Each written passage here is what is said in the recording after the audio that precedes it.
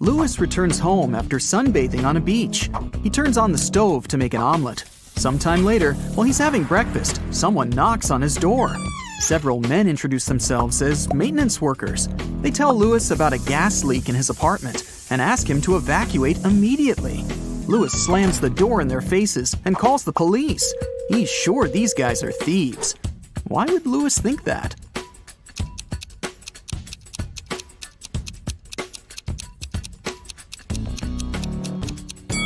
He fried his eggs on the electric stove, not a gas one. Thieves wanted to lure him out of his apartment and steal his stuff. 6 people got stuck on a desert island. They know a helicopter will arrive in a few hours, but they need to eat something now. They have a pot, a bottle of fresh water, and 5 potatoes. They cook them and are about to have dinner. But first, they need to divide 5 potatoes of different sizes and shapes among 6 people. And the food should be distributed equally. How can they do it?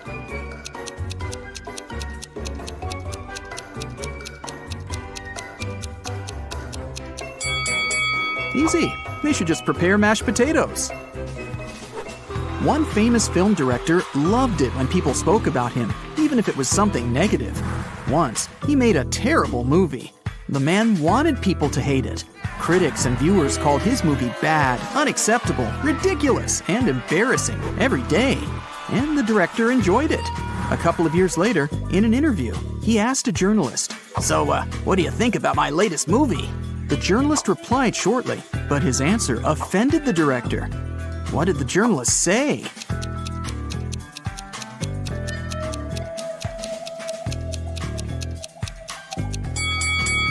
I don't remember it. 3 girls met in a cozy restaurant to discuss an upcoming party. Jessica ordered a lot of food. Sarah asked for cherry juice. Lucy took an apple out of her bag and started eating it. The waiter brought the juice and the ordered food and left.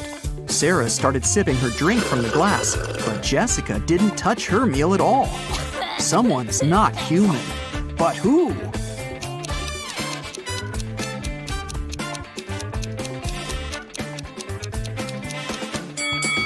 It's the waiter. Did you see that his hands were covered with scales and his pupils looked like those of a snake? A traveler is walking through a dense Amazon jungle. He's looking for a unique artifact that once belonged to an ancient tribe. If his mission is successful, he'll sell his find for millions of dollars. He comes out of the jungle into a wide clearing and sees 2 caves. They're both filled with traps, but only one of them contains the treasure. The traveler's sure he'll be able to deal with all the dangers, but only if he chooses the right cave. Which cave should he opt for?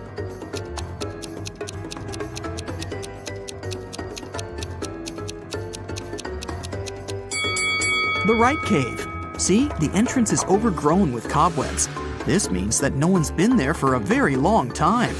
All the other treasure hunters entered the left cave, and they never came back. Mark's friends invited him to a picnic. He arrived at the place, walked around the house, and saw a group of 8 people. None of them was his friend. It was the wrong house.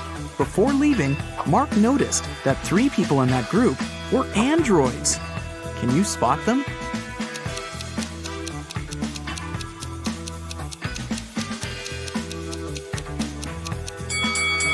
That guy is pouring a drink from a gasoline container. Smoke is coming out of this elderly lady's head because of a short circuit. And this girl is charging her phone through a cable connected to her neck. After a shipwreck, Jack found himself on a desert island. He built a raft and equipped it with small sails that he took from the ruined ship. Jack couldn't sail far from the shore because there was no wind. A few days later, he noticed a ship. It was approaching the island, but its wind-filled sails were facing the opposite direction. According to the laws of physics, it should be sailing away from the island. Besides, there was no wind. So how is it possible that the ship was getting closer to the shore?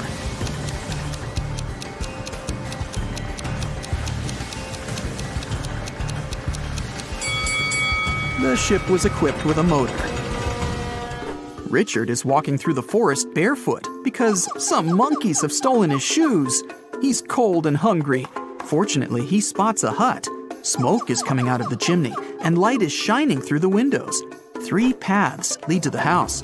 The first is covered with red-hot coals, and there are loads of rusty nails on the second one. And the third path is littered with broken glass. Yikes! Which way should Richard choose?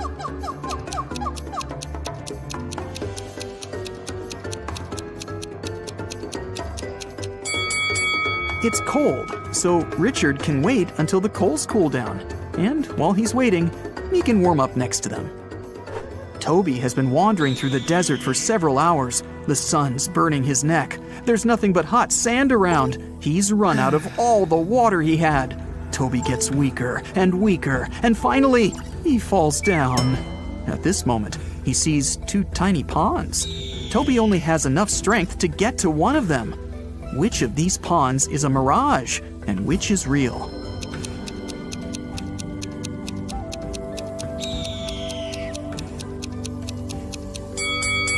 The left pond is real. See the clouds above it? It rained there, and the rainwater formed the pond. At the edge of the forest, quite far from the village, there was an old house. Its owner found his TV broken in the morning.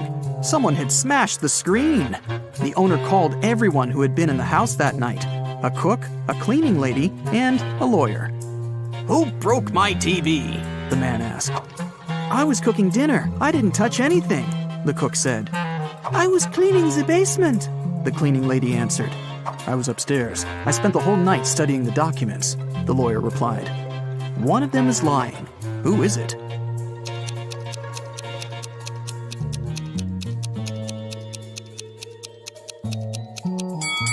The lawyer.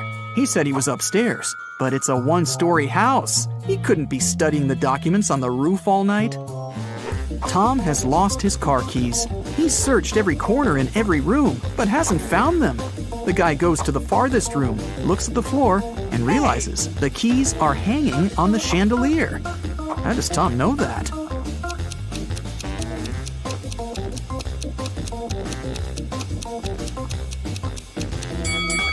The floor is reflective. An elderly philosophy teacher began an exam.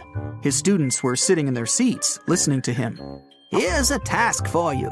Prove that everything that happens around me is real, and I'm not sleeping. Whoever writes the most convincing proof will get the highest points." The students had been writing for several hours, but almost no one got a good grade, except for one girl. She wrote an essay consisting of several words. What did she put on paper?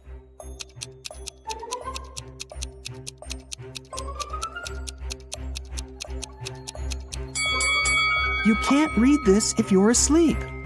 By the way, you can use this tip while sleeping. It's almost impossible to read anything in a dream. Therefore, to find out whether you're asleep or not, look at your phone and try to read something. There was an old haunted house in town.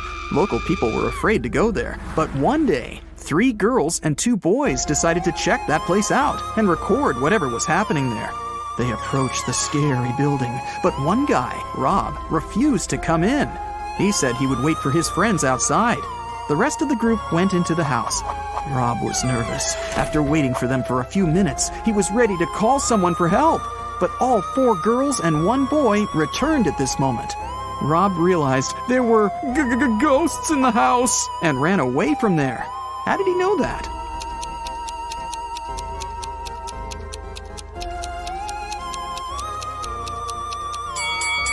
Three girls and 1 boy were in the house, but 5 people came out. 1 girl was a spirit. Rob saw her and ran away. Michael is walking along the sidewalk, holding his hands behind his back.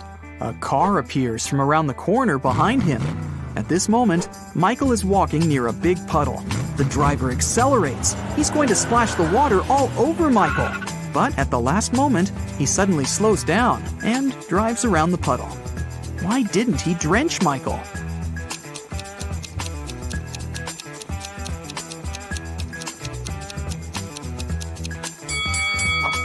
Michael was carrying a brick behind his back. The driver was afraid that Michael would throw it at his car, so he didn't drive over the puddle. Alexandra is walking around an old castle. There are lots of portraits of kings and queens on the walls.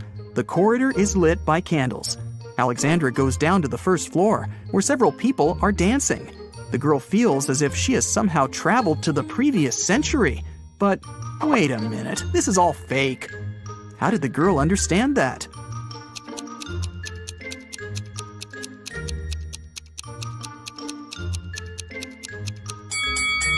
A hidden camera is installed in the corner of the hall. Also, that dancing girl has a smartwatch on her wrist. See? It's morning. Bob leaves his house and goes to the beach. The sun is peeking over the horizon. The sea is calm. There's no wind. Bob sits down on the sand, closes his eyes, and begins to meditate. Several people come up to Bob and sit down next to him to meditate too. Bob opens his eyes, sees them, and realizes that something's wrong with these people. But what?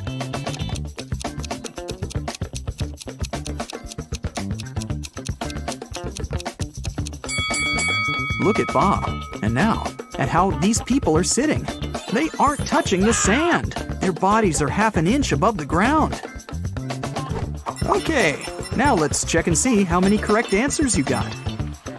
0 to 3 points. Don't get upset. There's no need to try to find stuff everywhere. Sometimes you just need to trust your intuition. 4 to 7 points. More practice, more riddles, more logical tasks. And next time, you'll definitely get better results. 8 to 11 points. Oh, not bad, but sometimes you probably were inattentive. 12 to 15 points. Wow, nobody can fool you. You can always figure out the truth. You're great, but not the best of the best yet. 16 points. Whoa! You are the king of riddles. You always remain attentive to details. And also, you have awesome intuition. Detective Callum arrived at a jewelry store because the owner reported that someone had stolen a diamond. He didn't let any customers or a cleaning man out, so they were the main suspects. Everyone denied stealing the diamond. There were no fingerprints found. Can you help Detective Callum decide whom he should arrest?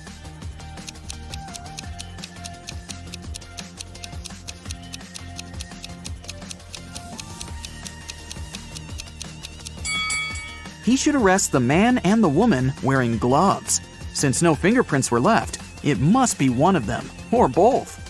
Olivia sneaked into an old mansion to explore it and got trapped inside. There are 3 ways out, and all of them are dangerous.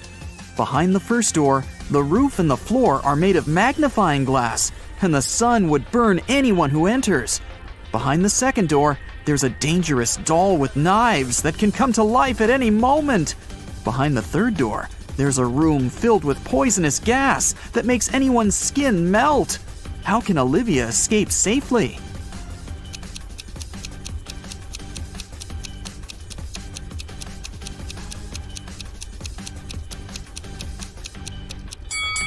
She can just leave through the first door. It's night, so the sun isn't shining, so the first way out is safe. Detective Callum was abroad, traveling by train, when he heard 2 men arguing. One of them, Hendrix, was blaming the other, Brian, for trying to steal his suitcase. Their suitcases looked exactly the same, and Brian claimed that he had just confused the 2 by accident. Detective Callum asked both men to open their suitcases. Do you think it was an accident?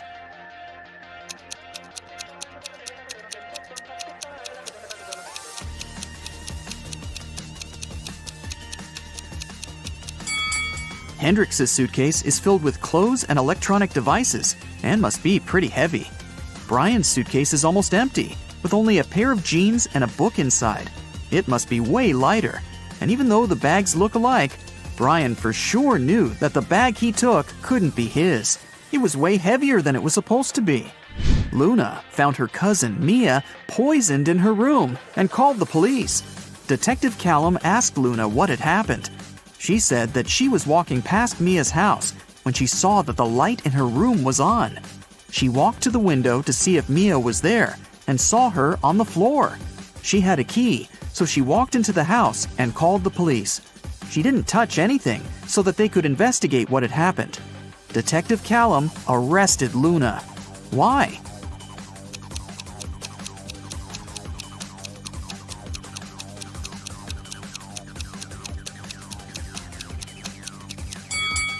She said that she saw Mia in the window. But look, the blinds are closed. If Luna hadn't touched anything, she couldn't have seen what was going on in the room. She must be lying about something. While Ms. Virginia Dell, a rich lady, was on her 3-month business trip abroad, her mansion was robbed. The security was notified, and Detective Callum started the investigation. There were 3 people caught on the security camera, and he started interrogating them. Charlotte, Ms. Dell's cousin, said that she'd visited several times to collect the mail. Camilla, the housemaid, said that she had come 3 days ago to clean the house. Ismail, the gardener, said that she came every Wednesday to take care of the garden. All of them denied stealing anything. Detective Callum arrested one of them. Whom?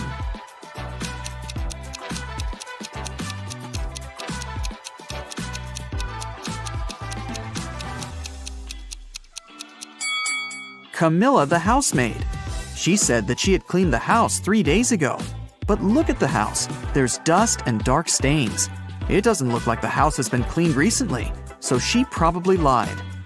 Abigail stayed late in the office because she had a lot of work to do.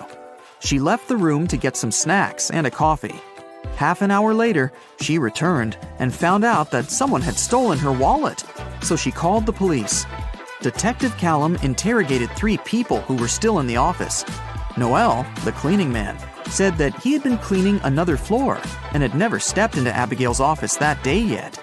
Sonia, the accountant, said that she had been talking on the phone with her mom. Sean, a regional manager, said that he had been in his office, flooded with work. Who stole the wallet?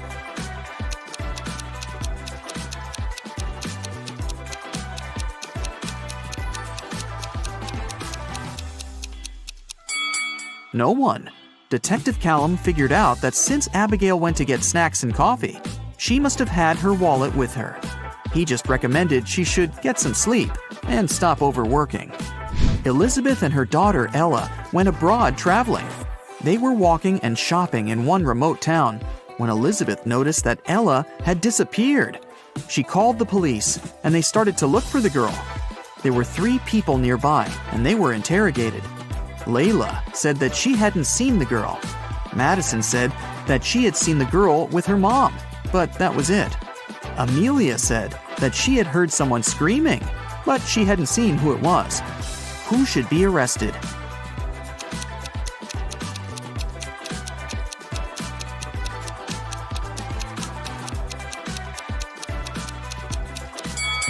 Layla. Look, she's carrying Ella's purse. Gideon had a girlfriend, a sister, and 2 cousins. Figure out who Gideon's sister is if the cousins are saying the truth and the sister and the girlfriend are lying. Chloe.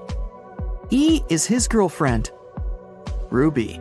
Chloe is lying. Skylar. Ruby is lying. Lily. Skylar is not his sister.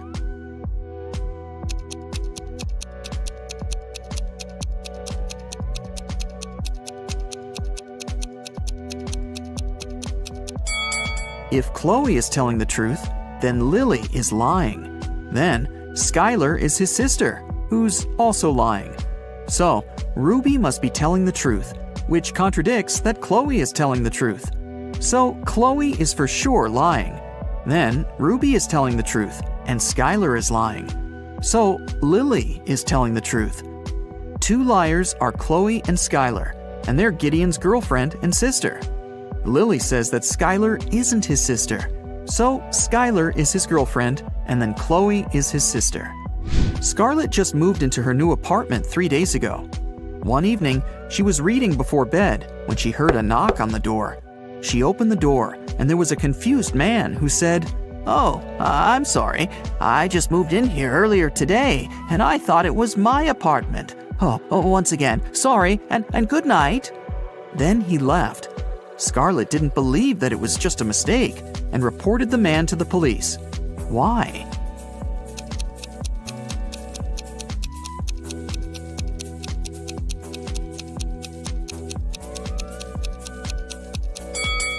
The problem was that the guy had knocked. If he had really thought it was his room, he would have tried to open it with his own keys. Nora lived alone in the city suburbs, She called the police and reported that someone had robbed her house and stolen her savings that she had been keeping in a pair of socks on one of her wardrobe shelves. Detective Callum arrived with the police, took a look at the room, and closed the case, claiming that the lady was lying. Why did he think so?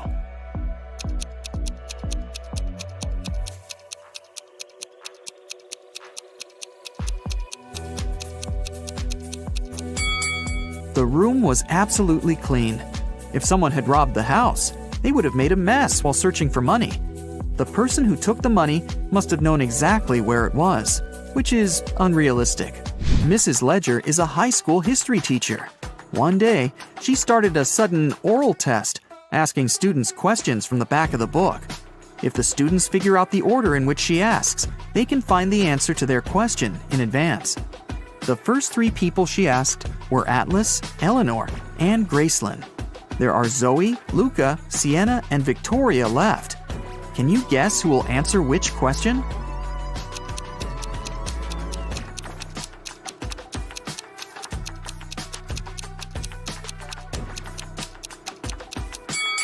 Mrs. Ledger is asking students in alphabetical order. So, up next is Luca, then Sienna, then Victoria, and Zoe. Another day, another test. Once again, Mrs. Ledger is asking students. This time, the first ones to answer were Zoe, Luca, and Atlas. In which order will she ask the remaining students?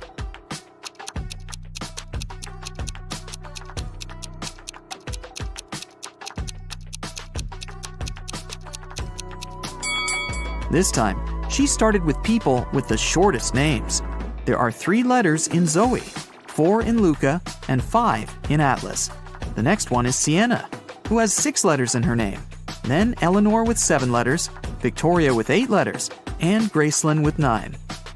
Ellie found herself locked in a dungeon and couldn't remember what had happened. She looked around and saw a door that could have been a way out, but it required a passcode, and she didn't know it. Luckily, there was a hint. 1-802-3004-0803-2611. She has just one chance, and if Ellie doesn't get it right, the dungeon will get locked forever. Can you help her decide which password is the correct one?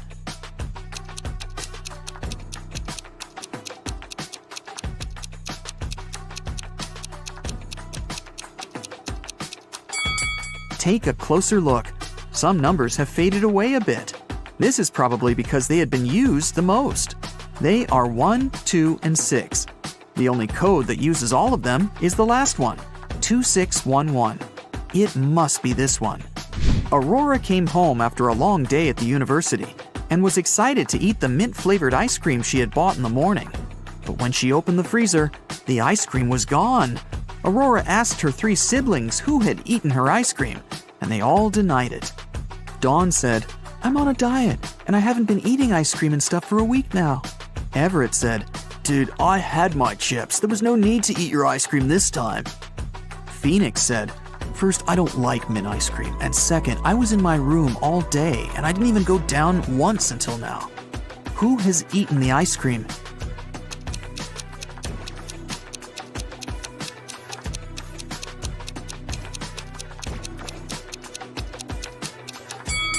It was Phoenix. Aurora never mentioned the ice cream flavor, but he still knew it. Who is wanted?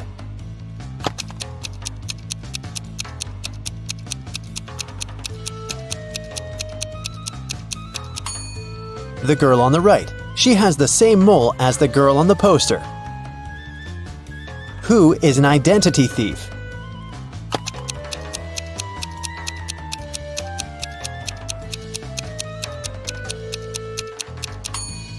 It's the man on the right. His real ID is sticking out of his backpack, which means he must be showing a fake ID.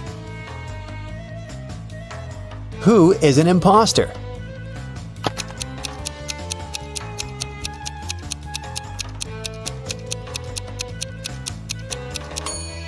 The girl on the left. The script she's reading is turned upside down. It means she only pretends to be an actress. Who is the real thief?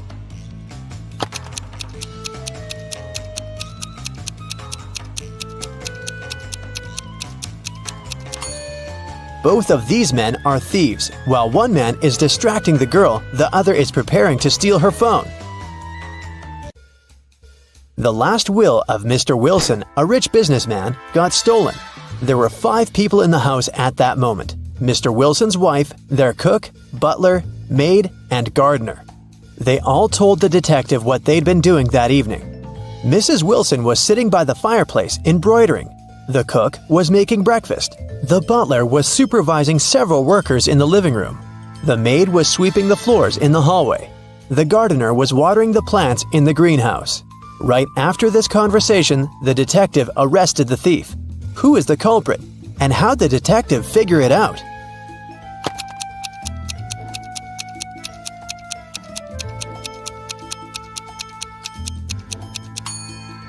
The cook is the thief. He said he'd been preparing breakfast, but the crime happened in the evening. Lily owned a flower store. One day, she got a call from the police. They told her that her shop had been robbed. When she arrived, shards of glass were on the ground near the store, and the pots and plants inside were broken. The police questioned 3 suspects. Jacob, Lily's ex, said, "I was in a hurry and didn't notice that the windows were broken when I was passing by the store. I only realized what had happened when the police called me." Camille, Lily's friend, said, "Lily asked me to help her with something in the store. When I arrived, everything had already been broken. I called the police immediately." Matt, Lily's ex-coworker, said, "I was walking nearby and I saw someone breaking a window and sneaking into the shop. I left my phone at home, so I ran to the police station." Can you guess who's lying?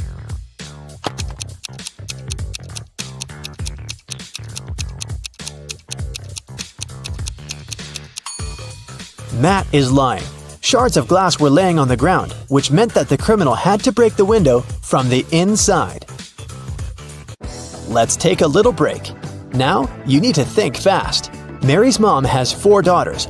One daughter is called April, the second is named May, and the third daughter is June. What's the 4th daughter's name?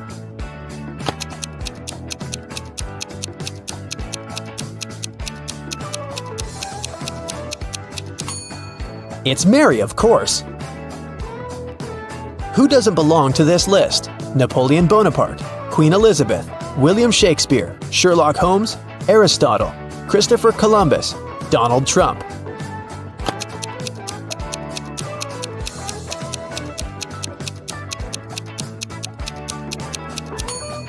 Sherlock Holmes. He's the only fictional character on the list.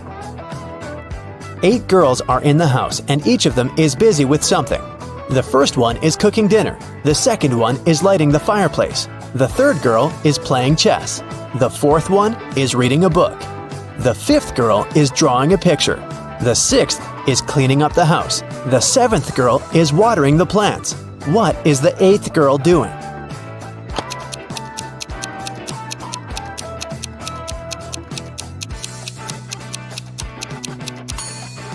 She's playing chess with the third girl.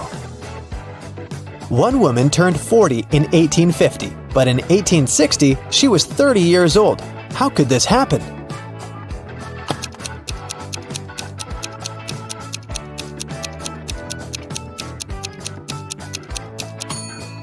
This could only happen if 1860 was earlier than 1850, which means that the woman turned 40 in 1850 BCE and 30 in 1860 BCE. An artist was walking in the park when it suddenly started raining.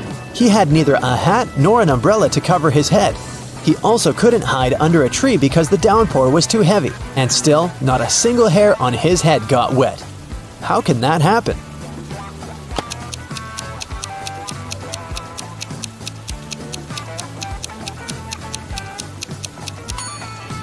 The artist was bald. Now let's get back to our detective riddles. Robert won $1 million in the lottery. He decided not to tell anyone about this, including his wife. At home, he put his money in a safe hidden behind a painting. The next day, the money disappeared. The police invited all the suspects for questioning. Emily, Robert's wife, said, "In the morning, I went to my husband's home to clean up there. The safe was open and there was nothing inside." James, Robert's business partner, said, Poor Robert. He always wanted to win a lottery. I stayed at home all day and yesterday and watched TV. And Mark, Robert's friend, said, I was at the gym last night, then I went home. I can't imagine why anyone would do this. The police arrested the thief. Can you guess who it was?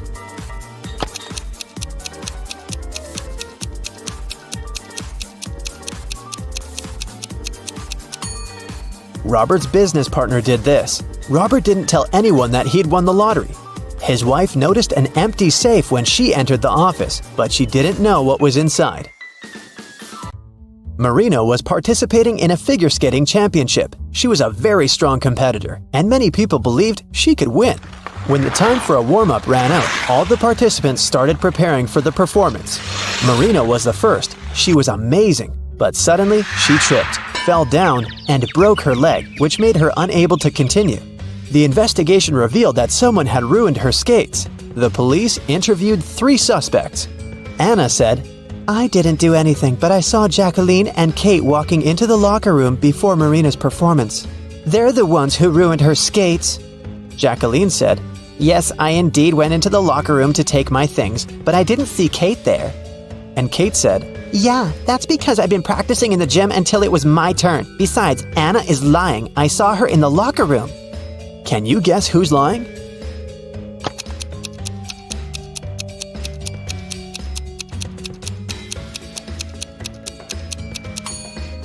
Kate. She couldn't train in the gym because the time for the warm-up had been over by the time the competition started. Here's what happened. Kate went into the locker room and ruined Marina's skates. Jacqueline came into the locker room after her, and that's what Anna saw. Jane is afraid that she might have a stalker. She brought some photos of herself and her friends to the police. The police immediately found the culprit. Who is Jane's stalker?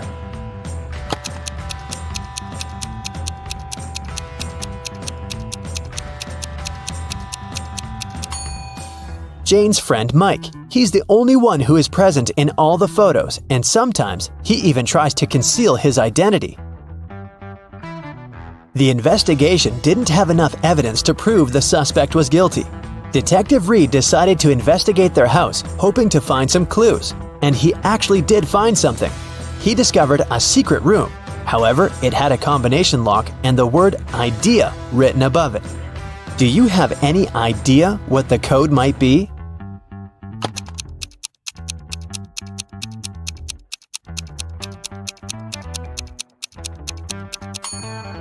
"9451. The code is the number of each of the letters in the alphabet. The door opened to the suspect's secret office. At first glance, there was nothing suspicious inside. A table with a book in the middle, some dusty furniture, and a picture on the wall. The detective examined the painting and found a safe with a 3-digit code behind it. Next to it, there was a note with a hint. P270L7-8. Can you guess what the detective needs to do next?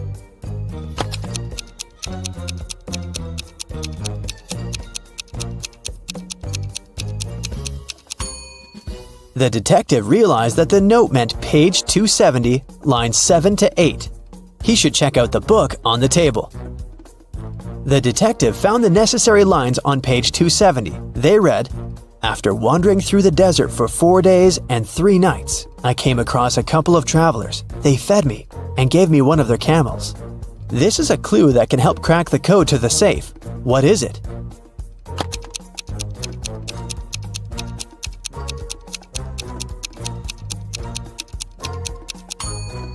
"721. 4 days and 3 nights make 7. A couple of travelers is 2. And don't forget about 1 camel." The detective opened the safe and found the evidence that proved that the suspect was guilty. In the middle of the night, someone stole a unique artifact from a museum. The museum guard claimed it had been a robber. Detective Reed arrived at the crime scene immediately and questioned the guard.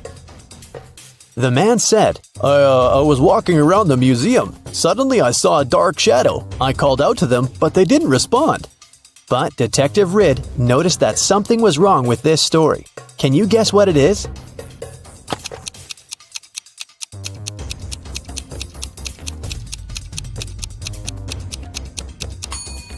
There are only one person's footprints on the floor. If there was the guard and the criminal in the museum, shouldn't there be two sets of footprints? Detective Ridd asked the guard what he did next. The man said, "I ran after the thief and saw them break the glass door and steal the artifact. The alarm didn't go off, as they had probably turned it off." Is the guard telling the truth?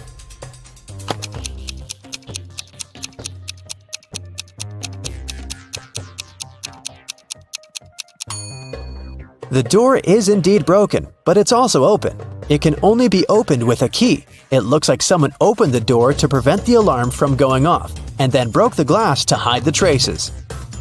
The detective asked the man what had happened next. The guard said, "I ran up to the criminal and tried to stop them, but they sprayed something in my eyes, and I lost consciousness.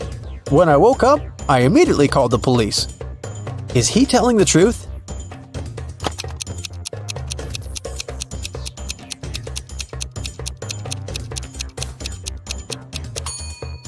His eyes look totally fine.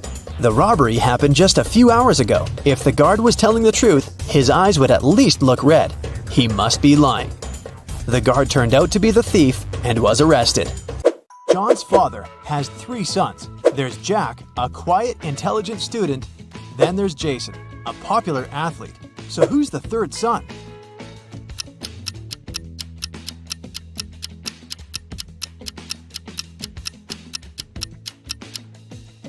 It's John. His father has 3 sons, Jack, Jason, and him, John. One day, a teacher decided to give her students a test, but all of them refused to take it. She could give detention for skipping the test to only one student. All of them knew each other's names. If a student knew they were going to get a detention, they agreed to take the test. How could the teacher make all the students participate?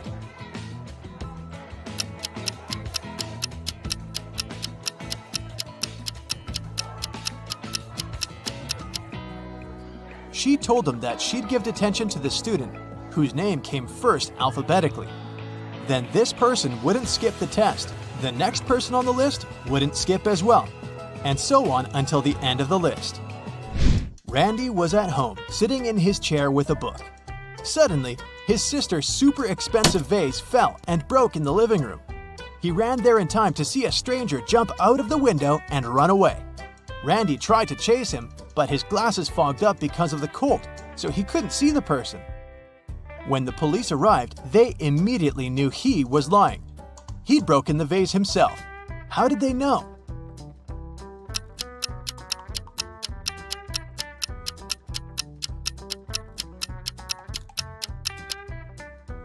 Glasses don't fog up when you go from a warm room to the cold outdoors. It's the other way around. Michael Winston, who dislikes modern art, rushed into the city gallery and caused millions of dollars worth of damage to several paintings. Yet, the manager of the gallery thanked Mr. Winston for his actions. How come?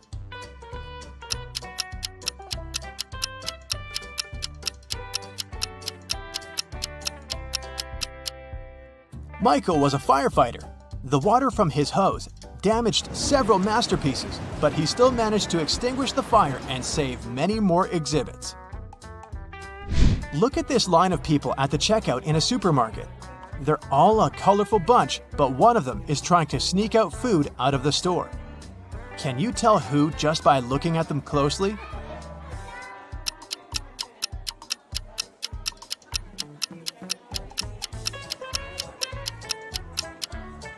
You might have thought it was the pregnant woman because of the fake tummy, but look! She's wearing comfy sneakers without shoelaces so that she could slip them on easily.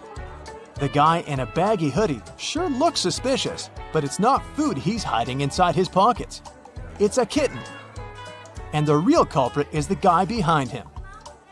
Look at his sleeves. One of his arms looks way bigger than the other.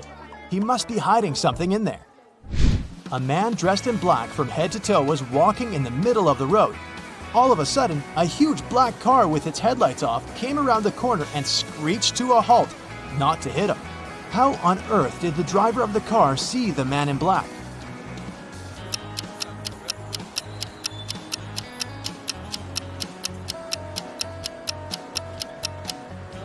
Well, the only reasonable answer would be that it was in broad daylight. Nobody said it was nighttime after all. 3 college friends met after a summer break and were sharing stories about their vacation. Lily described how she and her boyfriend had gone to Paris and seen the city from the top of the Eiffel Tower. Dylan told his friends that he had traveled to Africa with his parents. But on their last day, there was a massive volcanic eruption, and it didn't spoil their vacation only because they flew home that day. And Ellie said that she had visited her uncle in Texas and learned how to ride a horse. One of the stories was fake though. Which one?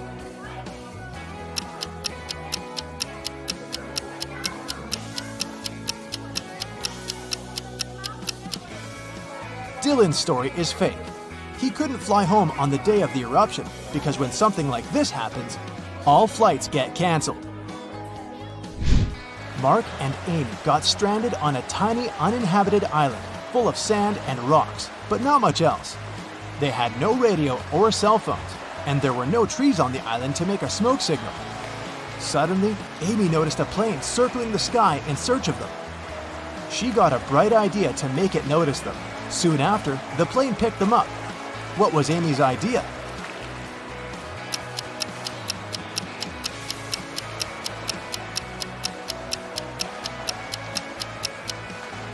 She suggested using rocks to spell out SOS on the sand. Mike was studying for a big test in the school library. It was already late when he finished up and suddenly heard someone shouting for help. The voice was coming from behind a locked classroom door. Mike rushed there and opened it. Inside, there was his classmate, Brad. He told Mike that he'd gone to grab a bite in the cafeteria, only to find it was closed that day. Suddenly, he blacked out. And the next thing he knew, he was locked in the classroom.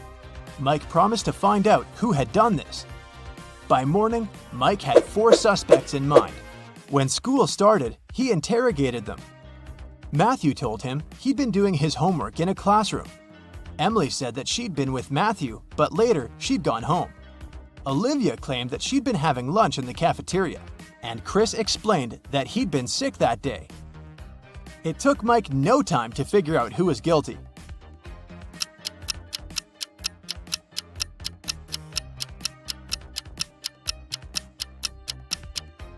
It was Olivia. She couldn't have been eating lunch in the cafeteria because it was closed that day. Clara was in her hotel room when she heard someone knock on the door. She looked through the peephole and saw an unfamiliar man. He said, "Hi, I'm the hotel manager. Sorry to bother you, but our database has crashed. Could you let me in to confirm some information?" Clara immediately rushed to her phone and called hotel security. Can you figure out why?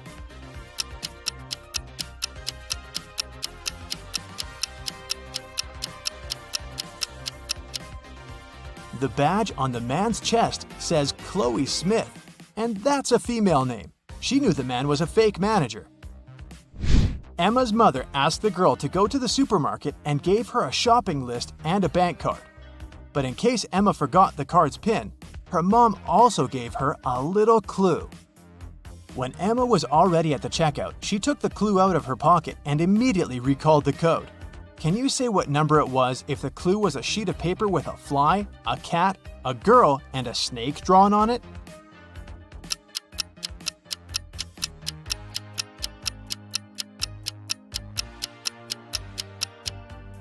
The pin was 6420. Emma just had to count the number of legs of each creature. Littlefield was a tiny village where nothing ever happened. But one day, Mr. Richardson, a rich farmer, arrived at the police station in tears, saying that 2 of his best cows were missing. There were 3 suspects, and each of them had to answer one question. Have you taken your neighbor's animals? Mr. Anderson said that he and Mr. Richardson had a common business and that he wouldn't risk their partnership. Mrs. Martinez stated that she'd been living in this village since birth and she wouldn't spoil her reputation because of some animals.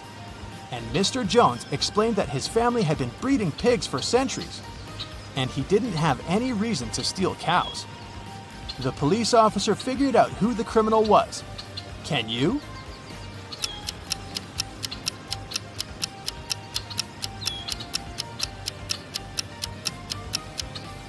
The thief is Mr. Jones. How did he know that it was cows that were stolen? Nobody had told him the animal species. A woman was having breakfast at a nice restaurant. At one moment, she noticed a fly in her coffee. She was indignant and made the waiter bring her another cup. After he returned with a new cup of coffee, she shouted, "What's with this service in this place? You've just brought me the same cup of coffee." How did she understand it?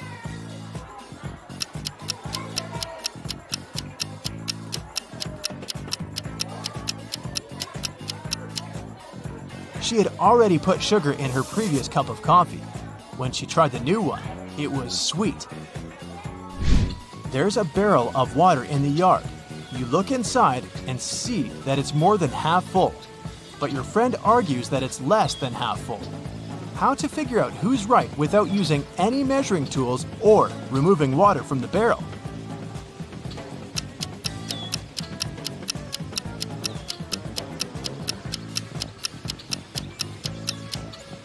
Tilt the barrel so that the water touches its rim. If you can see the bottom, the barrel's less than half full. If the bottom is still covered with water, it's more. At first, you'll be a Sherlock trainee. Look carefully at the pictures and pay attention to the smallest details to solve the riddles. Which one of these students has 3 mothers?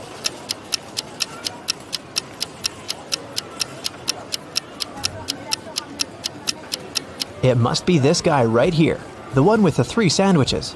The guy with 3 glasses got them from the cafeteria. He must be very thirsty, but it's not a sign of 3 mothers. But this one definitely brought sandwiches from home, so I bet it's him. Let me know if you disagree. Let's move on. One of the girls has a pet at home. Can you guess which one?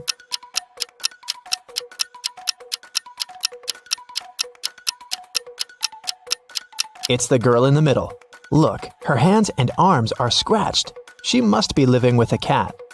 Okay, look at these 3 people. Who is a vampire?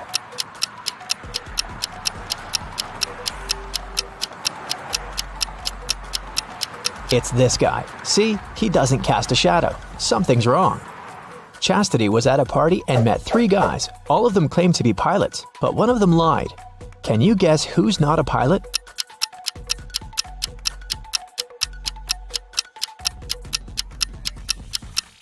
Pilots must have perfect eyesight. This guy is wearing glasses, so he's not a real pilot. Look at these 3 students. One of them is left-handed. Can you figure out who exactly?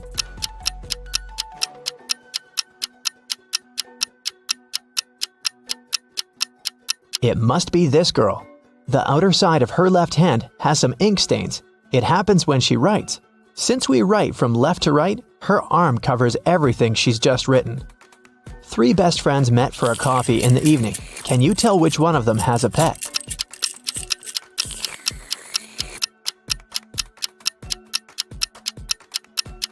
Look at this girl's bag. There's dog food in there, so she probably has a dog at home waiting for her. This one is super easy. 3 sisters came to visit their parents. One of them got engaged while she was away. Can you tell which one?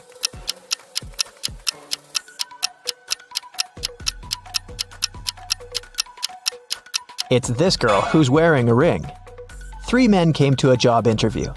The company didn't want to hire fathers because they needed full commitment for the first year. All men said they were single and had no families, but one of them lied and actually had a daughter. Which one?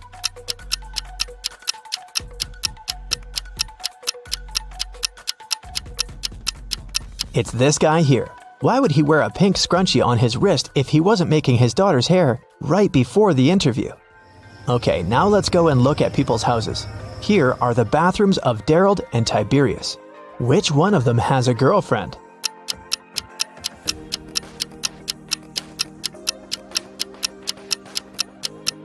It must be Tiberius. Look, there are 2 toothbrushes in his bathroom. Nevaeh and Nicolene are students. Both of them live in a 1-room apartment with their friends to split the rent. Their mothers once came to visit. Take a look at Nevaeh and Nicolene's bedrooms. Can you tell which one of them is dating her roommate?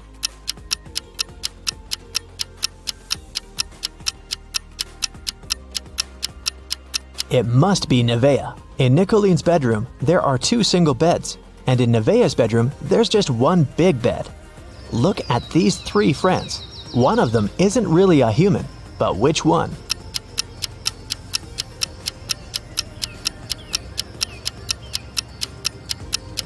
Look, this guy right here has only 4 fingers. Perfect, we trained you well. Now let's solve some cases. The city bank was robbed, and Detective Callum was on the case. After a long investigation, the police managed to track the robber and found the money hidden in the nearest desert in a cactus bush. They couldn't see the robber's face, but there were 3 suspects. Take a look at the people. Who is guilty?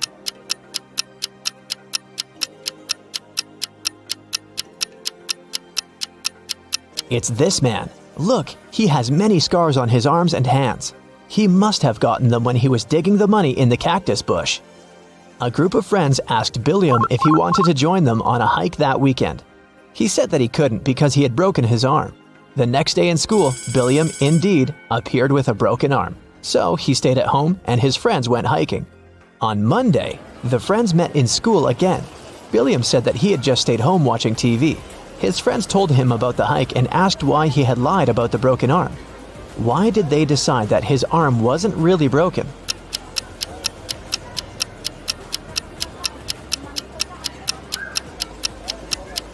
Last week, Billiam's right arm was broken. On Monday, it was the left one. He must be faking it. Mr. Tucker called the police and reported that he had been robbed. Detective Callum arrived at his place and found Mr. Tucker tied up to a chair. Mr. Tucker said that he had been sleeping when someone wearing a mask had broken into the room.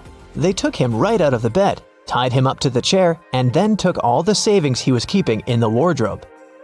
When they left, he managed to call the police because his cell phone was in his pocket. Still, Detective Callum didn't believe him. Why?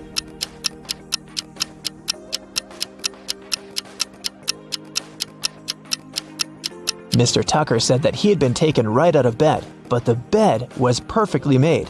I doubt that a robber would care enough to make Mr. Tucker's bed on their way out. Detective Callum was spending the winter holidays at a ski resort with his friends. In the morning, they were going to go skiing on the fresh snow that had fallen at night when a local police officer called him and asked him to come to a hotel nearby to solve a case.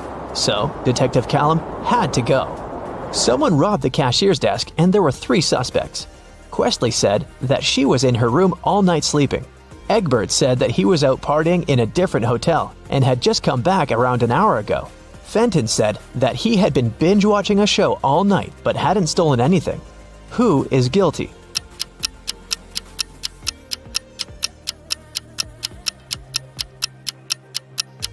It was Egbert. If he had just returned, he would have left his footprints on the fresh snow, but there were no footprints leading to the hotel as Detective Callum was walking there. And the name Egbert will make anyone suspicious. There was a car accident in the suburbs, and police arrived to investigate the case. The driver went into a cliff right where the road was taking a dangerous turn. The car turned around, and he was pushed out of it and got stuck nearby. He had his cell phone on him, so he was able to make a call. A police officer helped the driver out and asked him to show what was in the trunk. The driver gladly opened it with his keys. In the trunk, there was his suitcase, some instruments, and a spare tire. The police officer said that the accident had been staged. Why?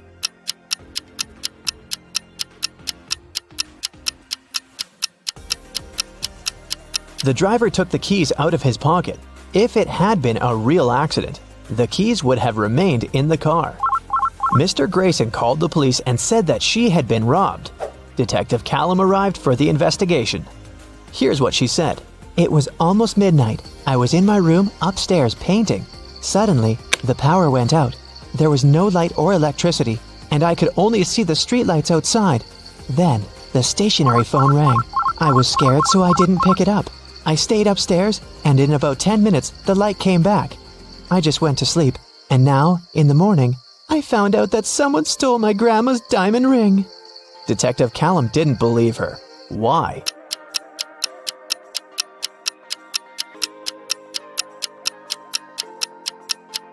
If the lights and the electricity were out, how would a stationary telephone ring? This lady is making things up. Gavin drove to get some groceries and parked his car in front of the store. Of course, he forgot where he had parked and couldn't find his car. Luckily, he had taken a picture of his parked car and he opened it to look up the number of the parking lot. The problem is that his parking lot number is covered, and the number of the lots nearby doesn't make any sense. Can you figure out what's Gavin's parking lot number and where he should search for his car?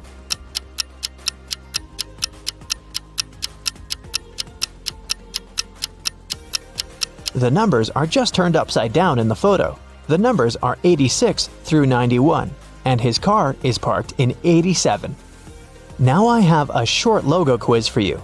I'll show you a logo and you have to tell the company. Here's the first one. Do you recognize it?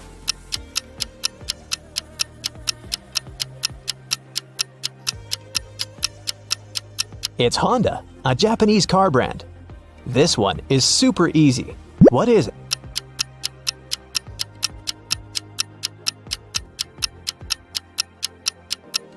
This is Pepsi, of course. What about this cute crocodile? Does it ring a bell?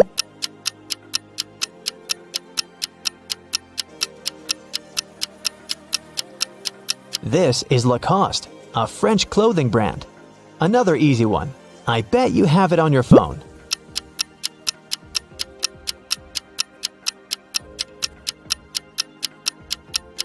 Yes, of course. That's Spotify. What about this one?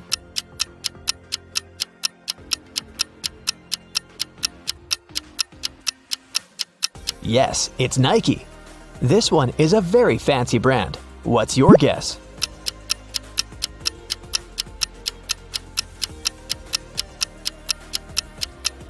That's Louis Vuitton. Okay, another one for you. It's harder, but you've got this. What's your call?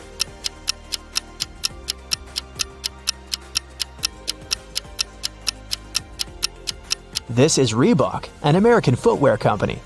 Do you recognize this bull?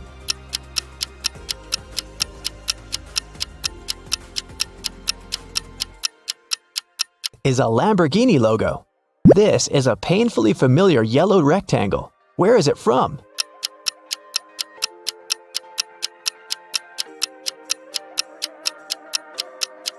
That's the National Geographic logo. Portia and Vinette live in a country where postal services are super unreliable. Everything sent by post is stolen from the package. How can Portia send his wife, Vinette, a diamond ring if both of them can buy locks, but don't have keys from each other's locks?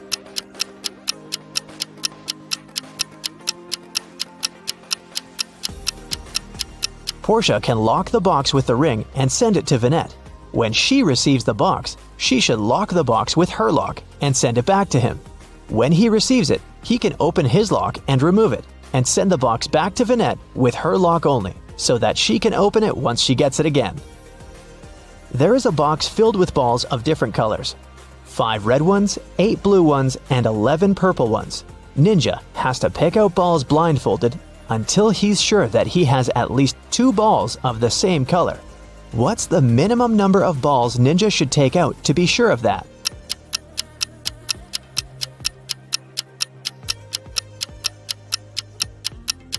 Worst case scenario, he'll be picking out the balls of a different color every time. There are 3 colors, so if he picks out 3, they might all be different. But if he picks out 4, then the additional one for sure will match one of the existing colors. So, Ninja should pick 4. There was a heist in the Great Museum of Art. A very valuable and important painting was stolen. A detective investigated the crime scene and managed to find the person who had stolen the painting. However, when the detective asked the thief to give it back, the criminal gave him 3 copies of the same painting. He refused to tell the police which one was original. But the detective immediately figured it out. How do you think he did it?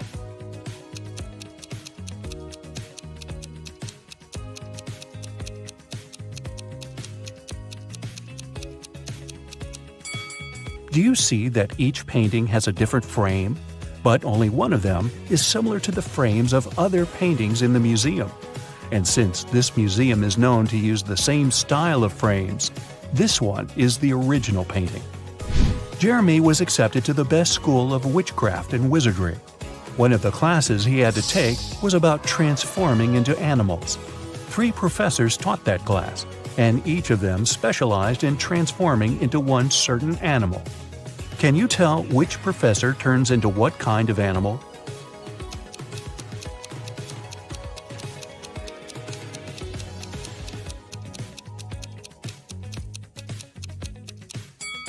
Do you see that the first professor has a forked tongue? She must transform into a snake. Have you noticed that the second professor has a lion's tail? Her animal must be a lion. And do you see bear claws the third professor has? Then he must turn into a grizzly bear. Tony was going to study abroad for one semester. He flew into another country, found his new dorm where he was going to stay, and unpacked his stuff. Then he called his parents to inform them he'd arrived. They asked him, "What time is it there?" Tony was pretty tired and jet-lagged, so he couldn't immediately tell what time it was. Can you help Tony figure out the time?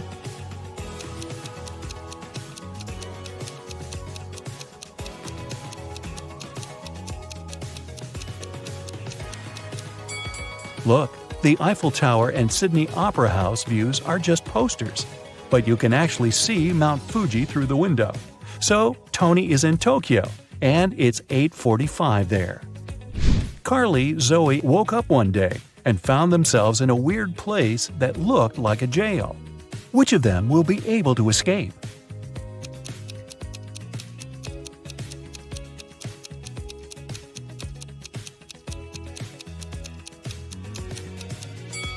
Carly can escape because the bars of her prison cell are made of wax. She'll be able to use the candle on the floor behind her back to melt them. Zoe can also escape. Do you see several rats in the corner that are munching on the bars? It's because the bars of the girl's cell are made of salted breadsticks, and she can eat them and escape. Isabella was a princess and the heir to the throne. One day, an evil witch lured her into an enchanted forest so that she could take over the kingdom. Isabella got lost, but fortunately, she had a magic pendant. The king's magician gave it to her some time ago, claiming it would help her find her way back if she ever got lost. She used the pendant, and 3 spirit animals appeared. The first spirit animal was an owl. The second one was a butterfly, and the third spirit animal was a hawk. Only one of them knew the way back to the castle. But if Isabella chose to follow the wrong animal, she would find herself even further away from her kingdom. Which spirit animal should she follow?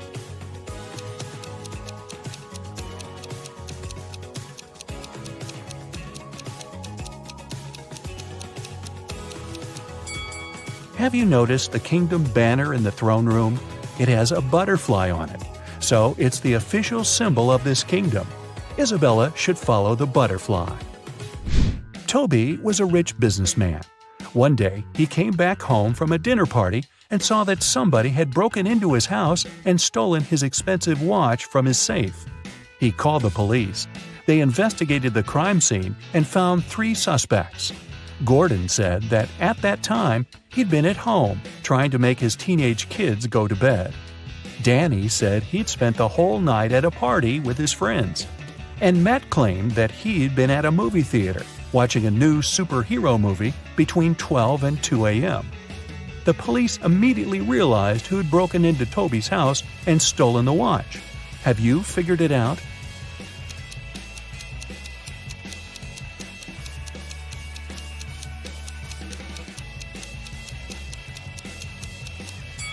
It was Matt.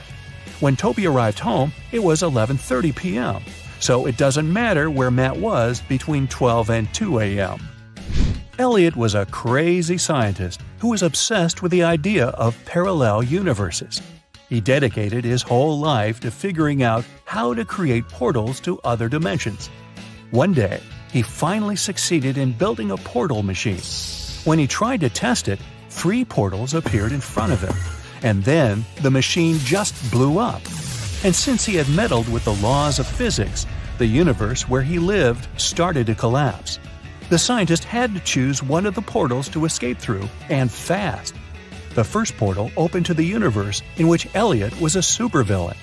The second portal opened in the world in which the man was a ruthless king. The third portal opened on the planet where Elliot was an underwater creature. Which portal should he choose?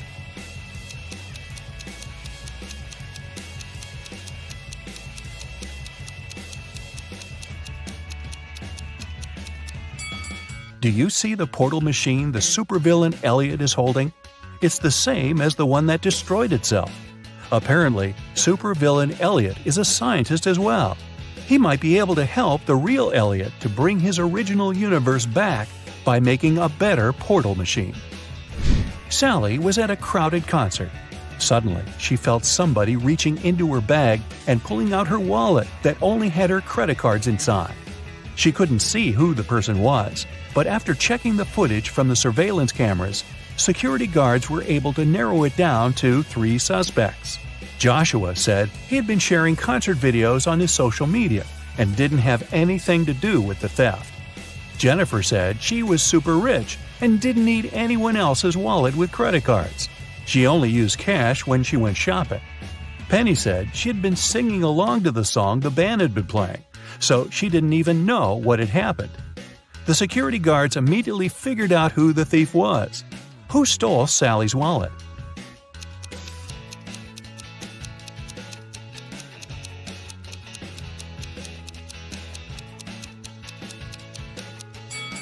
Nobody told Jennifer that the wallet contained only credit cards, but somehow she still knew it.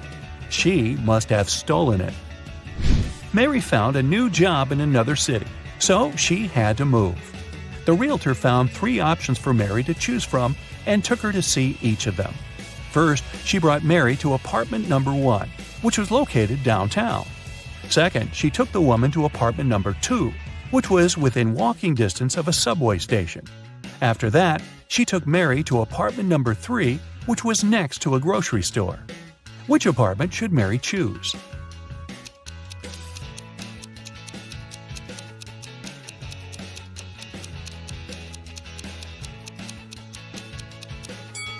Since apartment number 1 has a rat living in it, and apartment number 3 has a crack in one of the walls, Mary should choose apartment number 2. Miss Sanders took her students camping at the weekend. She wanted to tell them about forest plants. During the trip, one of the students wandered off and got lost in the forest. Hours passed, but he couldn't find his way back. The guy felt very hungry, but he didn't have any food with him. That was when he saw 3 different bushes with 3 different kinds of berries in front of him. Only one type of berries was safe to eat, and the other 2 were poisonous. Which berry should he eat as he's waiting to be rescued?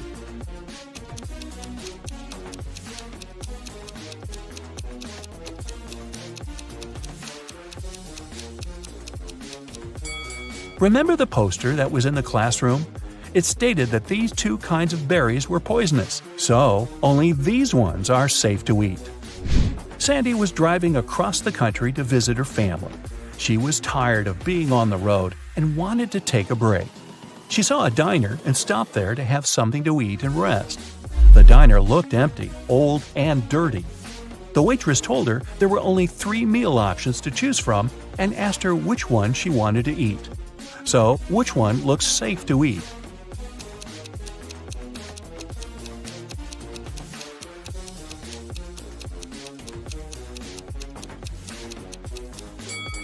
Do you see the fumes coming from the first meal? They're green. That can't be a good sign. And the third meal has a little bug on it. Yikes! So Sandy should eat the second meal and get the heck out of there. Audrey won the Best Actress award at a film festival. But when she left the stage and went to give an interview to the reporters, her award was stolen. A police officer arrived and found 3 suspects. The first suspect was Grace, a cleaning lady. She said she had been taking selfies with her favorite celebrities backstage and didn't have anything to do with the award. The second suspect was Gabrielle, a reporter. She said she had stolen the award because she had been with other reporters waiting for her turn to ask Audrey some questions. The third suspect was Catherine, an actress. She said she was not the one who had stolen the award because she had been among guests watching the show. Besides, she already won the Best Actress award last year. The police officer knew who was lying. And you?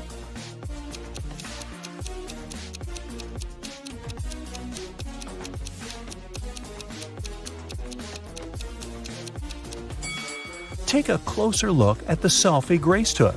You can see Catherine behind, sneaking away with the award. Eddie and Lucy decided to go camping in the forest for the weekend. However, they didn't know that it was protected by an angry spirit who didn't like intruders. He appeared in front of them and said, "You have set foot into my forest uninvited. You will not be able to leave.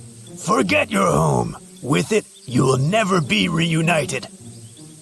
"We apologize. We didn't know the forest belonged to you. Please let us out. We won't ever come back," Lucy cried. The spirit replied, "I'll show you mercy, for you are sincere. Mysteries of my forest await you. Solve them all, and you will be able to leave." Then he magically teleported them to the deepest, darkest part of the forest and vanished out of sight. As Eddie and Lucy walked around trying to find their way out of the forest, they came upon a river. They had to cross it to continue their journey. There were 3 different bridges in front of them. Which one should they choose to move to the other side?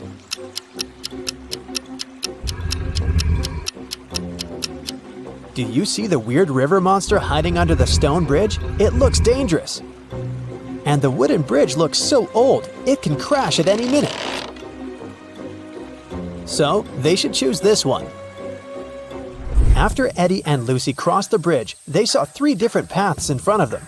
The first road led to a cave where giant hungry trolls were living. The second road led to the house of evil witches who needed human blood for a spell they were casting that would allow them to stay young forever. And the third road led to a swamp where an 8-headed snake was waiting for its prey. Which path should they follow?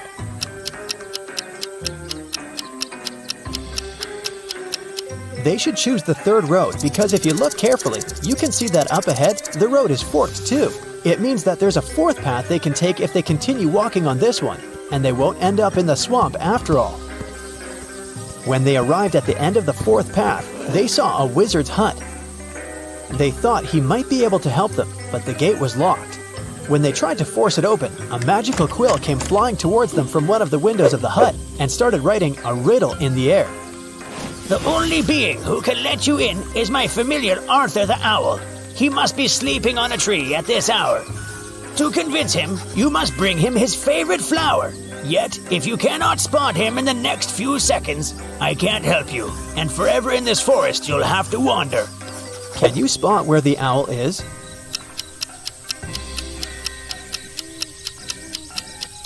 Look there!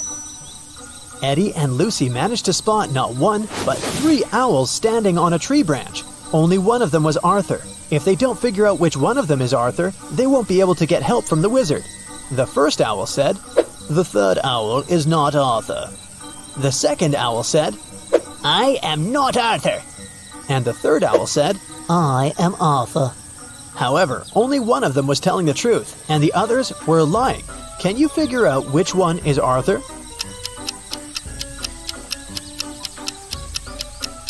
If the first owl was Arthur, then both he and the second owl would be telling the truth. If the third owl was Arthur, then he and the first owl would be telling the truth. But only one of them is telling the truth, remember? So the second owl must be Arthur. Once Eddie and Lucy figured out which one was Arthur, the remaining owls flew away. Then Lucy asked him what his favorite flower was. Arthur answered with a riddle. I can grow very tall. I am of the color yellow. When I am young, I follow the closest star in the sky. Can you tell what flower I am?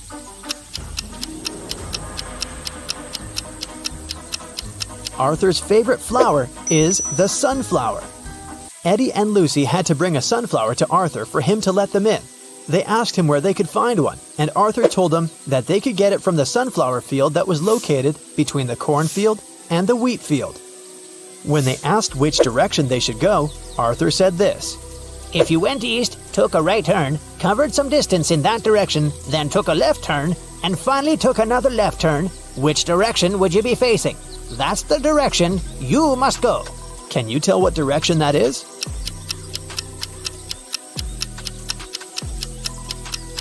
It's north. After Eddie and Lucy had walked for some time, an angry leprechaun jumped onto them out of nowhere and knocked them out with fairy dust. They opened their eyes in a prison cell. The leprechaun said, You stole my pot of gold and you're going to stay in this prison until you tell me where you hid it. Eddie said, We don't know anything about your gold, but the leprechaun didn't believe him. Suddenly, Lucy saw something strange that could help them. There was another prison cell in front of them with 3 different prisoners. Lucy noticed that one of them was going to try to escape. She suggested making a deal with the leprechaun.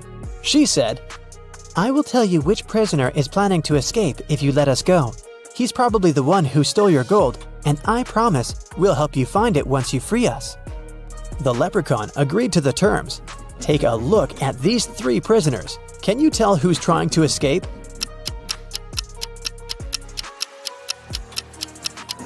It's the 3rd prisoner. He has a map sticking out of his pocket. He must be up to something. The leprechaun took the map from that prisoner and let Lucy and Eddie go. He said, But now you have to help me find my pot of gold. Lucy noticed a couple of notes at the back of the escape map. The first one said, Find the pot o' gold in the fields o' gold. What do you think that means?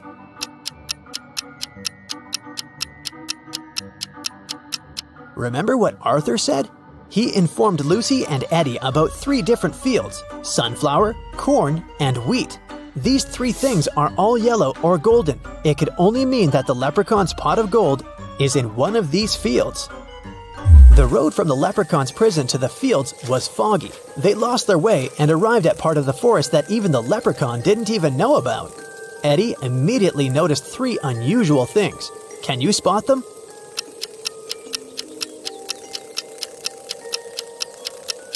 Even though it's still daytime, the place is dark. The mushrooms on the ground are actually tiny houses. And finally, one of the butterflies flying there in the distance is no butterfly at all. It's a fairy.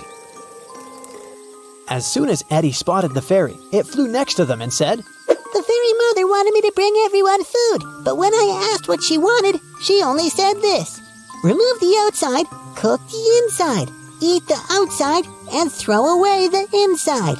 What I want is what this is. But I don't know what that means. Can you help me, please? Do you know the answer?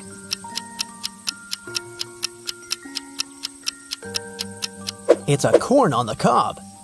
5 people wake up in a huge hall. None of them remember who they are or how they got here. They see a giant closed door. The people look around the room and notice something strange. What is it? These statuettes. They are hidden all over the room. There are 5 people in the room, but they find 6 statuettes. This must be the key, One man says. We need to find out which of the statuettes is the odd one. Can you guess which one? This one. Its eyes are different from those of the others. The people try to use the odd statuette as a key. Come on! And it works! The door opens, and everyone enters the next room. But when the man who suggested using the statuettes looks around, he sees that he is alone in there. Suddenly, a ghost of a woman appears in front of him. If you want to get out, each of you must solve my riddles, She says. but you will definitely fail. She disappears. The man looks around the room. He finds a strange symbol and a cipher decoder on the table. Can you find 9 other symbols?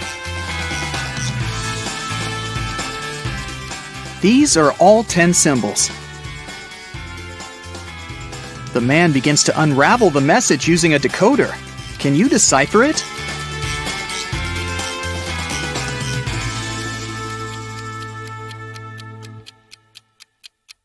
It says page 52.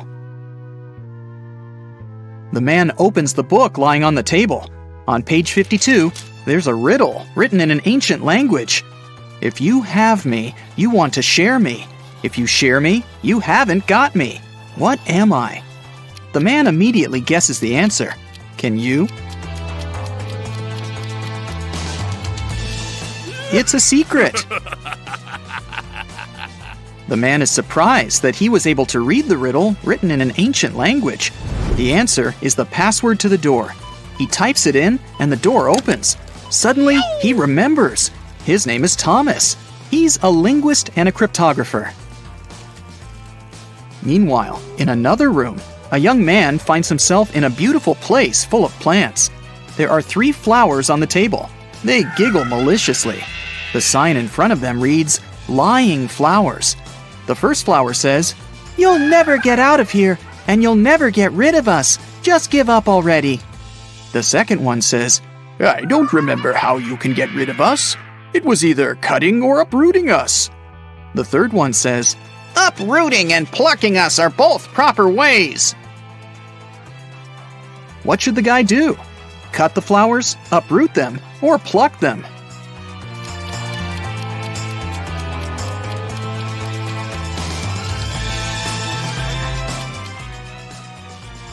Pluck is the correct answer.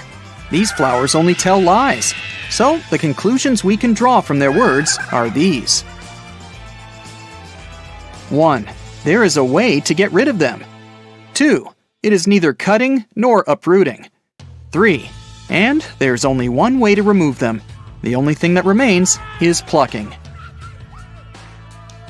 The guy plucks the flowers. He notices that glowing letters appear on their petals. The letters need to be put together to get the answer. What is it?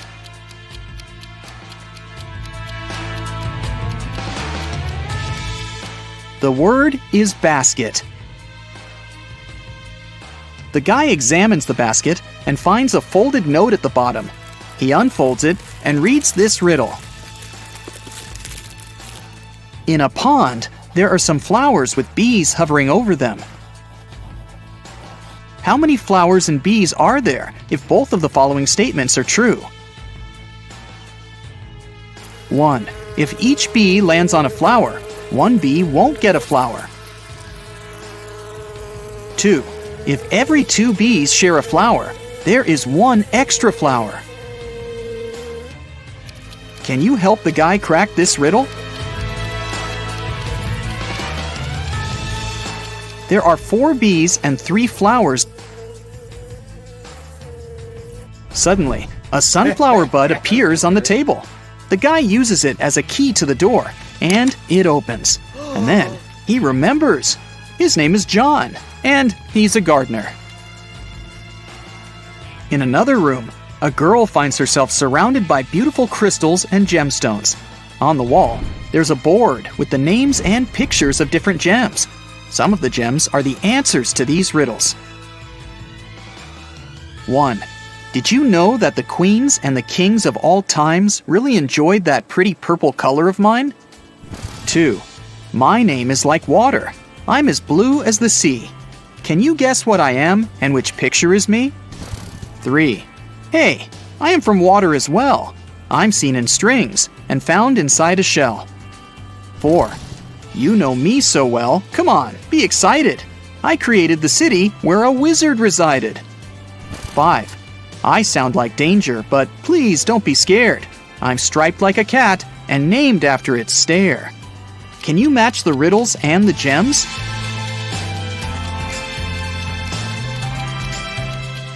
The correct answers are 1. Amethyst, 2. Aquamarine, 3. Pearl, 4. Emerald, and 5. Tiger's eye. The girl hears some noise and notices. She spent the day in the library reading books. At one point, she looked out of the window and noticed her lady-in-waiting. She was sitting in the garden, wearing the queen's necklace. The lady-in-waiting began crying and said this was not true. She would never steal from the queen. The king opened the jewelry box and found out that the necklace was still inside. Who is lying?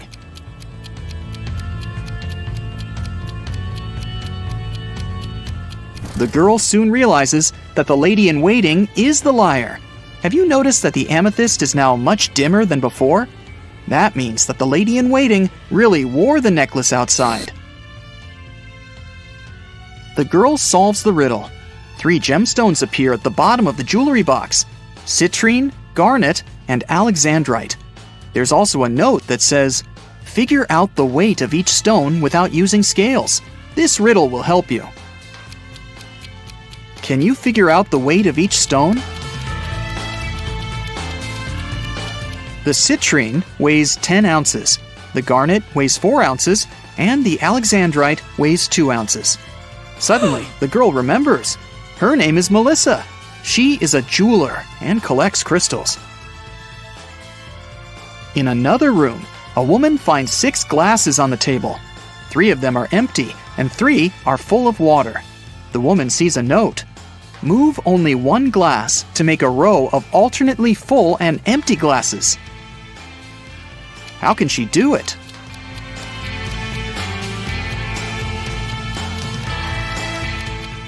She should take the 5th glass and pour the water into the second one. Suddenly, the glasses disappear. Instead, 2 sets of different ingredients and a note appear on the table. The note says, "Find 3 differences." Can you spot all of them?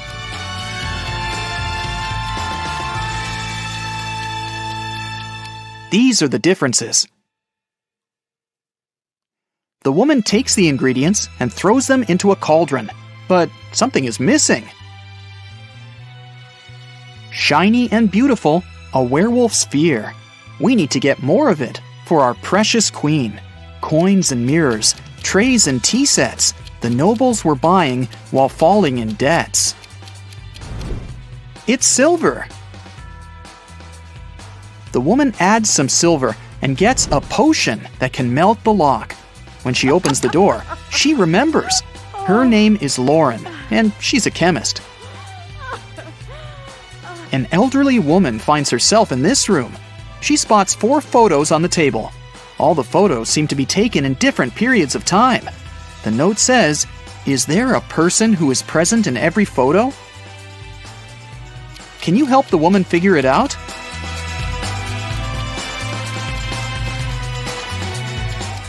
Here she is. Despite the signs of aging, you can see that this is the same woman.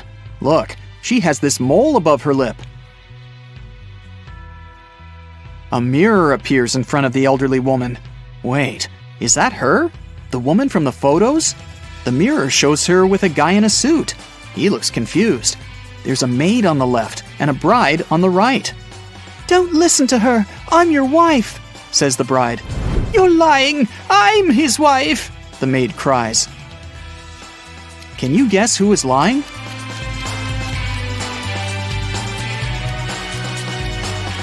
The girl on the left is his wife, because she has a wedding ring on her finger. Wait, she also has the same mole above her lip. Is this our elderly woman when she was young? The letters appear in the mirror. IVTCBOE. What does that mean? I'll give you a hint. Try to think outside the box. It's husband. Each letter in this word is replaced by the next letter in the alphabet. And suddenly, the woman remembers. Her name is Brienne. She's a witch, and this is her castle. Brienne opens the door. Everyone else has already gathered outside. "I'm your mother," she says. "We know," Thomas replies. "Another witch tried to steal our father. She erased our memories and put a spell on him. I deciphered the recipe for the potion that can help him remember, but I'll need your help." There is a large cauldron in the hall. Everyone uses their knowledge to prepare the potion. Now Brienne must cast a spell. Solve the puzzle to find out the magic word.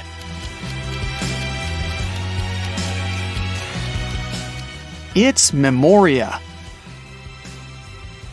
The potion is ready. Suddenly, 3 doors appear in front of the family. Behind the first door, there's a hot desert, but there are some fruits on the trees growing there. The second door opens to the middle of the sea. Behind the third door, there's an endless forest. What should the family do?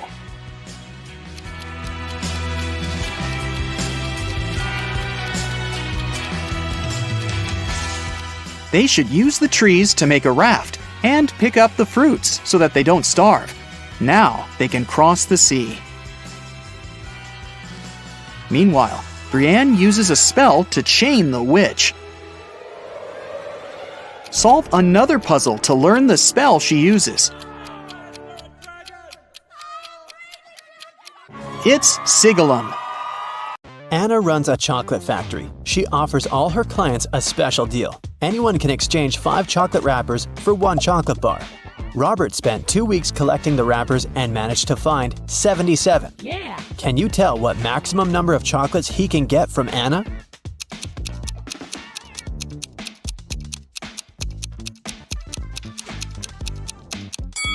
Robert can get a total of 19 chocolates.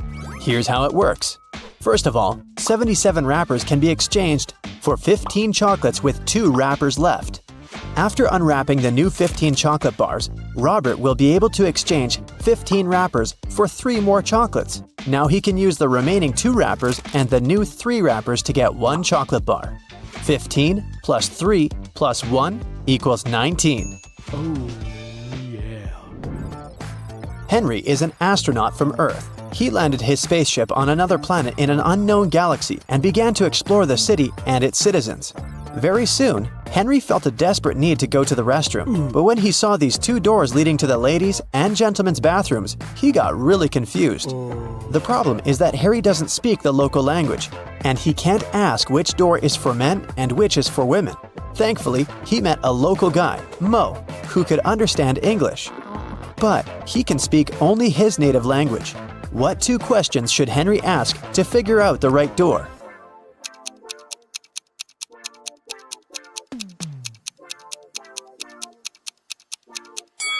He should point at one of the doors and ask, "Is this the men's restroom?" Then he needs to remember Mo's reply and ask, "Am I a man?" If Mo says the same word, then the restroom Henry is pointing at must be for men. And if Mo says a different word, the restroom is for women. There were 9 candies in a box. 9 people took 9 candies, but 1 candy is still in the box. How can it be possible?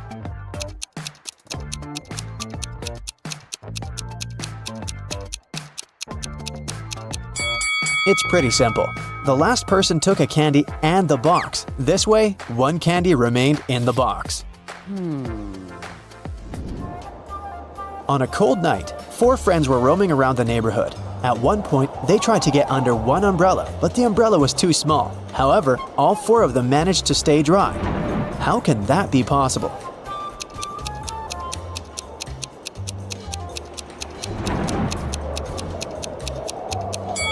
It's possible because it wasn't raining. Meet Erica and Jim. Do you have any idea why he pushed her?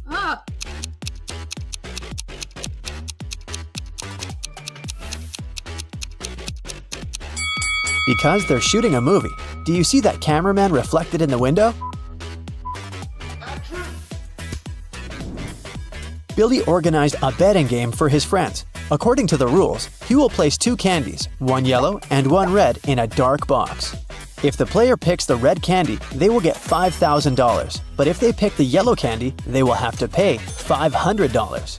Unfortunately, Billy's a liar. He put 2 yellow candies in the box instead of 1 yellow and 1 red. Billy's friend Wendy watched the players losing the game one by one. But when it was Wendy's turn, she won $5,000. How did she do it?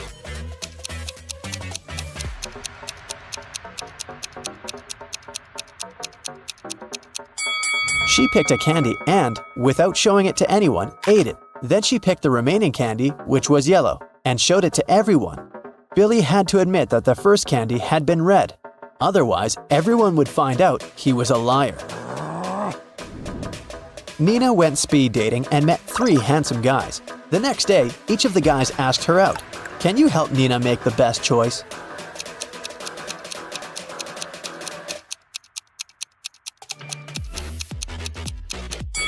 Brad didn't even ask the girl if she wanted to go to the restaurant or not.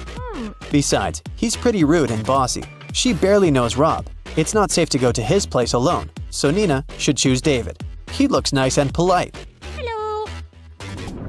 Amy has 2 strings. The only thing she can say for sure is that when you light one end of either string, it takes exactly 1 hour to burn. Can you help Amy measure 45 minutes with the help of the strings?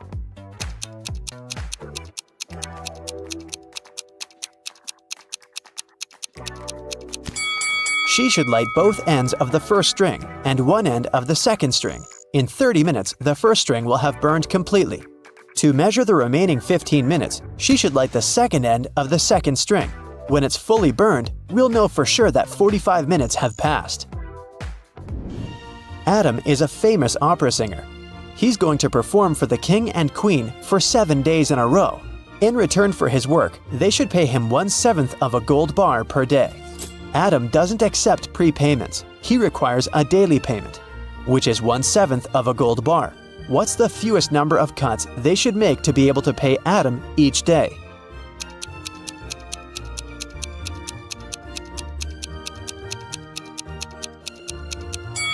Just 2. Here's how it works. Day 1, cut 1/7 of the gold bar and give it to Adam. Day 2, cut 2/7 of the gold bar and give this piece to Adam. He'll give you 1/7 of the bar back. Day 3, give the singer the 1/7 piece you received the previous day. Day 4, give Adam 4/7 of the gold bar and he will give you the 1/7 and 2/7 pieces as change. Day 5, give Adam the 1/7 part of the bar. Day 6, give him the 2/7 piece and get the 1/7 one as change. And finally, Day 7, give Adam his final 1/7 piece of the gold bar. Jenny and Sam arrived at a picturesque campground. They had to set up a tent. There were 3 good spots: in the forest, in the field, and near the lake. Which place should they opt for?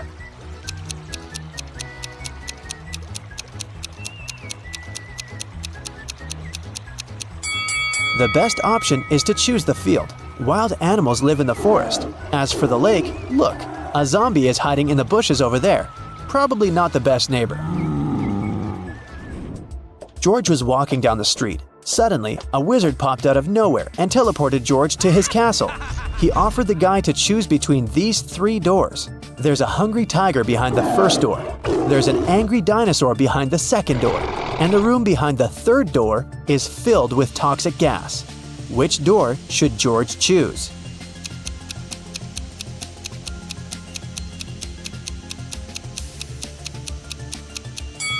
The second one. Dinosaurs went extinct millions of years ago.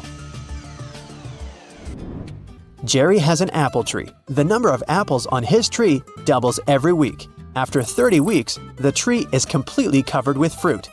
Can you guess how many weeks the tree needs to get half covered with oranges?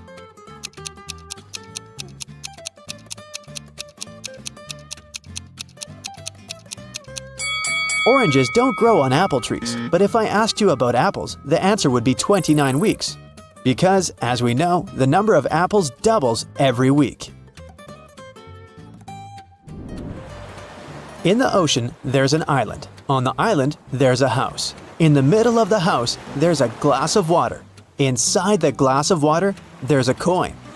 What's in the middle of the ocean?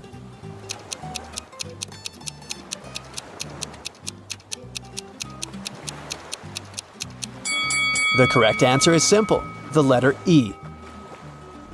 Harry went to a party. He liked these 4 ladies. He wanted to talk to one of them. Which one should he choose?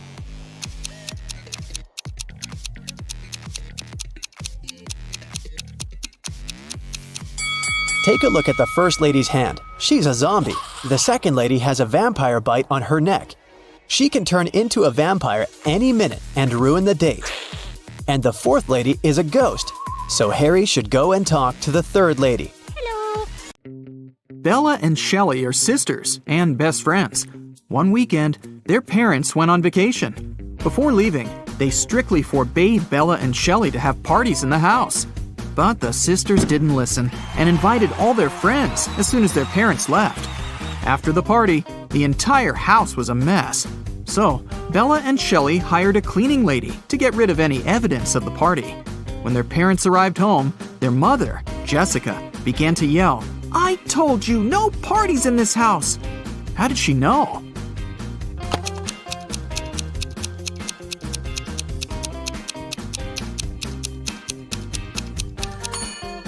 The house is too clean.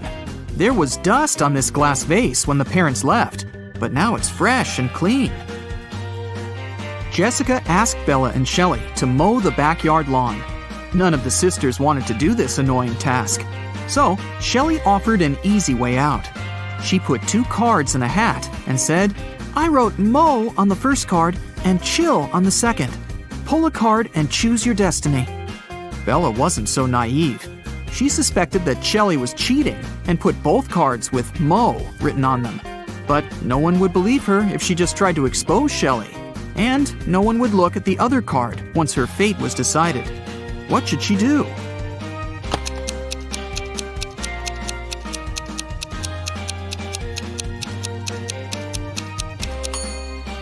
When asked to draw a card, Bella should pick any and destroy the paper without looking at it.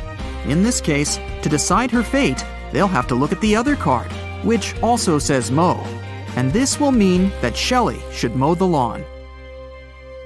Over a cup of tea, Bella bet Shelley $10 that she could convert her $50 into $100. Do you think Shelley should accept the bet?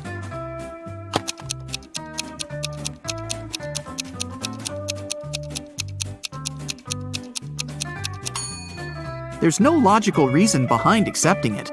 If Bella isn't able to convert the money, she'll lose the bet. But she has only $10 to lose. Meanwhile, Shelley is supposed to be giving her $50 from her wallet. Thus, even if Shelley wins the bet, she'll still lose $40. Bella and Shelley have a certain number of candies. If Bella gives 1 candy to Shelley, they'll have an equal number of candies. But if Shelley gives 1 candy to Bella, then Shelley will be left with half the number of candies that Bella has. Can you find out the number of candies they have right now?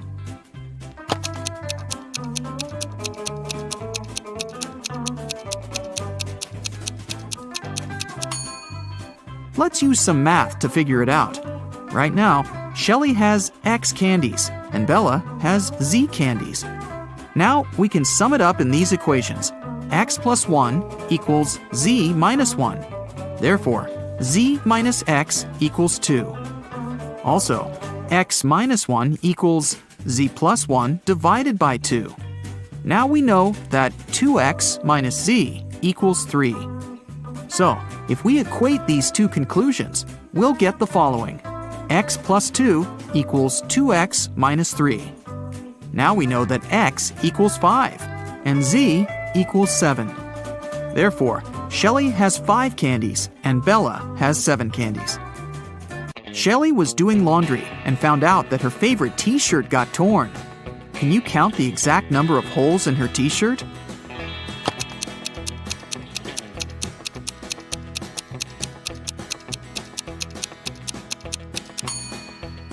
The answer is not 3 or 6, which most people must be guessing. The correct number of holes is 10. 1 hole for the neck, 2 holes for the arms, 1 hole for the torso, 3 holes in the front, and 3 holes in the back. Bella went to the basement to find her old books. Suddenly, the bulb burned out. Bella took the new bulb to replace it, but the wires are very tangled. Can you find the correct switch that will turn on the bulb?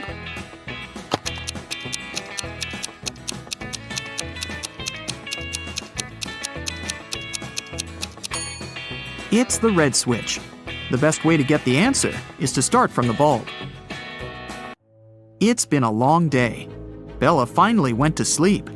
But when she saw her bedroom, she yelled and ran away. Can you tell what's wrong here?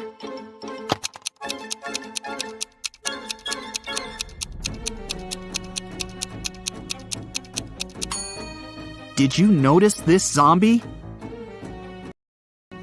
Bella ran to the living room and shut the door. Is she safe here?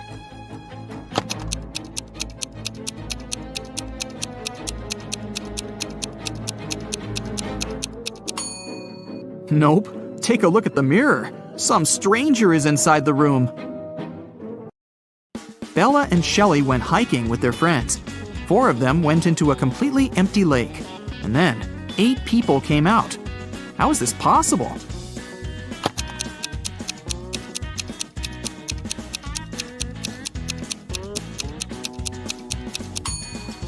4 people were sitting on the shoulders of the other 4 when they were getting inside the lake. The guys made a stop to have a picnic. They began to play football. During their play, Bella's boyfriend, Rob, busted his lips and ears and broke a couple of ribs and thighs. However, he still managed to play a professional match the very next day. How can this be possible?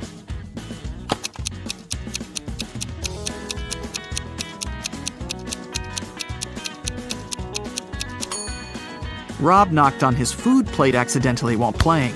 He had pig lips, ears, and ribs, along with chicken thighs. When he knocked on his plate, he busted his food.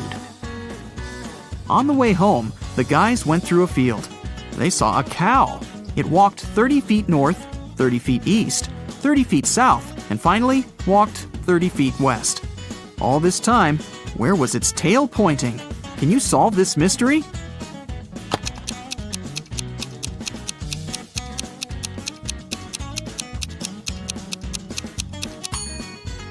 Downwards, of course. The guys rented 4 scooters in 4 different places and hit the road. They agreed to meet in a cafe at the gas station. Here's the map. Can you tell which scooter will reach the destination first?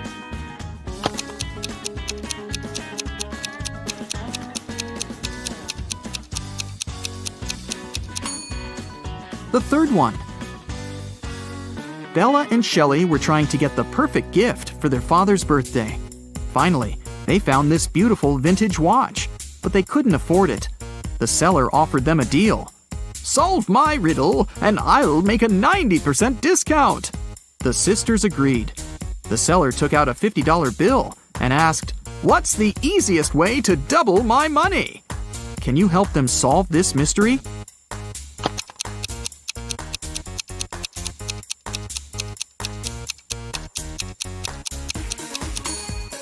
They should put the bill in front of a mirror. The sisters decided to have lunch in a cozy little cafe.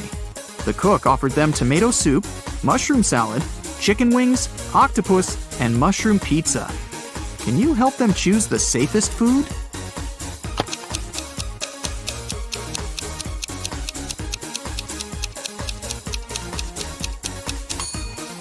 There are mirror shards in these chicken wings. Probably not the healthiest option.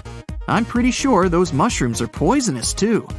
This octopus is still alive, and this soup must be several weeks old. So, Bella and Shelley should choose the mushroom pizza. After lunch, the local barista offered the sisters free coffee if they managed to solve his tricky riddle. Here's the task. Name a 10-letter word in English that can be typed using only the top rows of your computer keyboard. Can you help the ladies get their free coffee?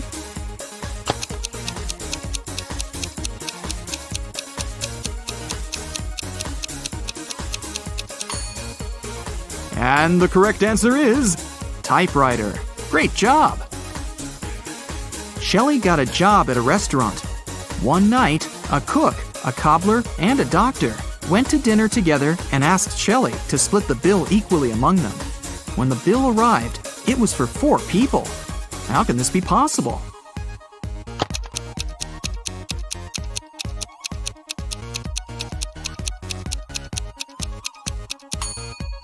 The 4th person was the knight.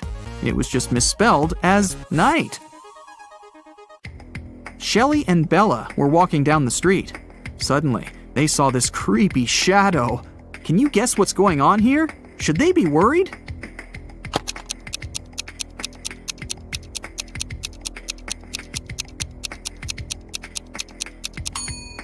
Nope. It's Halloween. The guy is just walking around and scaring people in his witch costume. See? He's wearing sneakers. Shelley and Bella saw this mysterious magic shop sign and decided to go get some tarot readings. As soon as they entered the shop, a wicked witch locked the door and said, "I will make your biggest dreams come true if you crack my code. But if you fail, you'll stay here forever." Then she gave them the following clues. A. 981. One number is perfectly placed. B. 924. Everything is incorrect. C. 093. Two numbers are part of the code, but are in the wrong places. D. 147. One number is part of the code, but is in the wrong place. E. 783.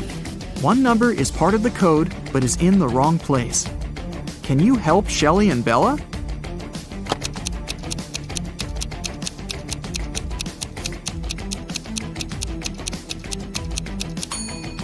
From clues A and B, we learned that 9 is not in the code. It also means that 8 or 1 is in the code for sure. According to clue B, we know that 9, 2, and 4 are not in the code. From clue C, we know that 0 and 3 are in the final code. Clue E tells us that 7 and 8 are not in the final code because we already know that 3 is. And clue D tells us that 1 is also in the code because 4 and 7 are not. So, the correct code is 301. The witch has fulfilled Shelly and Bella's wishes. They wanted to thank her and decided to prepare her favorite drink from a recipe book. Unfortunately, the last ingredient was encrypted. Can you help them crack the code?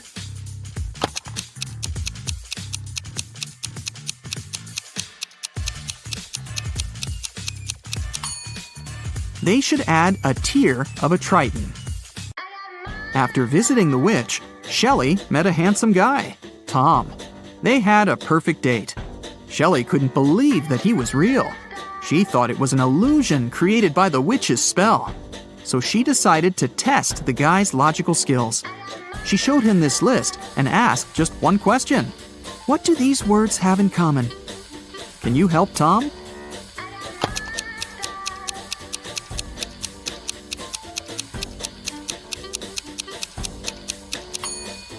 If we remove the first letter of each word and place it in the end, you'll be able to read the same word from the beginning and the end.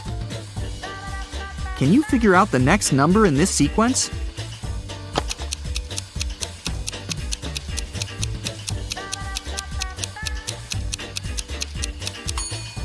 It's 2.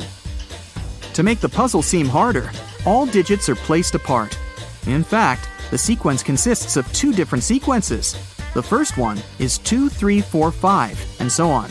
And the second sequence is 9, 18, 36, 72, and so on. Now it's obvious that the next digit should be 2. Let's start with testing your attention to detail a bit. Take a look at 2 friends, Ariana and Brooke. Can you tell which one of them is richer?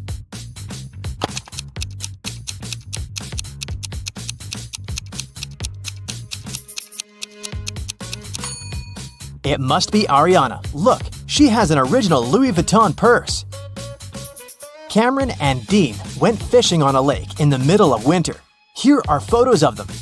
Cameron is posing with just a little bit of clothing when it's freezing cold, and Dean is posing with a big fish he caught. Which one of them is less smart?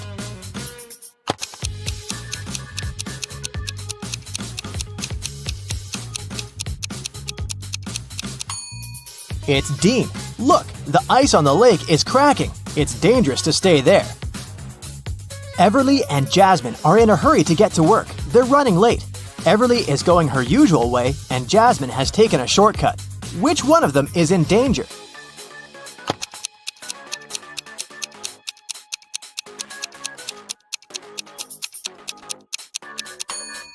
Jasmine, look, she's walking close to some buildings. There are icicles hanging there. It's very dangerous to walk under them.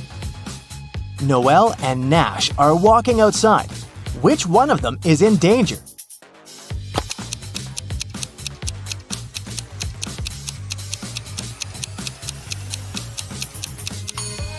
It's Noelle. Even though Nash is blind, he has a stick and he'll know that there is a hole.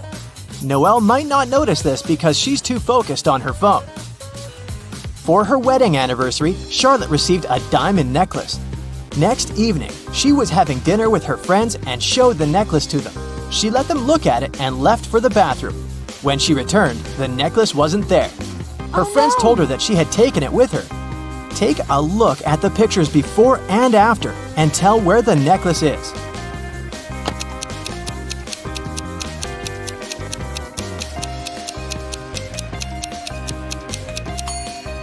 Look at the glass of juice of this woman. Seems like there's more juice in the second picture, but it's not true. She just put the diamond necklace in the glass and the juice level rose. Esme was having a walk in the forest and got lost. She came across a witch's house and asked her to take her home. The witch agreed on one condition. There were 3 cards. 2 of them said stay, and 1 of them stated free. They were facing down, and Esme didn't know which one was where. If she picked the free one, she would go home. Otherwise, she'd have to stay with the witch. There was a hint. 1 stay card wasn't in the middle. The second stay card wasn't next to the other one. Which one should Esme pick?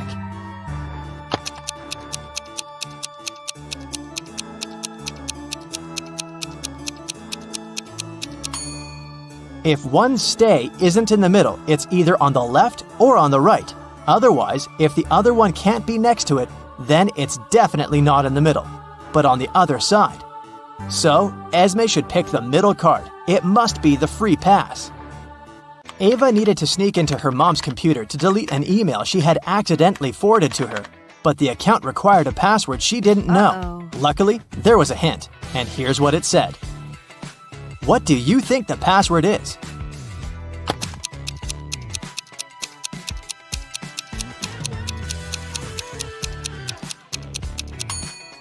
The second number is the number you get if you multiply the digits the first one consists of. 3 times 5 is 15. 2 times 8 is 16. 4 times 5 is 20. Similarly, 4 times 9 is 36. And 7 times 8 is 56. So, the password must be 3656. Gianna owns a factory producing cars. 3 workers can assemble 3 cars in 3 days. How many cars can 1 worker assemble in 1 day?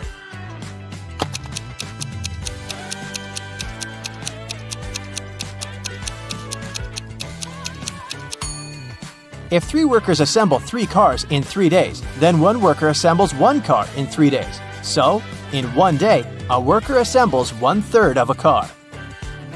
Eloise woke up in a dark dungeon with only some torches lighting it up. There was a door, but it was locked. There was a panel with buttons of different colors and a plate with the word GROW written on it. How can Eloise get out?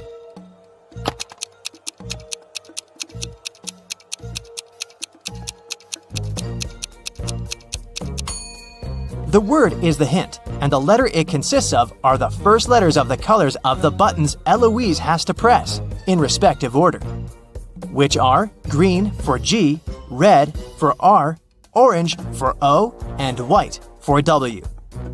Betty is a famous artist and blogger with more than 1 million subscribers. She has recently hired an agent to sell her works. The agent created an online shop with Betty's exclusive paintings. One day, Betty woke up and saw that most of her followers recently unsubscribed. Can you guess what happened?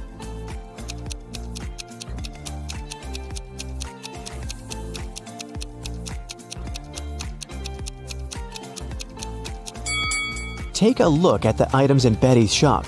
Van Gogh painted the Starry Night, not Betty. The agent tried to sell fake art through her shop. The next day, Betty visited her favorite cafe. She made an order and went to the ladies' room to wash her hands. She found this beautiful ancient necklace. 3 people approached her to claim the jewelry. Helen said, "This piece belonged to my grandmother. Emeralds fit our green eyes perfectly. Give it back." Fiona said, "My necklace used to have a weak lock. It must have been broken when I was combing my hair." Julia said, "Hey, it's mine. I lost this necklace in the ladies' room." Who should Betty give the necklace to?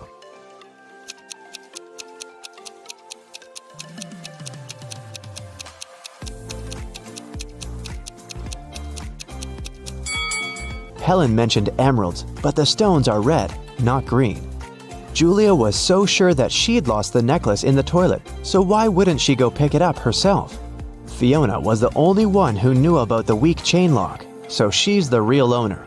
Betty returned to her table. She noticed that someone had taken a bite out of her bagel. Betty was shocked and questioned other customers. Derek said, "Lady, I'm a billionaire. I don't need to steal other people's food." Zach said, I'm allergic to gluten. I don't eat any pastries. Sheila said, I saw a weird hungry guy running around the cafe and asking for money. He must have bitten your bagel. Who's lying?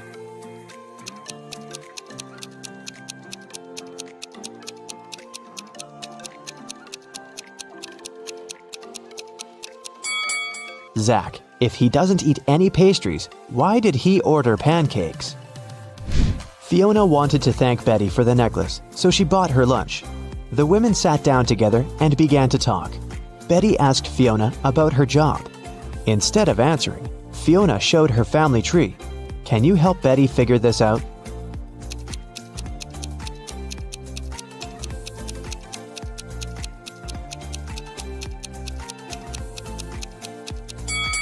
Fiona is a witch, her brother is a policeman, their dad is a doctor, and their mother is a football player. Betty got very excited. She begged Fiona to teach her magic crafts. But Fiona hesitated. She wanted to test her potential student and offered Betty to solve this equation first. Can you help her nail this task?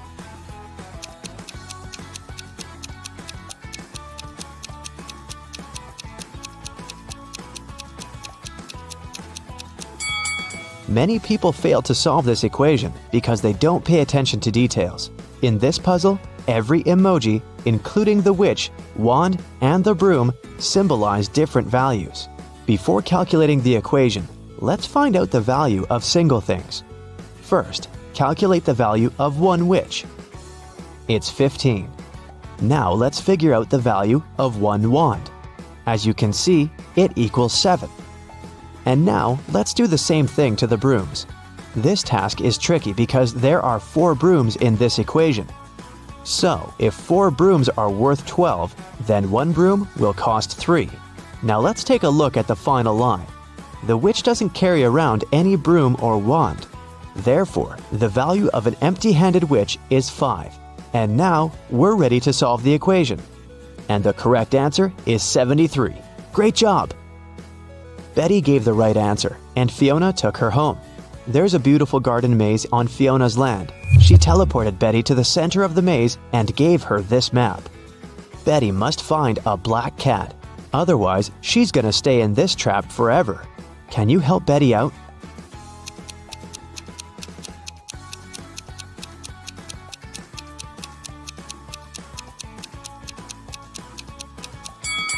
Here's the way.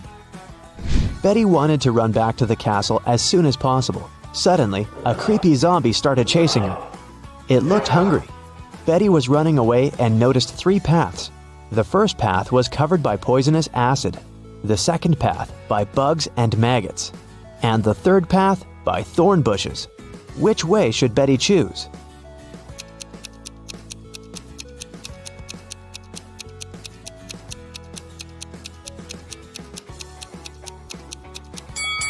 Betty should choose the second path.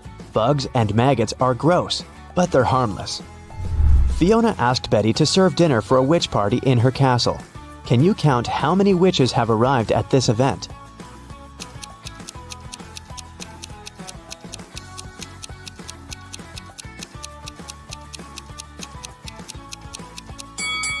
There are 13 witches in this picture. This one is not a witch, it's a garden scarecrow. Betty needed to go to the store to buy some ingredients for dinner. She began to write them down. Milk, lemon juice, eggs, butter, oranges, baking soda, cashews, and vinegar. What was Betty making?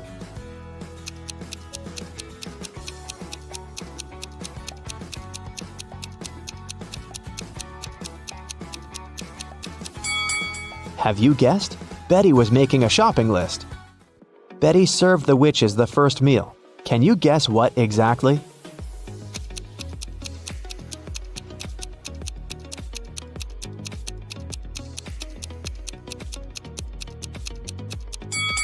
The correct answer is onion rings. Here's a second serving. Can you guess it?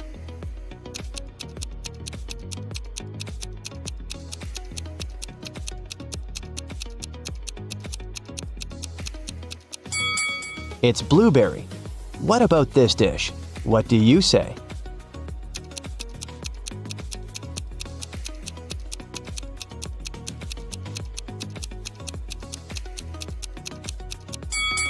It's popcorn.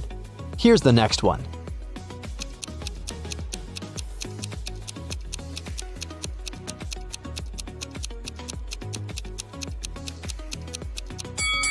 Did you get it right? It's a strawberry milkshake. Fiona asked Betty to bring dried flowers to cook a love potion. Fiona stores all ingredients in her warehouse, but as soon as Betty entered the warehouse, the door locked behind her back. Betty searched this area and found some old furniture and an antique mirror. Suddenly, she noticed 3 doors, but there was a dangerous monster behind each door. The first monster can turn any living being into stone. The second one is very angry and strong. And the third monster has venomous teeth. Can you help Betty choose the right door?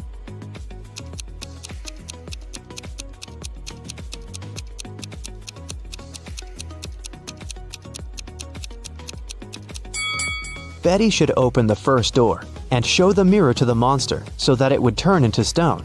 Then she can escape through the first door. Betty took her phone and ran into the forest. It was pretty dark and scary. Betty stepped on a wasp nest. Wasps were everywhere. What should Betty do? Wave her arms to scare the wasps? Run away as fast as she can? Or walk away slowly? What do you think?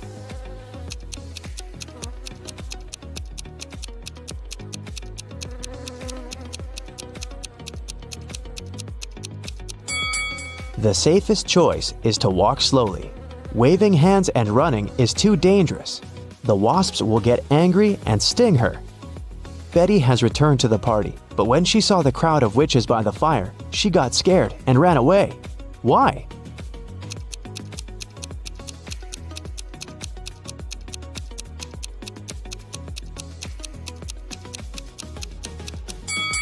This lady by the fire is a ghost. See, she doesn't have any feet and levitates. Betty decided to hide in the castle. She wanted to call the police, but she couldn't find her phone. Betty questioned 3 witches. Georgina said, How dare you? I use telepathy. Phones and gadgets are for losers. Lillian said, I was outdoors singing with other witches. I didn't see or hear anything weird. and Nina said, I don't need to steal honey. I can manifest any amount of money anytime. Who's lying?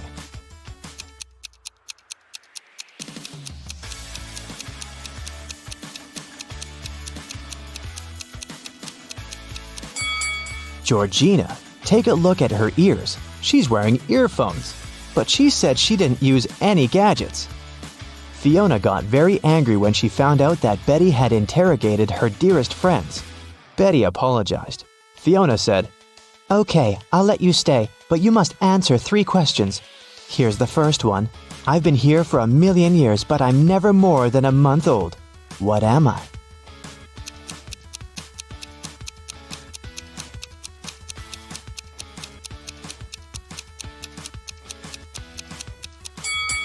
Have you guessed it? The correct answer is the moon. Here's Fiona's second question. I build castles and I tear down mountains. I make some people blind, but I help others see. What am I?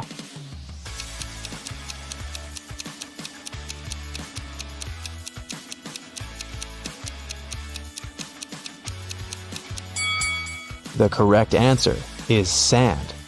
And the third question is, I can be long or I can be short. I can be bought or I can be grown. I can be painted or I can be bare. I can be round or I can be square. What am I?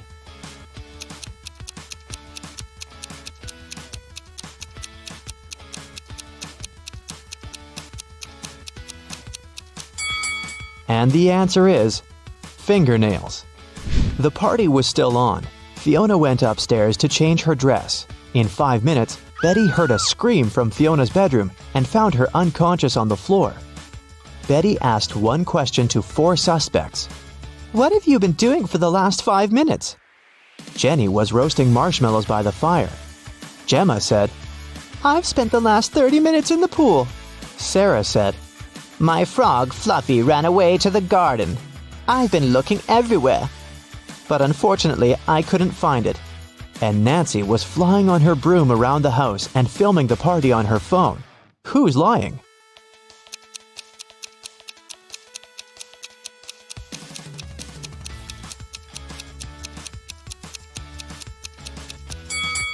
Sarah. Her frog is sitting in her pocket. Suddenly, someone turned the lights off. Betty woke up in jail. She found this clue on the floor. It said, "Explain this code and you'll be free." Can you help Betty?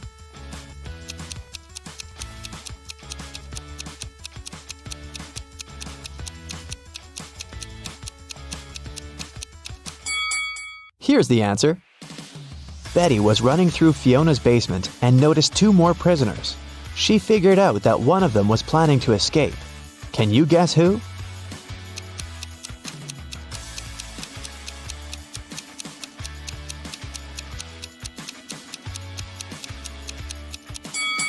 The first prisoner. There's a hole behind the toilet that he started digging. Betty got out of Fiona's castle and ran away through the forest. Can you tell what's wrong with the forest?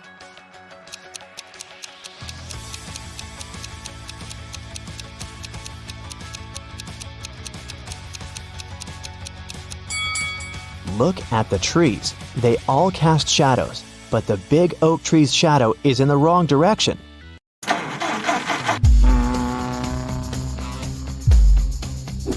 Cab driver Bobby was moving in the wrong direction on a one-way road. A police officer was standing nearby and noticed the driver, but he didn't stop or find Bobby. Why?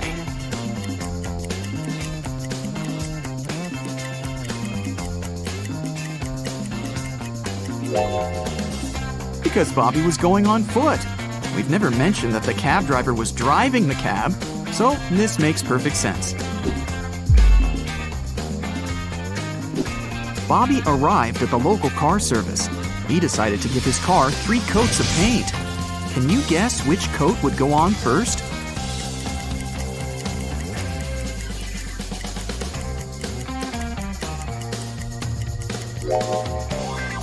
The second, as it's the only coat that can go on the first coat.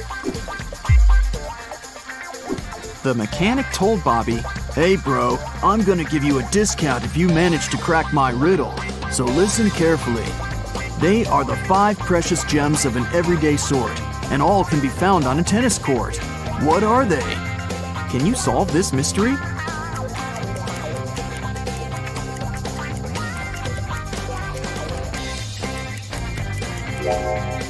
And the correct answer is the vowels A, E, I, O, and U. Bobby was having a cup of tea when he called the waiter and told him that there was a fly in his tea. The waiter took away the cup and brought another one. But 2 seconds later, Bobby called the waiter again and said, "Hey, that's the same cup of tea." How did he know?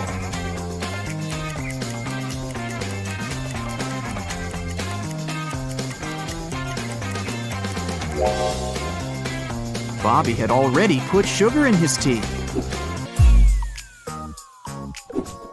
Bobby's friend Bill joined him during lunch and offered a bet. "If you solve my riddle, I'm going to pay for food.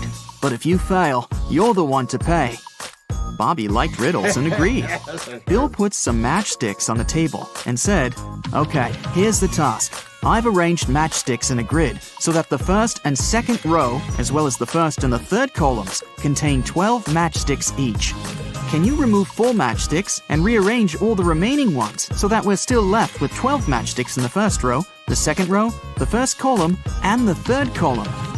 Can you help Bobby save some cash?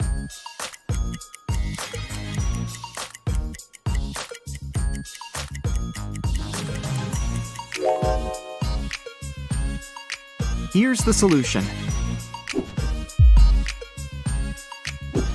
Bobby went to the restroom after lunch. Unfortunately, the door got locked automatically. Now Bobby needs to enter a password to get out. He found this hint hanging on the wall. "A word I know, 6 letters it contains. Subtract just 1, and 12 is what remains. What am I?" Can you crack the code?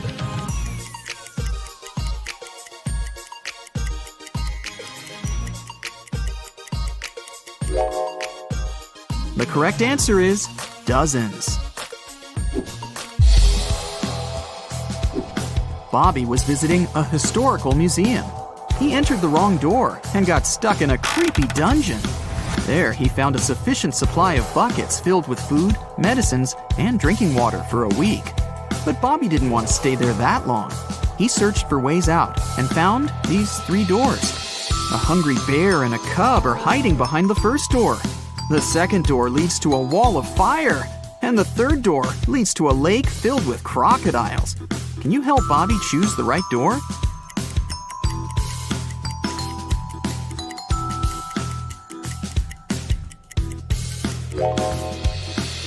The bear will try to protect the cub, even if you offer them all of your food. Swimming through a lake with crocodiles is also a bad idea. But Bobby can distract the crocodiles with food and use water from the lake and the bucket to fight the fire. So, he should choose the second door. Bobby found out that his favorite rock band was playing a private concert for VIP clients in a luxury club. He decided to sneak inside the club through the backyard. But unfortunately, Bobby faced a strict guard behind the door. He refused to let Bobby in without a password. Can you help Bobby figure out the password?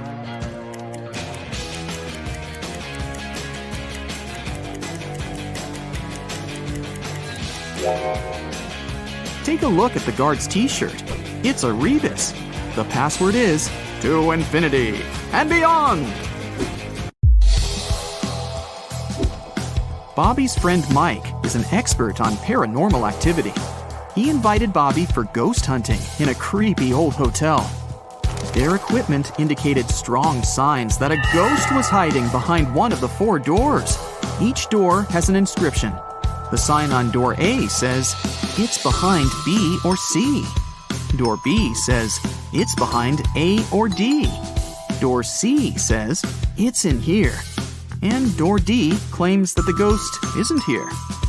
Mike's psychic powers have told him that 3 of the inscriptions are false and 1 is true.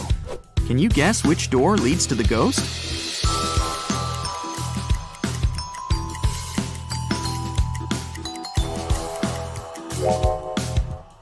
Door D leads to the ghost. Why?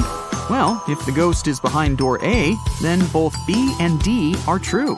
If the ghost is behind door B, then both A and D are true. If the ghost is behind door C, then A, C, and D are all true. But if the ghost is behind door D, then the statements on all the other doors are false, except for that on door B. This matches the rules. Mike was standing on a 100-foot, 30-meter ladder. He slipped from the ladder and fell to the ground.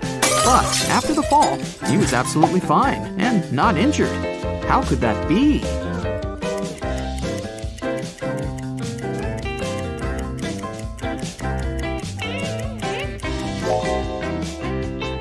Mike was standing at the bottom of the ladder. Bobby's friend brought him to a round desert island by helicopter and left him there. Bobby wanted to spend some time alone, but something went wrong. He met a lonely lion. Bobby and the lion are standing on the island that measures 1 unit in radius. Both of them can effortlessly run at the speed of 1 unit maximum. Let's suppose that the lion is very hungry. Will he be able to eat Bobby? And if yes, how long can Bobby survive on the island?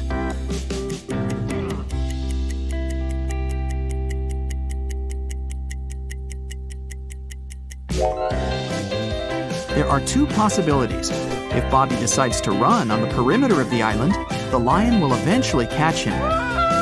And here's the second possibility. Bobby doesn't run on the perimeter. This way, he will be using an escape strategy that will work for an infinite time.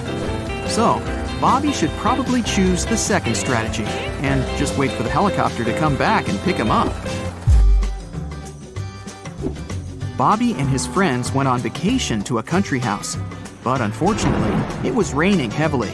It kept raining for 13 days. When it rained in the morning, the afternoon was beautiful and clear. And when it rained in the afternoon, the next day was blessed with a clear, nice morning. Overall, The guys experienced 11 nice mornings and 12 nice afternoons. Can you find out the total number of days they spent in the country house?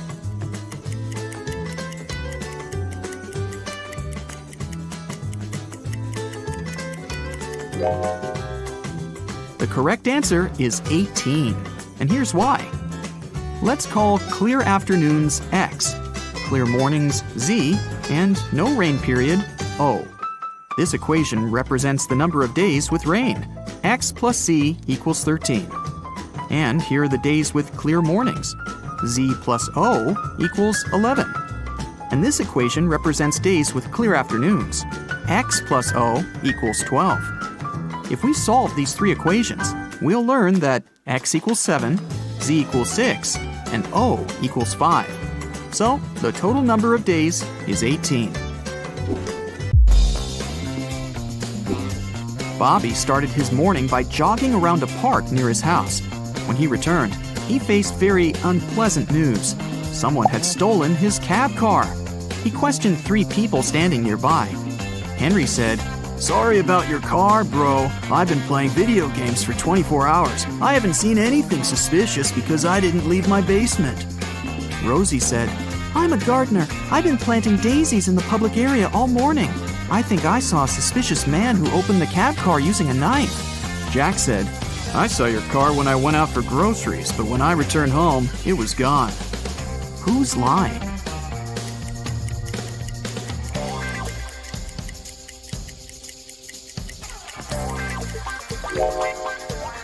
Rosie. She said she planted daisies, but there are only rose bushes in this area. Police Officer Frank received an anonymous text message. It revealed an address where Frank could find one of the most dangerous criminals. The police went to check the area. They didn't know what the criminal looked like, but they knew that his name was Dirty Jack, and he was inside the house. The police busted in on a carpenter, a truck driver, a mechanic, and a fireman. All were playing poker. Without any hesitation or communication of any kind, they arrested the fireman. How did they know that he was the criminal?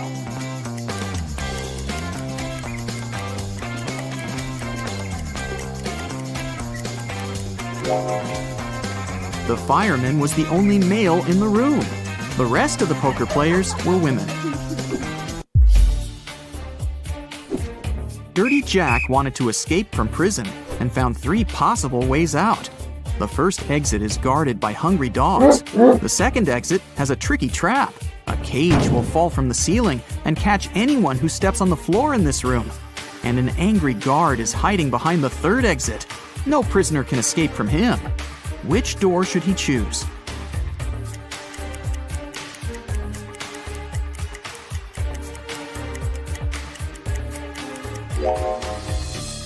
The second one. He can throw his boot to activate the trap and then just walk around it. Dirty Jack got out of prison and found himself in the middle of the ocean. He landed in a cave underwater and got trapped.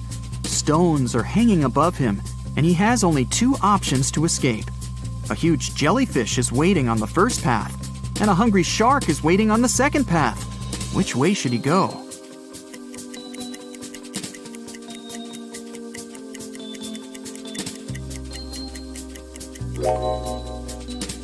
Dirty Jack should choose the second option.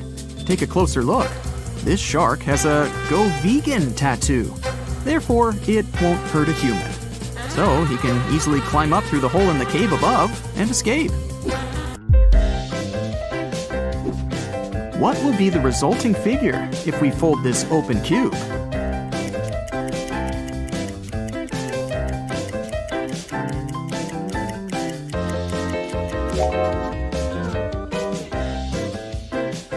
The correct answer is A. Like every morning, Daphne went to her favorite local cafe to get her coffee and breakfast sandwich. She left the cafe after she'd paid. A few minutes later, she returned, looking anxious, because she had forgotten her wallet. Strangely, it was nowhere to be found. She called the police to report the incident. Nobody had left the store, so the thief was still there when the officer arrived. he started questioning everyone. Jenny, the cashier, said that Daphne was a regular customer and she had known her for a long time. So, she would never steal her wallet, and she didn't see it after Daphne had paid. Andre was a tourist visiting the city for the first time. He said he'd come to the cafe because he'd wanted to try their famous muffins. She claimed he hadn't seen the wallet. He was busy trying to pick what type of muffin he should get at the time. And Harry worked as a store clerk. He said that he'd come there to grab a coffee. And he didn't see the wallet because he was pouring milk into his coffee.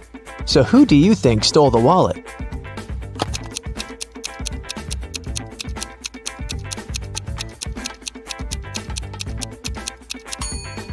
It was Harry, the store clerk, or should I say Harold. Do you see his name tag? He lied about his name when he ordered his drink. Also, even though he said he was pouring milk in his coffee, as you can see, it doesn't have any milk in it. Jessica was an aspiring actor, and she had a big musical theater audition that day. She left her house early in the morning to make it on time, but she had forgotten to take her sheet music with her, so she had to drive back. When she walked in, though, she saw her roommate lying on the floor unconscious. A nurse was standing beside her. She explained to Jessica that her roommate had been poisoned, but luckily, she'd had enough time to call an ambulance before she passed out. Jessica immediately realized something was wrong. She thanked the nurse for helping her friend and asked her if she could get her a glass of water or anything else. The nurse agreed, and Jessica hurried to the kitchen. There, she called the police saying, "There's a fake nurse in my house. She poisoned my roommate and tried to rob her." How did Jessica understand that?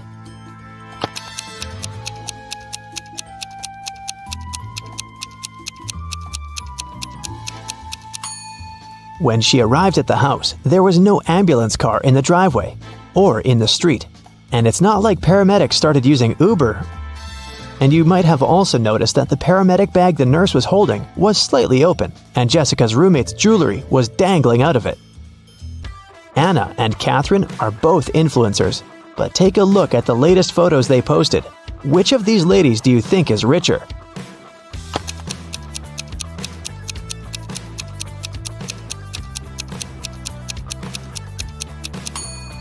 Catherine is richer, of course. Just look at the number of likes on her photo. She has 27,907 likes. Anna, on the other hand, has 9,837, which means that Catherine has way more followers and must be earning millions. Annie managed to buy presents for everyone except her dad. She knew what everyone wanted, but her dad was kind of secretive and not the talking type.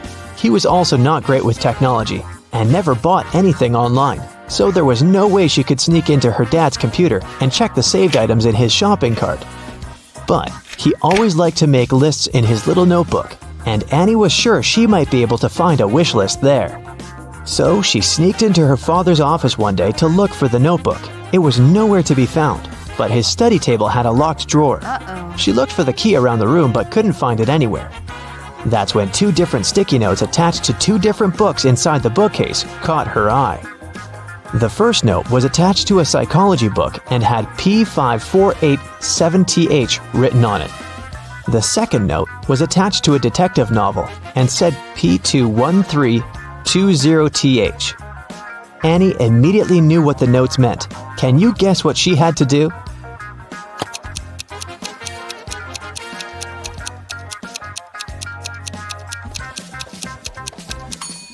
She had to open to page 548 in the first book and find the 7th word on this page.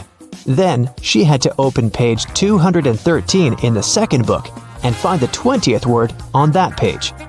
The words she found were under and desk. The girl immediately looked under the desk and found the drawer key taped to it. James was walking back to his apartment from work late at night. Suddenly, he was hit on the head and taken away. When he woke up, he found himself in a small room. He tried to escape, but the door was locked with a padlock.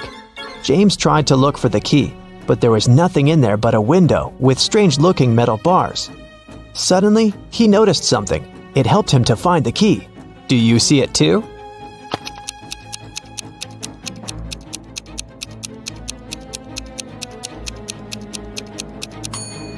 One of the metal bars is different from the others. That one is the key. Giselle was camping in the forest during a night when the moon was full. After midnight, when she was making s'mores by a fire, she heard a loud howl. There was a werewolf in the forest, and it managed to find Giselle's tent because it smelled of food there. Thankfully, Giselle was not in her tent anymore when the werewolf arrived because she had already run away. Hiding behind a tree, she watched the creature eat her s'mores and tear up the tent. When the werewolf left before sunrise, the girl returned to her tent, but everything was ruined. There was no more food or water left. Her cell phone had run out of battery, so she couldn't call anyone. She started wandering through the forest, and soon she came upon a witch's house. When she walked in, she saw the witch and another lady. Giselle asked the witch if she could send her home. The witch agreed to help her on one condition. She would only send Giselle home if she guessed her sister's name. If not, she would turn her into a frog. Giselle knew the answer, but how?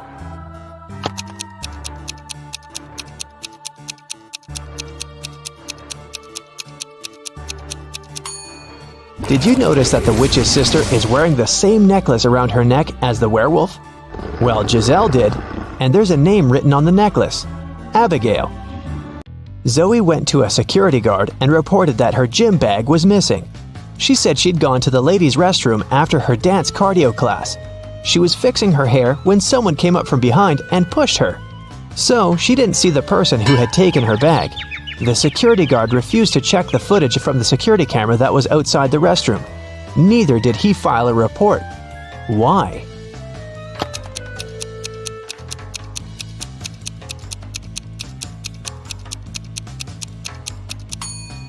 Zoe said she was fixing her hair, so she must have been looking in the mirror. If she was telling the truth about someone sneaking up from behind, she would have definitely seen their reflection. So, Zoe probably lied so that she could sue them. Luckily, the security guard was super smart. Several women went missing in a small town. James Darcy and his police team had been searching for months, but they couldn't find the place where the women were kept. One day, when Sandra was jogging, she decided to use another route to get home. As she was passing an old cabin, she heard screams coming from its basement. She immediately called James Darcy to report it. James and his team arrived at the place and busted in.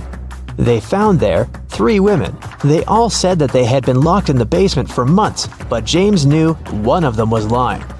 The first woman said that her name was Tammy and that she had spent almost 8 months in the basement. The second woman claimed that her name was Hannah and that she had been there for almost 5 months. The third woman told him that her name was Allison and that she had stayed there for about 3 months. Can you tell who the liar is?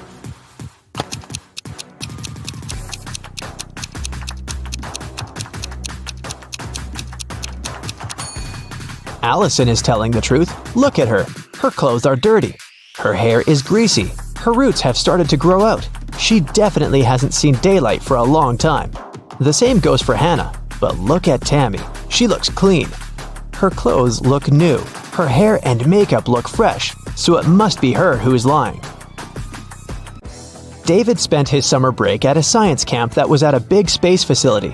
When the summer break ended and school started, he told his friends from the science club all about his camp adventures. He said that at the facility, he had found a secret room. And in there was a time machine. He stepped into it and pressed some buttons to test if it really worked. And it did. He traveled through time and was able to talk to Nikola Tesla, Chuck Berry, and King Aragorn. But one of his friends immediately called him out for lying. How did he know that David made up this whole thing?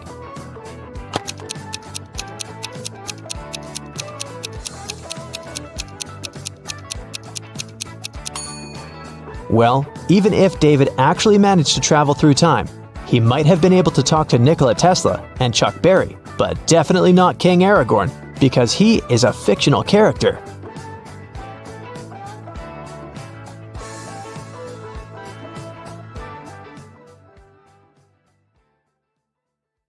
Lucy and her best friends, Lily, Joy, and Rhonda, were having a pajama party. They decided to watch a movie in the living room.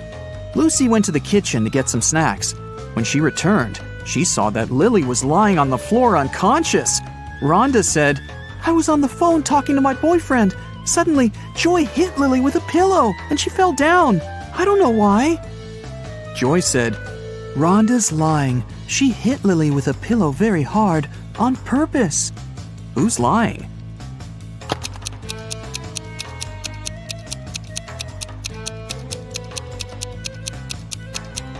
Both of them. There are no pillows in this room. After the movie, the girls decided to play with a Ouija board. They called the ghost of a famous singer. Suddenly, the pointer on the board started moving by itself and wrote this: Evil Lots Yad 3 Eva Hoy. Can you help Lucy and her friends decode this message?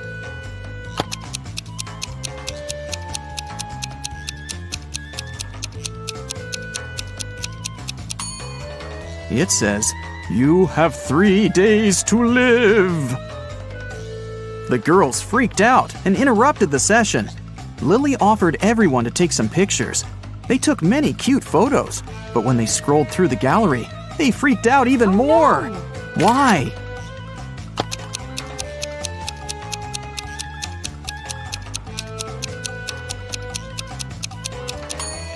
All 4 friends are in this picture. But then, who took it? Lucy told her friends it was time to get some sleep. But as soon as they entered the room, they ran out screaming. Why?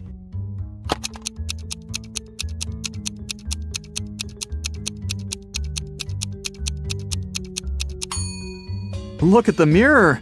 It reflects a creepy shadow waving at them.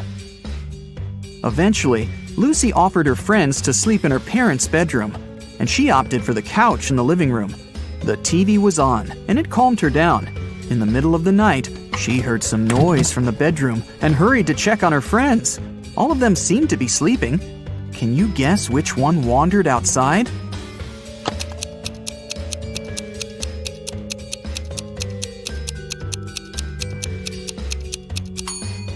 Lily. She has leaves in her hair.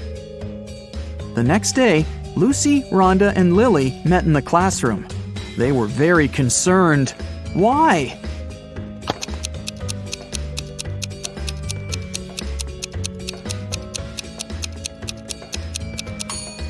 This is Joy's desk, and it's empty.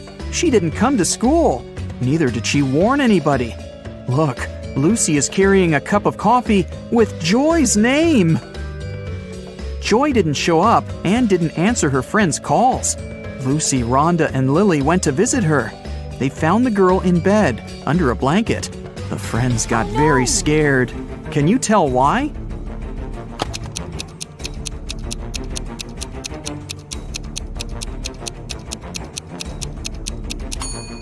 Joy has covered the window with a blackout curtain, and the shape of her ears and teeth has changed. She's turning into a vampire.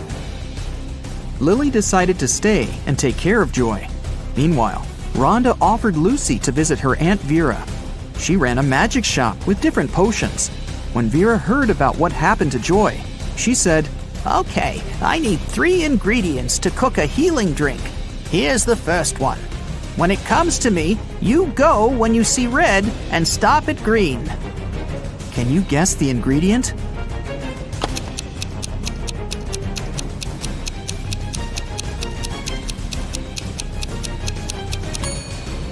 It's watermelon.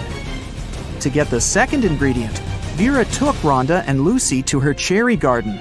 Rhonda picked 8 cherries, Lucy picked 13, and Vera picked 14. How many apples did they collect together?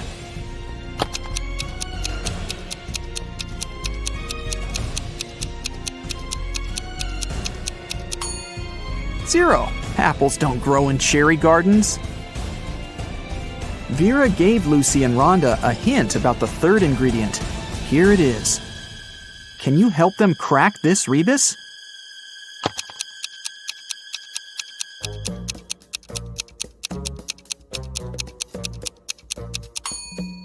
It's mandragora. Mandragora grew near the spookiest house in town. Vera gave Lucy and Rhonda a task to find it and bring it to her store. While Rhonda was searching in the garden, Lucy decided to get a closer look at the house. She saw a sign with a weird name on it. Siomon Eprik. She went to the huge door and opened it quietly. After Lucy got inside, the door slammed shut behind her back. Tons of vampire bats rushed at her. Lucy started pulling on the door like crazy. Suddenly, she saw that there was something written on it. Change the order of letters in Siomon Eprik. She yelled the answer, and the door opened. What did the girl say?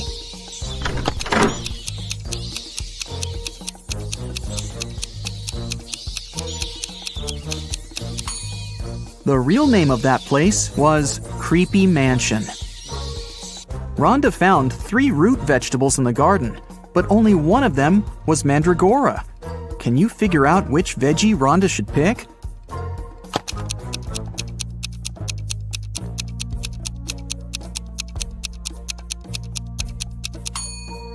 Even if you've never seen a mandrake, you can eliminate the other plants. This is definitely a carrot, and this is a beet. So the remaining one must be the mandragora. Lucy and Rhonda prepared to leave the spooky house, but suddenly they stepped on a trap hidden in the grass and fell into a deep well. They looked around and found 3 tunnels leading to freedom. A fire-breathing dragon was waiting in the first tunnel. It was very angry and disliked people. There was a portal leading into a black hole in the second tunnel, and huge cacti were growing all over the third tunnel. Their juice was poisonous to any human. Which way should Lucy and Rhonda choose?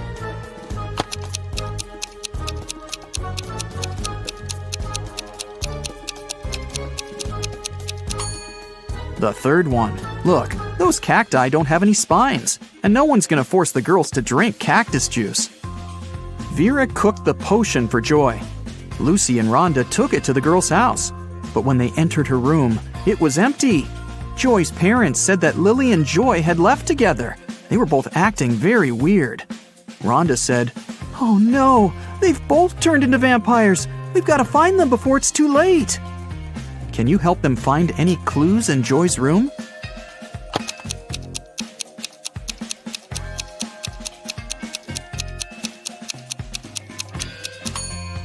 Look at her laptop. They seem to have bought train tickets to go to Las Vegas to visit Joy's granny. Lucy and Rhonda boarded the train. Besides them, there were 4 other people in the car. One of these passengers didn't have a ticket. Can you figure out who it is?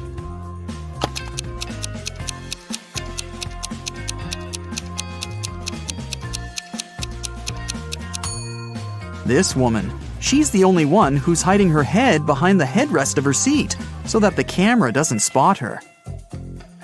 When the train was going through a tunnel, the lights went out and the passengers got very frightened. When the light turned on again, one of the passengers shouted, Help me! Someone has stolen my bag! Lucy immediately realized who had done this. What about you? Any ideas?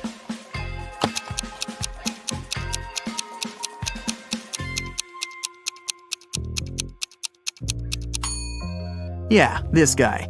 There's some makeup lying under his seat, and his window is open. He put the contents of the bag into his backpack, and then threw the bag out the window. Rhonda and Lucy got to Las Vegas and headed for the house where Joy's granny lived, but they kept coming to the wrong houses. In the first house, they met this old lady, and in the second, there was this one. Can you tell which elderly woman is dangerous?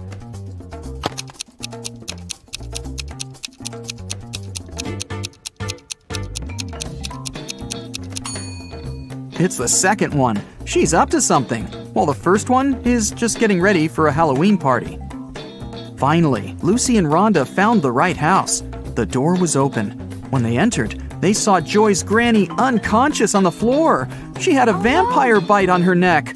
Suddenly, Joy and Lily popped out of nowhere. They had pale faces, sharp teeth, and pointy ears. They came closer and closer, ready to bite their friends. Suddenly, Rhonda began laughing and exclaimed, Stop fooling around, it's just a prank. How did she know?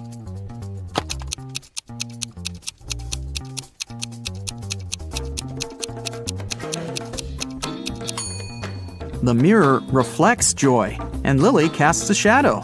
They're not real vampires, it's just a Halloween prank. Joy went to take a shower to remove her vampire makeup, but someone poured paint into the shower head, and the water turned green. Joy questioned Lucy, Rhonda, and Lily. Lucy said, "I did my laundry and then went to cook some kiwi jam. Sorry, I gotta go, it might burn." Lily said, "I took a shower and washed my hair right before you went in. What happened? Why are you so green?"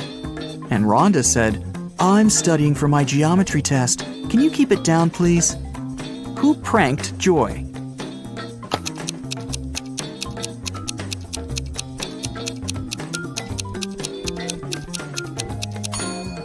Lily said she'd just washed her hair, but it's dry and braided. Besides, she's wearing a dress under her bathrobe. That's a pretty suspicious outfit. Rhonda decided to prank Lily. She took a balloon and a cupcake paper cup. She filled the balloon with some water and put it into the paper cup. Then she added some shaving cream on top and decorated it all with sprinkles. Now it looked exactly like a real cupcake. Rhonda was very proud of herself. Suddenly, she heard other girls entering the kitchen. Rhonda left her cupcake on a plate, along with real cupcakes, and hid under the table. Lily, Lucy, and Joy entered the kitchen, saw the cupcakes, and decided to eat them. Can you tell who took the prank cupcake?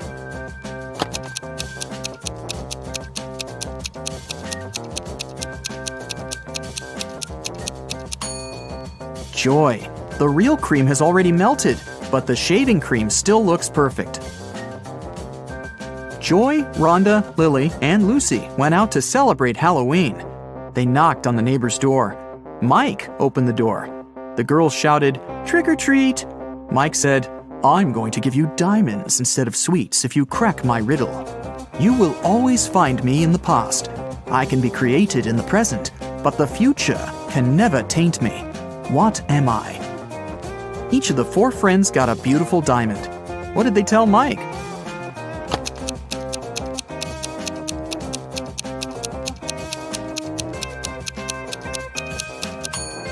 The correct answer is history. The girls went to the local Halloween party. The hostess didn't want to let them in without a password, but they didn't know it. The woman liked their costumes, so she gave them a little hint. "I eat clams. I live in the ocean. I move slowly. I have 5 arms. What am I?" In no time, Joy, Rhonda, Lily, and Lucy were inside. So, what was the password?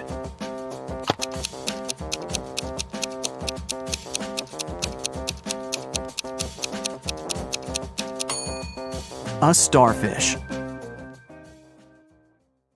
Driving through the country to visit their family. One day, late at night, they were on a lonely country road. That's when a powerful storm broke, and their car tire burst. They had to leave the vehicle to find help, but there was nothing, and no one around. Sometime later, they came across an old and spooky mansion that seemed abandoned, but the guys decided to try and see if anyone lived there and could help them. They arrived at the mansion gate. On a metal address plaque, it was written, "The House of Riddles." Gemma and Andy got suspicious, but they desperately needed shelter from the storm and some help with their car. So they decided to enter. But the gate was locked. There was a digital security keypad on it and nothing else. Suddenly, they heard a sound coming from the gate intercom. A voice said, "The answer to this riddle of mine is the password you need to unlock the gate. I sleep by day and fly at night, but I have no feathers to aid my flight. What am I?"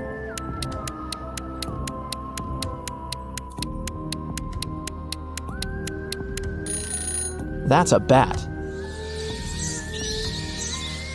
When the guys arrived at the door, they saw there was something engraved on it. "Stop right there, wanderer. Don't knock on the door just yet. For if you knock more or fewer times than you should, that you're gonna regret. Here's your second riddle. I am an odd number, but I become even if you take away a letter. What am I?" Gemma and Andy realized that the number equaled the number of times they had to knock on the door for it to open. Can you help them figure out the correct number?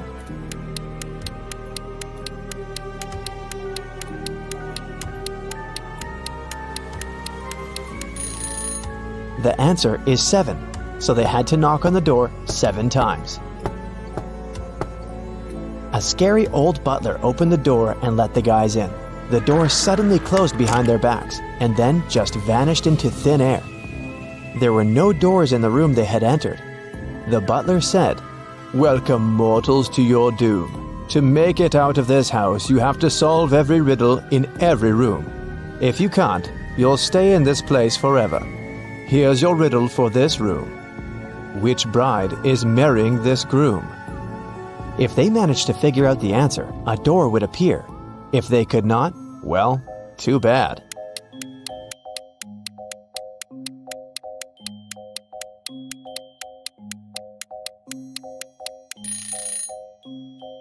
Do you see the shadows behind them? The third bride's shadow is holding hands with the groom's shadow. They're in love, so she must be his chosen one. After they answered the riddle correctly, a door appeared in front of them. They got into the next room, which was a library. 3 books fell from a bookcase in front of their feet. Then they heard the butler's voice echoing, "You have to open one of these books, but choose wisely, because whatever creature the book mentions, it will appear here." If Gemma and Andy opened the first book, a venomous basilisk would come out. If they opened the second book, a giant piranha monster with razor-sharp teeth would appear in the library. If they opened the third book, a fire-breathing dragon would charge at them. Which book should they choose?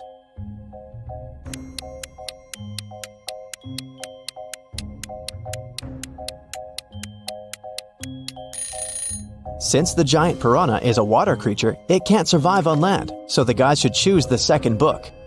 The library door opened, and they walked into the next room. It turned out to be a dining room. A large mirror covered one of its walls. Yet, the reflection of the room in the mirror had some differences from the real room. Can you spot them?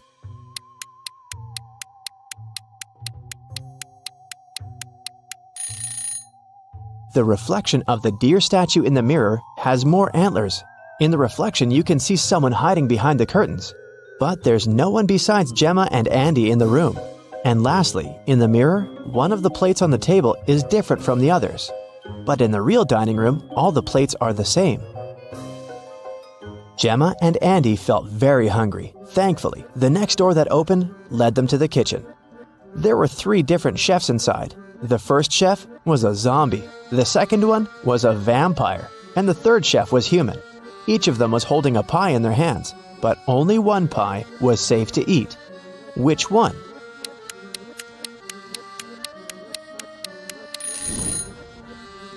Do you see the bugs coming out of the zombie chef's pie? Yikes! The pie that the human chef is holding is glowing in a weird way. Looks dangerous to me. So, they should choose the vampire chef's pie. Because that's not blood, that's cherry sauce on top. If it was blood, the vampire would have already eaten that. After they answered the riddle, 2 doors appeared in front of them. One of them had Gemma's name on it, and the other had Andy's. The butler sneaked behind the guys and pushed Gemma through the Gemma door, and Andy through the Andy door. Gemma fell down a pit and found herself in a mysterious garden. She accidentally woke a garden gnome who had been sleeping. He got very angry with her, and still, he agreed to let Gemma go if she answered his question correctly. He showed Gemma 3 tiny mushroom houses and asked which one was his home. Can you figure it out?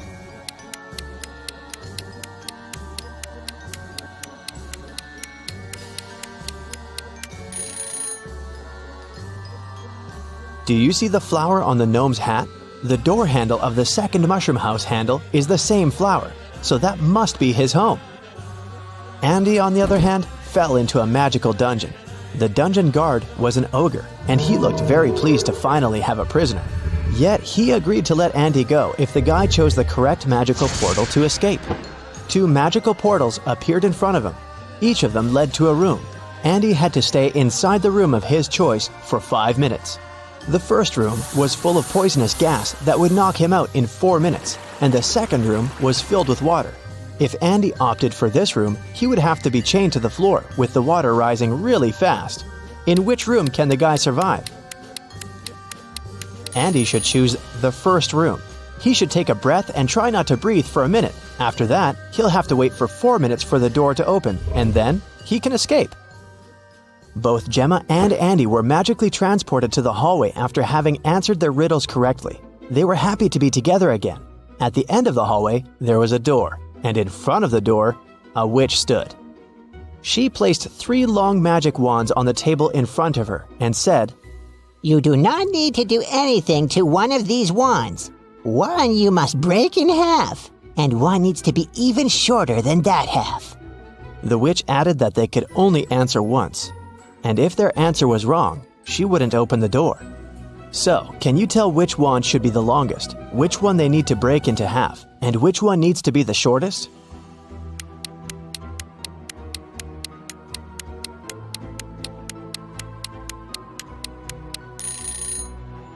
Do you see those spiders hanging from the ceiling? Since the door is shaped like a spider, they must be giving Gemma and Andy a hint. The silk thread that the first spider is hanging on is the shortest, so the first wand needs to be the shortest. The silk thread that the second spider is hanging on is the longest, which means that the second wand needs to remain as it is. And the silk thread that the third spider is hanging on is of a medium length, which means that the guys need to break the third wand in half.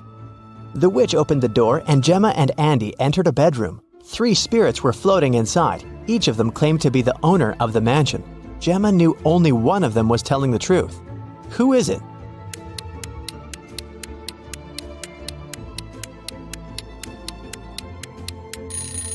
The spirit of the elderly lady is telling the truth. Why? Let's rewind a bit. Did you notice the portraits hanging on the walls in the hallway? There's a portrait of this very lady. That can only mean she used to be one of the owners of the mansion. 3 friends, Ashton, Emma, and Lewis, went skydiving together. This is them right before they jumped out of the plane. Which of them is in danger?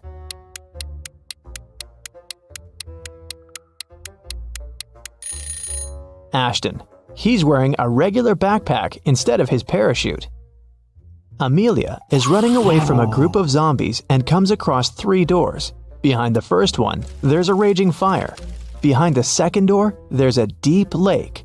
Behind the third door, there are venomous bees that bite everyone who enters. Which way is the safest?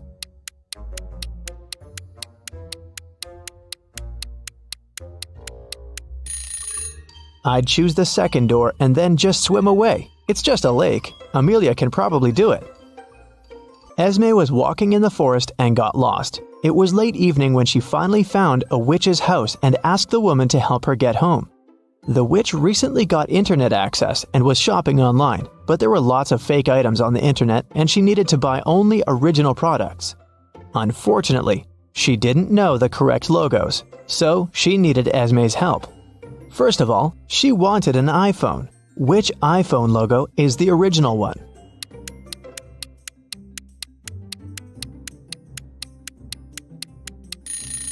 Of course, this one.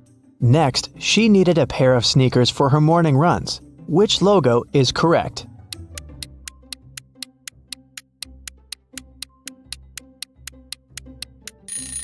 Here it is.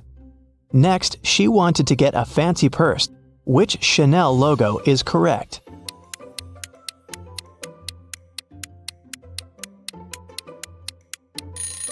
This one. The witch also wanted a BMW motorbike, but which one is the original logo?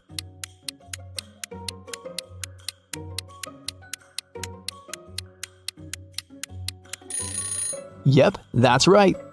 When the witch needs gas for her motorbike, what 7-Eleven should she go to?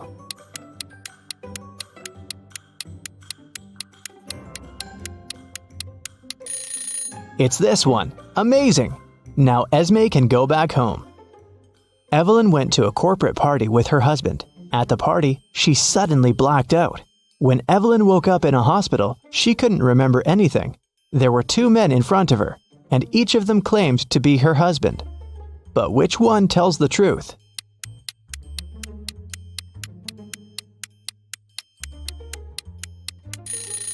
Since Evelyn and her husband were at a corporate event, they were both dressed accordingly. The guy in a hoodie doesn't look formal enough, so her husband must be the one who's wearing a suit. Miss Lodge was going on a vacation. She cleaned up her office and left, taking the key with her. When she came back 2 weeks later, she immediately realized that someone had been to her office while she'd been away. How did she understand it?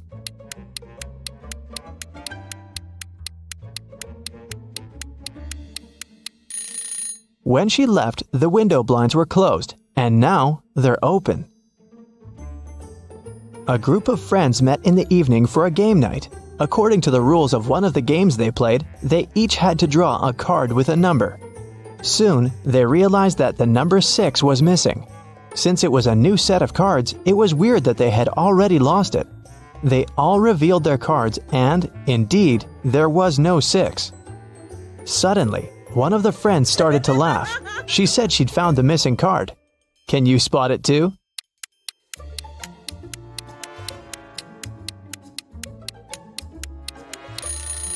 The player who has a 9 actually has a 6, but he's holding it upside down. There are only 8 cards and the highest number is also 8. It was reported that another civilian had invaded Earth.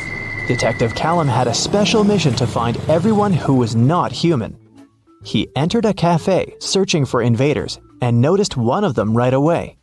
Can you tell which customer is not human?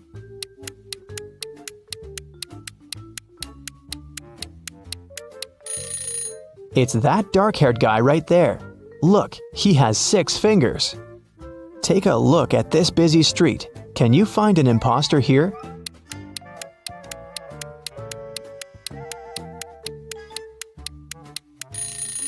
It's this guy. His clothes are super warm, but look, his face is blue. Now we're moving to the mall. Try to find an intruder here.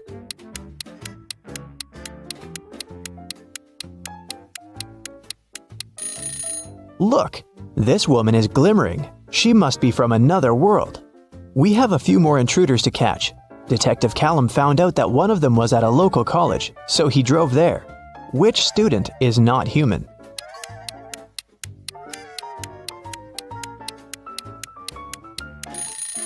Look, that girl is floating, just a couple of inches above the ground, but still, definitely not an ordinary student. After work, the detective went to the gym, but even there was someone from another planet. Can you spot them?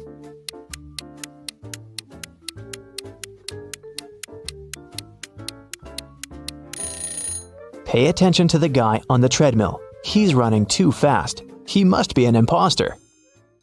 Arya called the police and reported that her friend Violet had been poisoned. The girl found her unconscious on the floor. Here's what Arya said.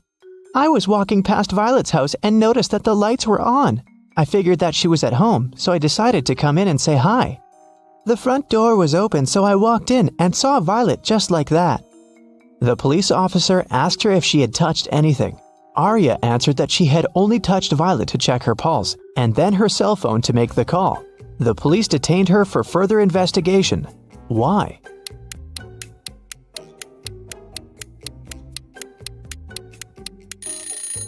The lights in the room are off. But Arya said that it hadn't been dark in the room. That's why she entered. If she didn't touch the switch, then she's lying now. It was a sunny spring Sunday morning. The whole family was at home. When Hannah returned to her room after breakfast, she noticed that someone had played a prank on her and stolen all the clothes from her closet. She questioned every person in the house. Hannah's mom said she'd been busy reorganizing her bedroom. Her dad said that he'd been shoveling snow in front of the house. The girl's sister, Serenity, said that she had been playing video games in her room. Who took Hannah's clothes?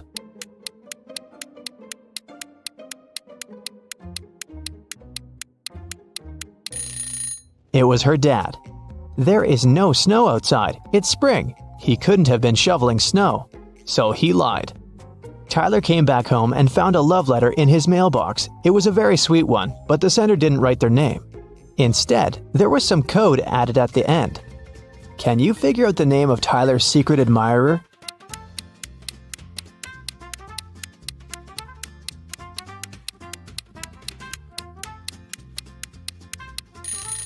The alphabet is the key. D plus 1 means the letter following D, which is E. O minus 3 means 3 letters before O, which is L. 2 letters after G is I. Z plus 0 is actually Z. And C minus 2 is A. It seems that the girl's name is Eliza. Kara likes traveling. but she's terrible at packing. So, your task is to check her suitcase and find one thing she doesn't need to take with her. Kara is going camping with her friends. What's that extra thing she packed that she needs to leave at home?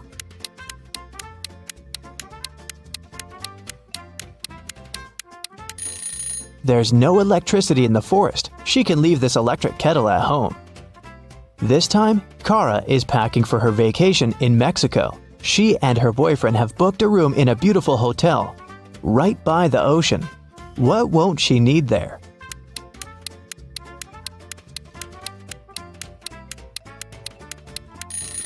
She probably won't need the towel. Hotels usually provide them and replace them every day with clean ones. This time, Kara is going on a ski trip with a group of friends.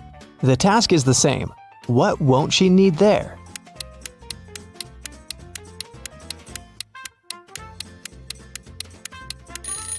I'm not sure about their plans, but she isn't likely to need this swimsuit. And finally, Kara is going to visit her grandparents. They live on a farm, and she'll stay there for a week. There's no electricity or running water there, so it's gonna be a bit tough for a girl from a big city. What doesn't she need to take with her?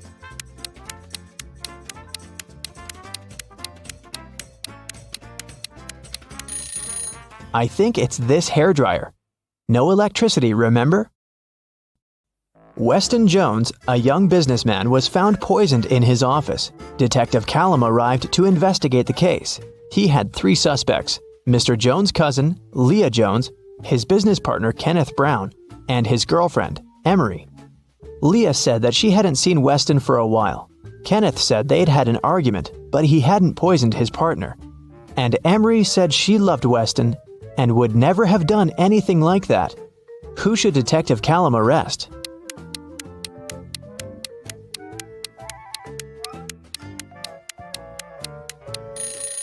Look, there's a lipstick stain on one of the teacups in Mr. Jones's office.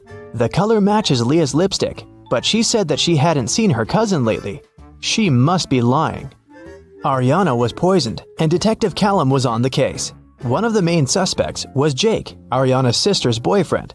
Someone saw them together, and Detective Callum visited him. Good afternoon. I'm sorry to tell you this, but your girlfriend's sister, Ariana, has been poisoned. Do you know anything about it? And do you maybe have any photos with her? Jake said, Oh, poor Ari. I've never met her, but my girlfriend loves her very much. Yes, I have a picture of their family. The detective looked at the photo and arrested Jake. Why?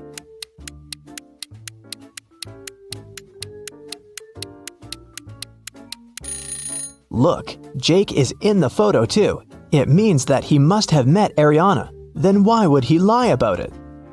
Esme was walking through the forest. Yep, again. And you know what? She got lost. She had been wandering around until she found the witch's house. She said, Hi, petted the cat, and asked the witch to show her the way home. The witch had a task for Esme. She needed several magical artifacts for her new spell, but she only knew their shapes. And Esme had to figure out which of the artifacts the witch needed. Here's the first set. Those are magical crystals. Which of them is the one the witch needs?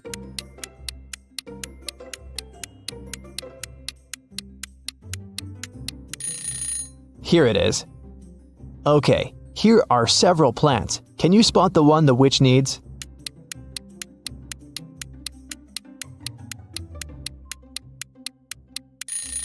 Yes, here it is. Now there are several types of insects. Which one of them is the one the witch needs?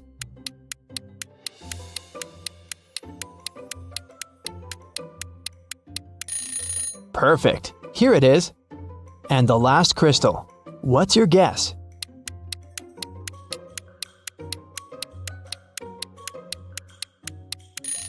It's right there. Esme's free to go this time. Thank you for your assistance. Who is wanted?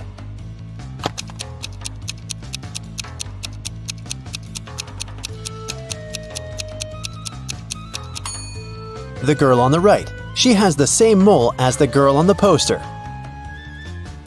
Who is an identity thief?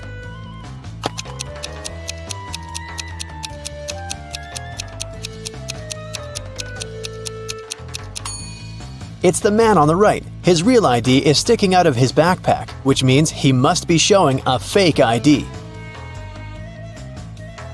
Who is an imposter?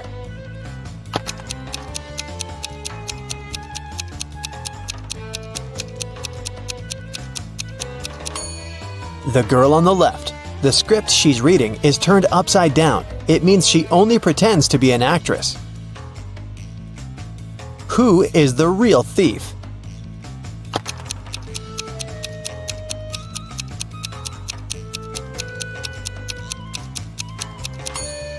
Both of these men are thieves. While one man is distracting the girl, the other is preparing to steal her phone.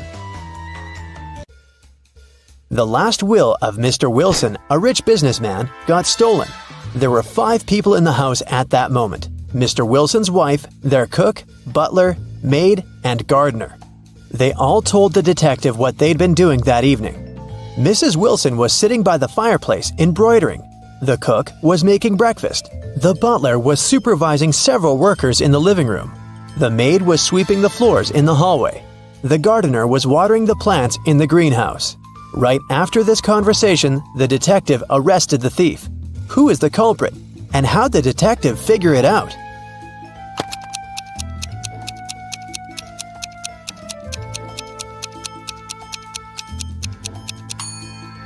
The cook is the thief. He said he'd been preparing breakfast, but the crime happened in the evening. Lily owned a flower store. One day, she got a call from the police. They told her that her shop had been robbed. When she arrived, shards of glass were on the ground near the store, and the pots and plants inside were broken. The police questioned 3 suspects. Jacob, Lily's ex, said, "I was in a hurry and didn't notice that the windows were broken when I was passing by the store.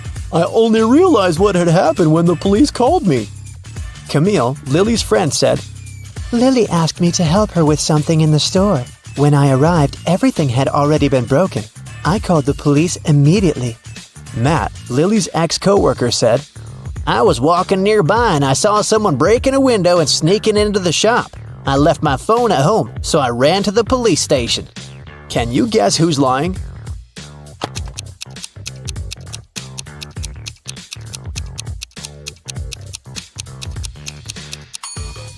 Matt is lying. Shards of glass were laying on the ground, which meant that the criminal had to break the window from the inside. Let's take a little break. Now, you need to think fast. Mary's mom has 4 daughters. One daughter is called April, the second is named May, and the third daughter is June. What's the 4th daughter's name?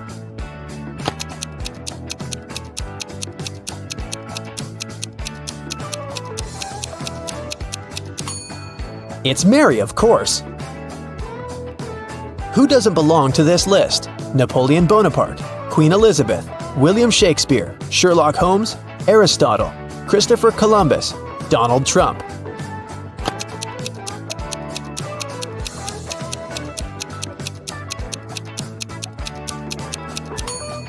Sherlock Holmes. He's the only fictional character on the list. 8 girls are in the house, and each of them is busy with something. The first one is cooking dinner. The second one is lighting the fireplace. The third girl is playing chess. The 4th one is reading a book. The 5th girl is drawing a picture. The 6th is cleaning up the house. The 7th girl is watering the plants. What is the 8th girl doing?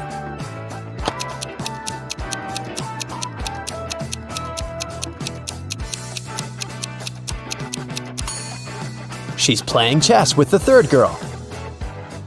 One woman turned 40 in 1850, but in 1860, she was 30 years old. How could this happen?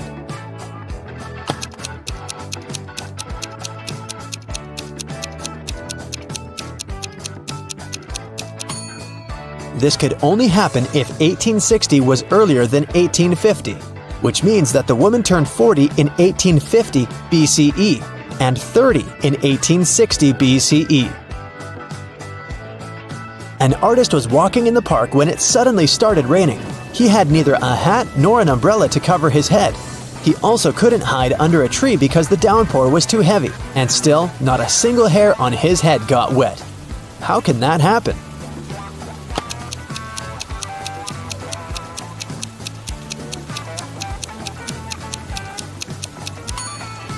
The artist was bald. Now let's get back to our detective riddles. Robert won $1 million in the lottery. He decided not to tell anyone about this, including his wife. At home, he put his money in a safe hidden behind a painting.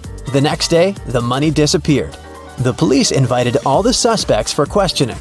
Emily, Robert's wife, said, "In the morning, I went to my husband's home to clean up there. The safe was open and there was nothing inside." James, Robert's business partner, said, "Poor Robert, he always wanted to win a lottery. I stayed at home all day and yesterday and watched TV." And Mark, Robert's friend, said, "I was at the gym last night, then I went home. I can't imagine why anyone would do this." The police arrested the thief. Can you guess who it was?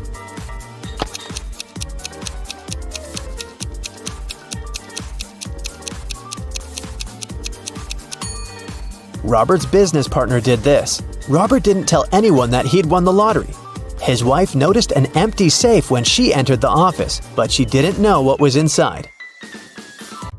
Marina was participating in a figure skating championship. She was a very strong competitor, and many people believed she could win.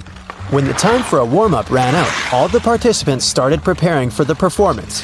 Marina was the first. She was amazing, but suddenly she tripped, fell down, and broke her leg, which made her unable to continue. The investigation revealed that someone had ruined her skates. The police interviewed 3 suspects. Anna said, "I didn't do anything, but I saw Jacqueline and Kate walking into the locker room before Marina's performance. They're the ones who ruined her skates." Jacqueline said, "Yes, I indeed went into the locker room to take my things, but I didn't see Kate there." And Kate said, "Yeah, that's because I've been practicing in the gym until it was my turn. Besides, Anna is lying. I saw her in the locker room." Can you guess who's lying?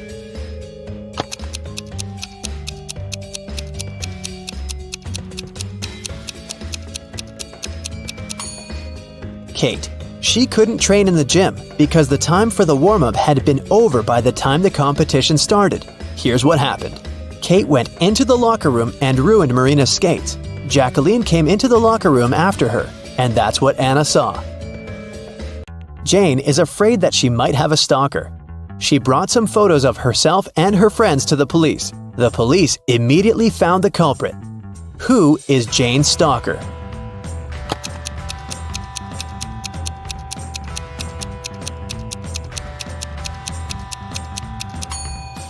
Jane's friend Mike. He's the only one who is present in all the photos, and sometimes he even tries to conceal his identity. The investigation didn't have enough evidence to prove the suspect was guilty. Detective Reed decided to investigate their house, hoping to find some clues, and he actually did find something. He discovered a secret room. However, it had a combination lock and the word "idea" written above it. Do you have any idea what the code might be?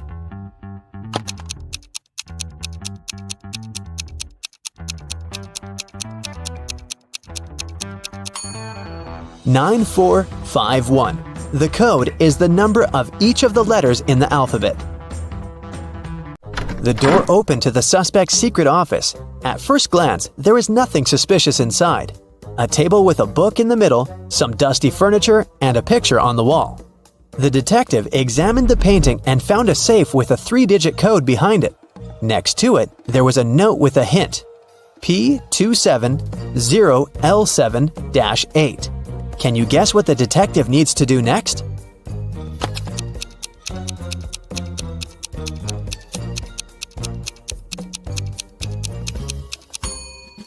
The detective realized that the note meant page 270, lines 7 to 8. He should check out the book on the table.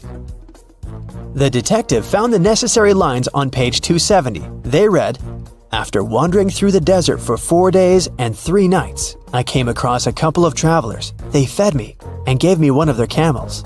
This is a clue that can help crack the code to the safe. What is it?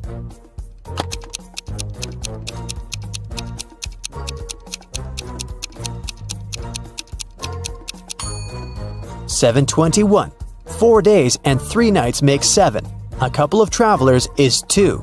And don't forget about 1 camel." The detective opened the safe and found the evidence that proved that the suspect was guilty. In the middle of the night, someone stole a unique artifact from a museum. The museum guard claimed it had been a robber. Detective Ridd arrived at the crime scene immediately and questioned the guard. The man said, I was walking around the museum. Suddenly I saw a dark shadow. I called out to them, but they didn't respond. But Detective Ridd noticed that something was wrong with this story. Can you guess what it is?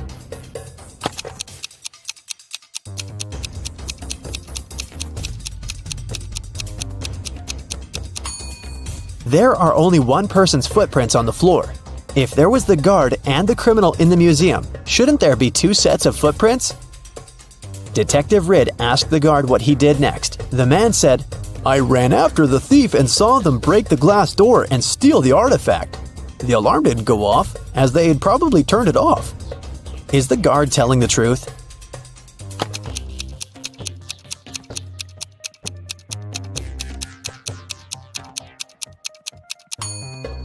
The door is indeed broken, but it's also open. It can only be opened with a key. It looks like someone opened the door to prevent the alarm from going off, and then broke the glass to hide the traces. The detective asked the man what had happened next. The guard said, I ran up to the criminal and tried to stop them, but they sprayed something in my eyes, and I lost consciousness. When I woke up, I immediately called the police. Is he telling the truth?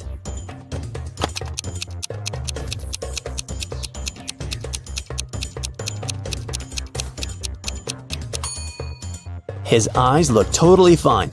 The robbery happened just a few hours ago. If the guard was telling the truth, his eyes would at least look red. He must be lying. The guard turned out to be the thief and was arrested.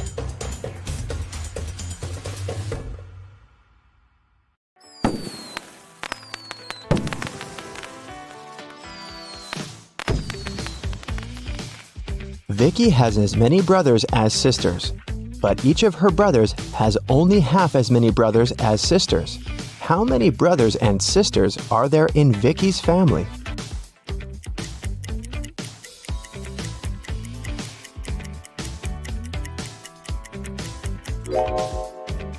The correct answer is 4 sisters and 3 brothers.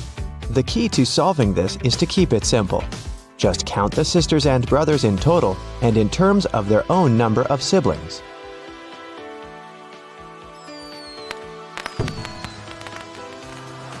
Vicky is a music teacher.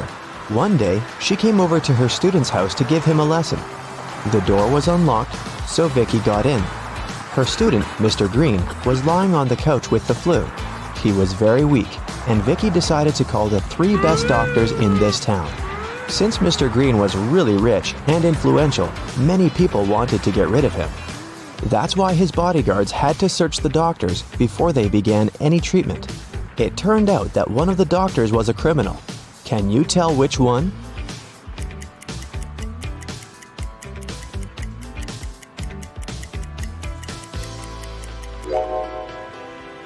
This guy. Why does he need an axe? Mr. Green got well and returned to his business duties. He runs a small company producing expensive diamond rings. On Friday, when the working week was finally over, he got a call from his bank. Mr. Green found out that someone had stolen all the money he had. He suspected that it might have been one of his employees, so he asked each of them what they'd been doing that day. Helen, the jeweler, said she always made 2 rings a day and showed all the rings she had made that week. Jesse, the sales manager, said that he had been busy meeting with the clients. And Amber, the cleaner, said that she'd been cleaning the office every day as usual, and she didn't notice anything suspicious. Who lied?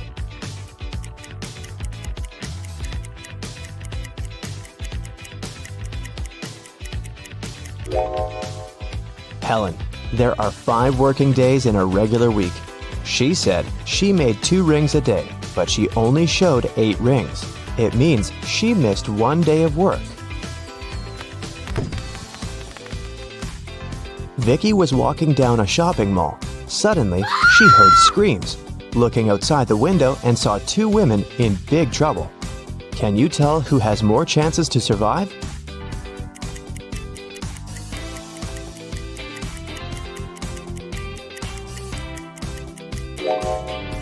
Look at this lady's hand. It's made of metal. She's a robot, so she'll more likely survive this adventure. One morning, Vicky was walking in the park and noticed this missing cat poster. Can you help her find the cat in this area?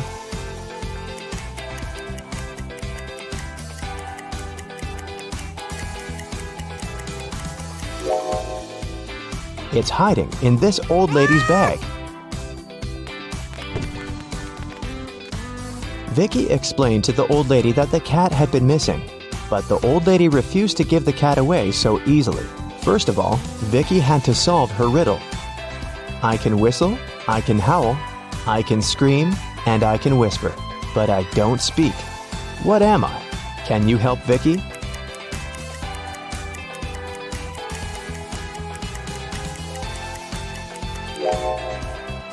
The correct answer is wind. After getting the cat, Vicky headed to its owner's home. She walked through this beautiful park. Can you spot what's wrong here?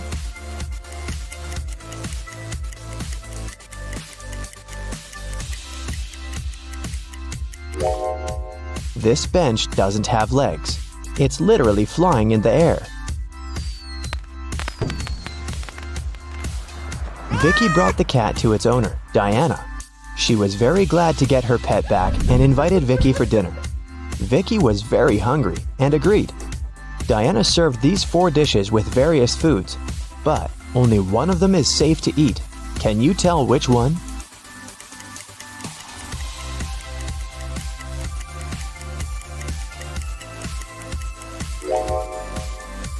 The coconut cake is sprinkled with some human nails. If you look closely at this tomato soup, you'll notice some metal nails. Something's moving inside this burger, so this pasta is the only edible dish here. After dinner, Diana made a confession. She was a real witch, but Vicky didn't believe in magic at all. That's why Diana offered her this deal. If you solve my riddle, I'm gonna use some magic to fulfill your biggest wish. I'm beautiful, up in the sky, I'm magical, yet I cannot fly. To some people, I bring luck. To some people, wealth. What am I? Can you help Vicky out?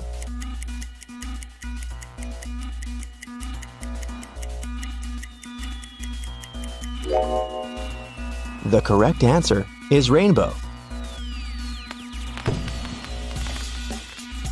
Vicky has always wanted to become a famous singer. She received an invitation to a singing contest. Vicky sang beautifully and won first place. After the performance, she drank a glass of water backstage. After that, Vicky felt very sick. The contest manager called the ambulance. Doctors said that someone had poisoned Vicky. The police questioned 3 suspects and searched their bags. Lily said, "I was crying in the dressing room. This contest meant so much to me." Jessica said, "Who do you think I am? Singers should stand for each other." And Rose said, "I was outside the music hall with Lily. She was crying because she had lost this competition." Who poisoned Vicky?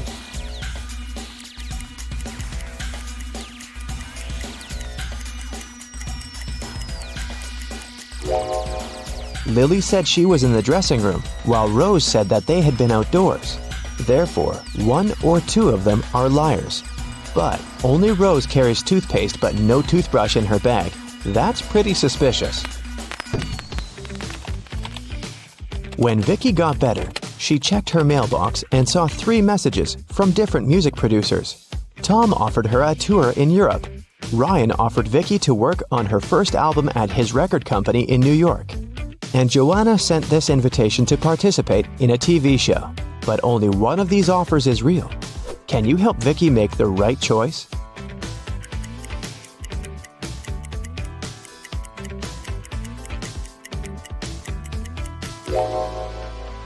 Joanna's message is spam. She doesn't mention Vicky's name anywhere, and the text includes a suspicious link. Ryan sent Vicky a picture of his record company. But there are palm trees and a tropical forest outside the window. It's clearly not in New York. So, Vicky should pick Tom. Vicky was walking home from a rehearsal and stepped on a magical portal. She fainted and woke up in an enchanted forest. Suddenly, a wicked witch popped out of nowhere and gave Vicky a choice. If you solve my riddle, I'll let you go. And if not, you'll get lost in this forest forever. Here's the riddle. I can be flipped and broken, but I never move. I can be closed and opened, and sometimes removed. You can seal me with your hands. What am I? Unfortunately, Vicky failed to crack this riddle. And what about you?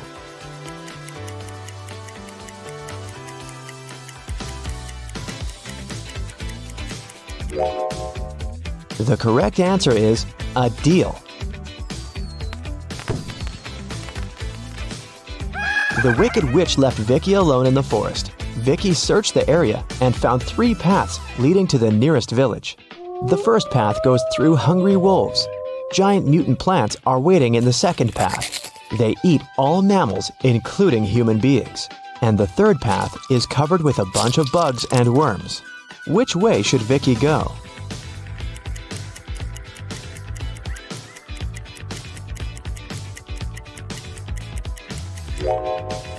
Although insects are gross, they are the least harmful to humans, so Vicky should choose this path.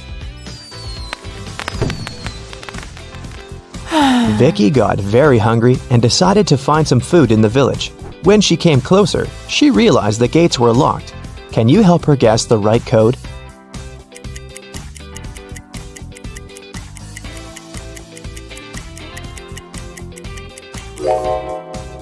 Take a look at the screen. It requires a 4-digit code. Someone decorated the gates with this symbol. It's a hint. If we divide this symbol into 4 parts, we will see that it's made up of 4 2s. So, Vicky should enter 2222 and come in. When Vicky entered the village, an angry pixie stopped her and said, Not so fast, lady. You gotta solve one riddle first. What should you do when you see a green man? Vicky cracked this puzzle right away. What about you?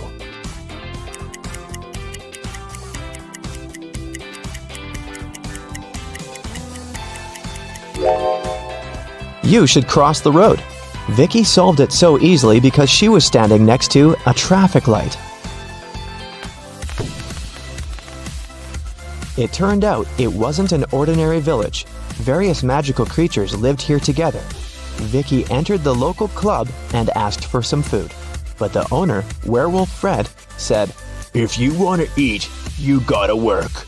Now Vicky's job is to check the guests' ID cards. She shouldn't let suspicious persons or those under 21 get inside. Take a look at these 3 ID cards and figure out who shouldn't enter the club.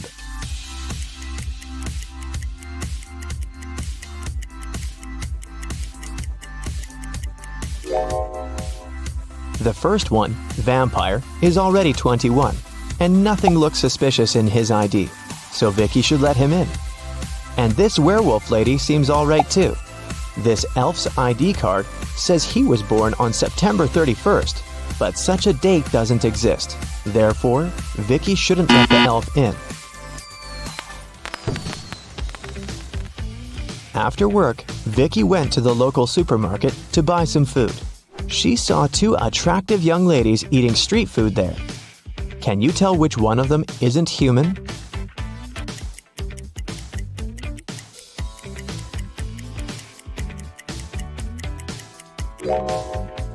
Take a closer look at this ice cream.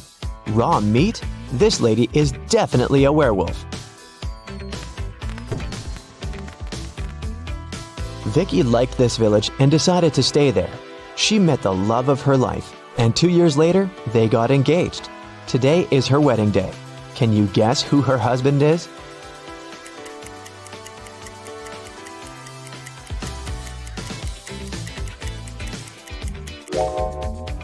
It's the third guy. He's wearing a tie, which means he attended the wedding, and he's wearing a ring too. Look at these 2 people. Can you guess which one of them is just dressed up and is not a woman in reality?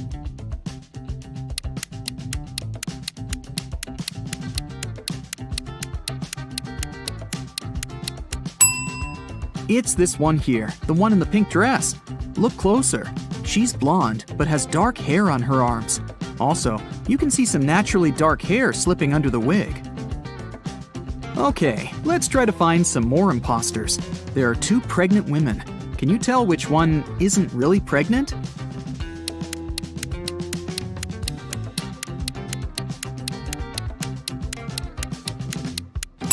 It must be this one. She has a big belly, but her choice of high heels is very questionable. Look at these 2. One of them is a mummy that escaped from ancient Egypt. Don't ask me how, it doesn't really matter. Just find the mummy. What's your choice?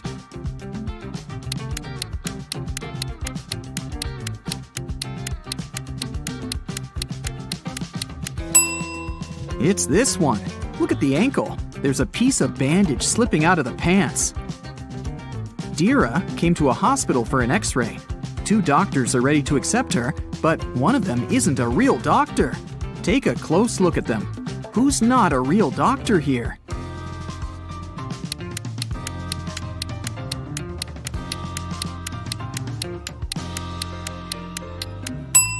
It's this man here. See, he looks nothing like the person in the photo on his badge. He must have stolen the uniform. Mrs. Cook left for a business trip, and 3 of her daughters stayed at home by themselves. When Mrs. Cook returned the next day, she found her car crashed. Obviously, one of her daughters had taken it and had crashed it by accident, but none of the 3 took the blame.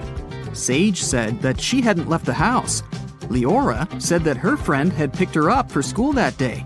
Amaya said that she had taken the bus. Who crashed the car?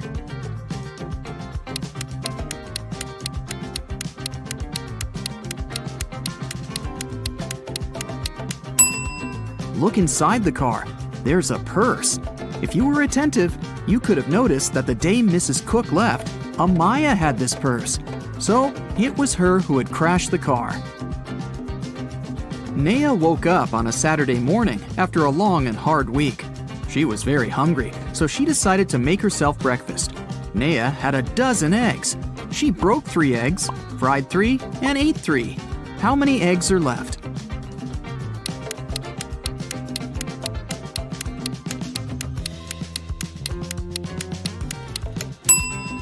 There are 9 eggs left. Naya broke, fried, and ate the exact same 3 eggs. Esme was walking through the forest and got lost. After hours of wandering around, she found a witch's house. She walked in, pet a cat, and asked the witch to take her home. The witch was making a new potion and asked Esme to give her a plant from the shelf. Esme walked there, but there were 5 of them. "Which one?" she asked. Not the one right in the middle, and not the smallest one. Also, don't take the one that's next to the pink flower. So, which one does she need?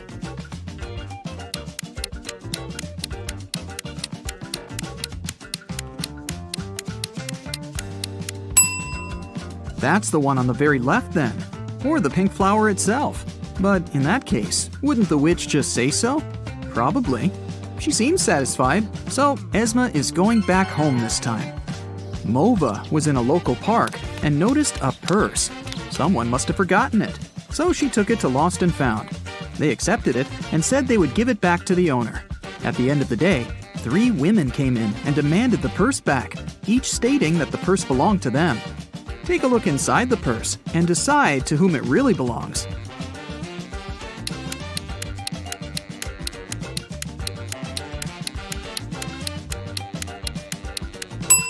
Look, there's lipstick in the purse. There's just one woman who's wearing lipstick of the same color, and it's this one. So the purse must belong to her. Let's stick around in Lost and Found for a while.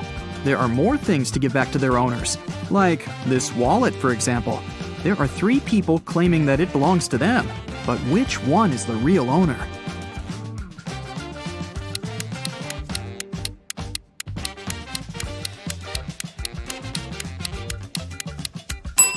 Look, there's an ID card. It has a photo of this guy, so it must be his wallet. There's a backpack, and 3 people are demanding it. You can take a look inside. Who do you think the backpack belongs to?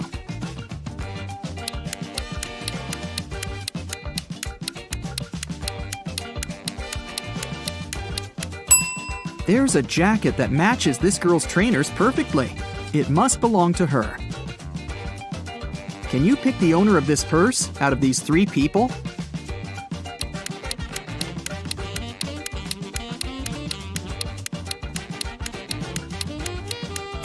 Look, there's a charm on the purse that says Ella. This girl in the middle has a necklace with a pendant saying Ella too. It must be her purse. Yvonne and Liana are exploring a forest right outside their town and find an abandoned hotel. Of course, they walk in to look around. When they walk into one of the rooms, a cage falls and traps them inside. There are 3 potions. Each of them will only last 10 minutes. If they drink the purple one, they will turn into the first animal they can see. If they drink the blue one, they'll be able to fly. If they drink the orange one, they'll switch bodies with each other. Which potion should they drink?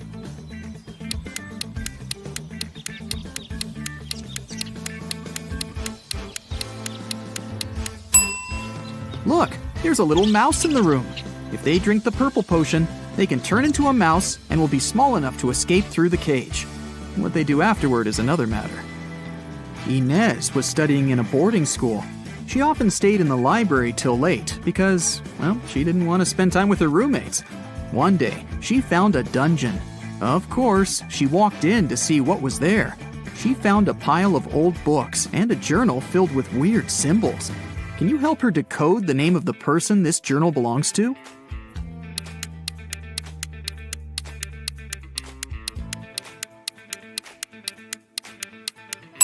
For each letter, there's a unique border and dot combination. To decode, Inez just has to find the respective letter.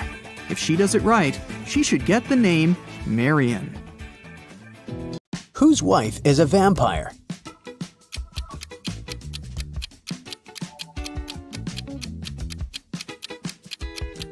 This guy's wife is a vampire because she only came to the party after sunset. Whose husband is a werewolf?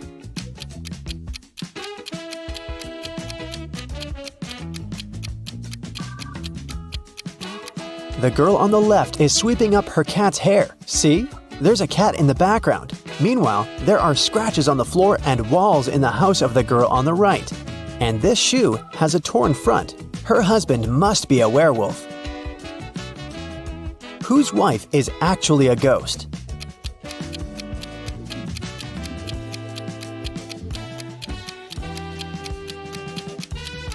The woman on the right is wearing a ghost costume. It's Halloween. But the woman on the left is a real ghost because we can't see her legs under the sheet. Whose husband is actually a zombie?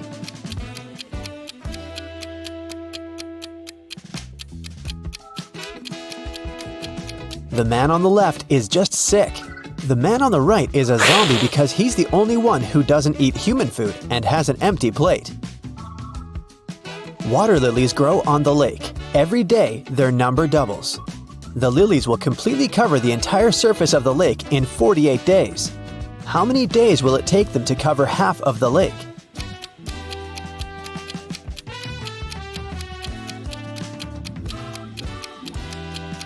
"47 days. You see, every day the number of the water lilies doubles. On day 48, the lake will be completely covered with lilies. It means that on day 47, there will be twice as few lilies as on day 48. Jack noticed that someone regularly ruins his lawn. He decided to install a hidden camera and figure out who approached his house most often. After 4 days, he decided to check the footage and immediately realized who the culprit was. Can you guess who it is?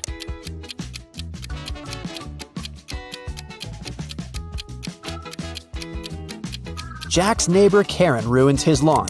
She's present in all the photos, but she tries to disguise herself so that she can't be recognized. A woman didn't have her driver's license with her. She didn't stop at a railroad crossing when the barrier was lowered. Then, ignoring the stop sign, she moved in the wrong direction along a one-way street and stopped only after passing 3 intersections. Traffic police officers, seeing all this, decided not to interfere. Why?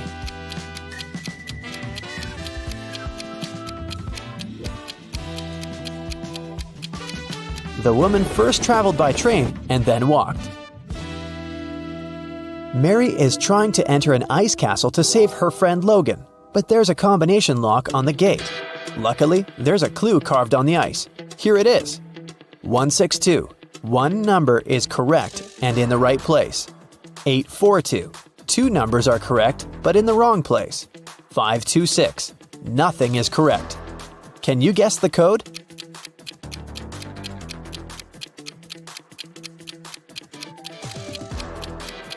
The passcode is 184. First, we exclude 2 and 6, since in 526, no number is correct. In 842, two numbers are correct, so two of the numbers we need are 8 and 4. The last number must be 1, and since 1 is in its place, we can easily figure out where 8 and 4 must go. Mary opens the gate and enters the castle. She walks down an icy corridor and comes across 3 doors. There's a severe snowstorm behind the first door. In the second room, there's a dangerous snow dragon. And behind the third door, there's a lake covered with a layer of dark blue ice. Which door should Mary choose?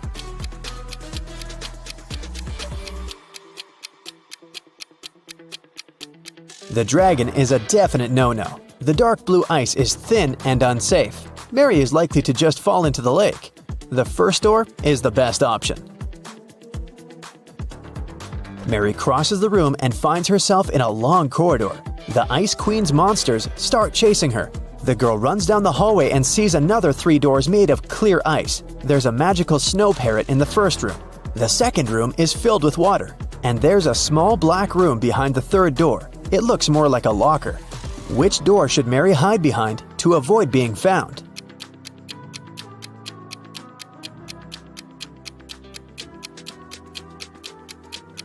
The Ice Queen's parrot behind the first door will scream when it sees Mary. The third door is a bad option because the doors are made of clear ice, so the monsters will spot her immediately. The second door is the best option. Mary swims away and finds herself in a big hall. She sees Logan, and they're about to run away together when the Ice Queen captures them in a cage. There are 3 levers next to the cage, and the Ice Queen gives Mary these hints. The first lever is going to open the cage, but they'll fall into a freezing cold underground lake. The second lever will open all the cages in the castle and release all the monsters that are inside. The third lever will open the cage, but only one person will be able to get out. What should the guys do?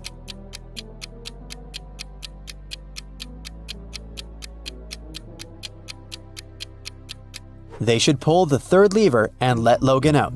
After that, they should pull the first lever. Mary will fall into the water, but Logan will help her get out of the lake. John decided to make a vegetable salad for his friends. To prepare for it, he will need 3 peppers and the same number of tomatoes. And he needs fewer cucumbers than tomatoes, but more than radishes. How many different vegetables will John use in the salad?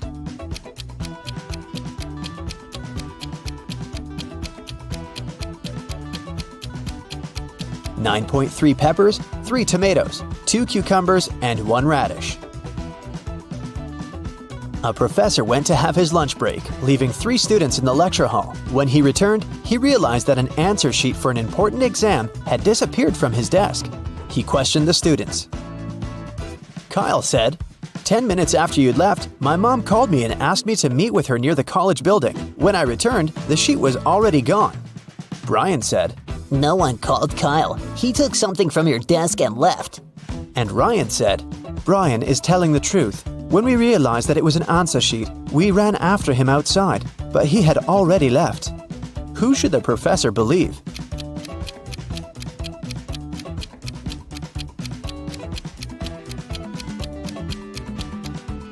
Ryan and Brian are lying. They said they had run after Kyle outside, but it was raining and they're both dry. 2 best friends, Emily and Luna, came to a popular and expensive hair salon. At first, the administrator told the girls they had just one available hairstylist. But after making a phone call, she happily announced she had found another hairdresser. Emily and Luna could have their hair done at the same time. But in the process, it dawned on the girls that one of the hairstylists was fake. Which one?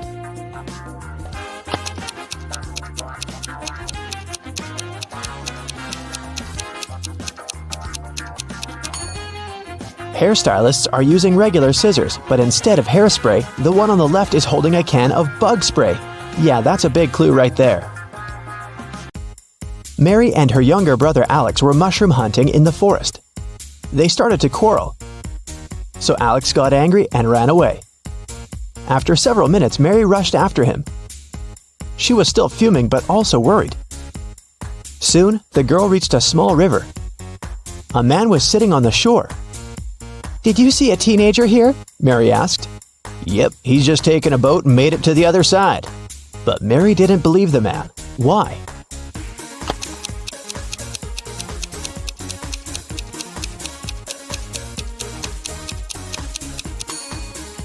The boat is indeed on the other side, but the paddles are lying next to the man. How could the boy cross the river without them? 3 prisoners are sitting at a table having dinner, but one of them is wealthy. Can you guess who it is?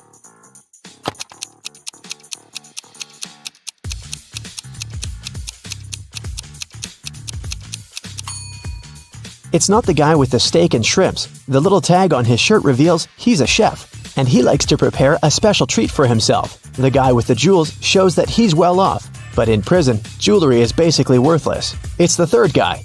Wealthy people try to keep a low profile in prison, not to be targeted by others. That's why he doesn't flash any valuable possessions or his status. It's Friday and all the students have gathered in a big lecture hall to take the end of term exam. The teacher has been informed that one student is going to cheat. Can you tell which one? Pay attention to every detail.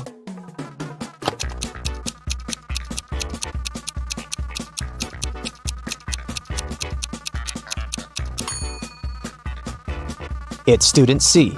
It looks as if he's trying to remember what he's read, but he has all the answers written on his hand. Marta was walking through the park near her home in the evening. It was dark and there was nobody around. Suddenly, someone grabbed her from behind and they bolted away. Marta took off after them. She was pretty sure this person was a woman, but she couldn't make out her appearance or clothes. When Marta ran inside, she saw 3 teachers. The girl looked at them attentively and soon figured out which one of them had taken her bag. Can you do the same?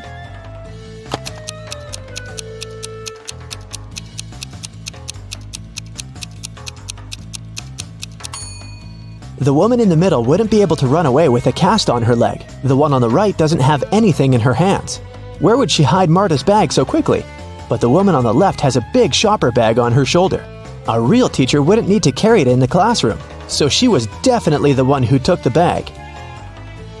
Jonathan sneaked out of the house late in the evening to meet his girlfriend. The teenager thought he was extremely careful and quiet, but his whole family knew about his plan. They were aware the guy would return at midnight, so they decided to make a bet. The one who would see Nathan first when the guy started climbing the fence would be the winner. The prize would be no chores for them for 1 week. So as to not fall asleep, Nathan's dad switched on the TV. The teen's grandfather settled in the living room to read a book. The grandmother went to the kitchen to make a pizza, and Nathan's mom went to her room, sat down on the floor, and started to meditate. Who's going to be the first to spot Nathan when the time comes?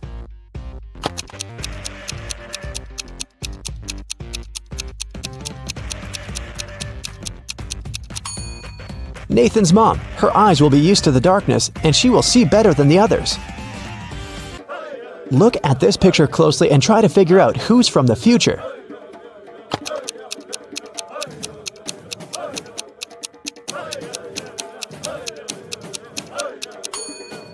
Well, I'm pretty sure there was no flashlights in the Stone Age, so it has to be this guy here. Down in the Sea Kingdom, Stacy met Neptune. He was sitting on his throne, surrounded by 3 mermaids. Neptune asked Stacy to return the pearl necklace to his wife, who had recently lost it. Luke happened to have found the necklace on the shore. Can you guess which mermaid is Neptune's wife, so Luke can give it back to her?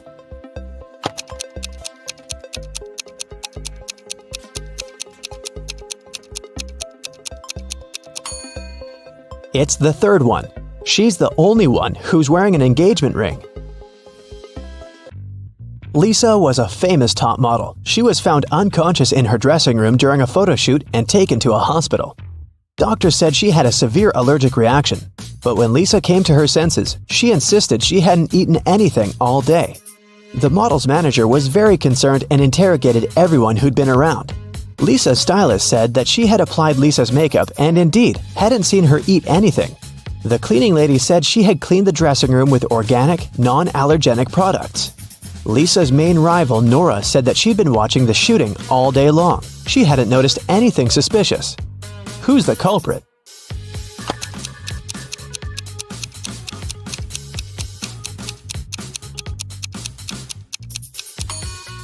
It was the stylist. Lipstick was the only thing Lisa could have swallowed that day. In the middle of the night, Dennis woke up because of a loud crash. One of the kids must have been out, but they know they aren't allowed to leave at night. The man went to check on the children. All three of them, Catherine, Ruth, and Larry, seemed to be sleeping peacefully. Look at the kids and try to figure out who sneaked out of the house.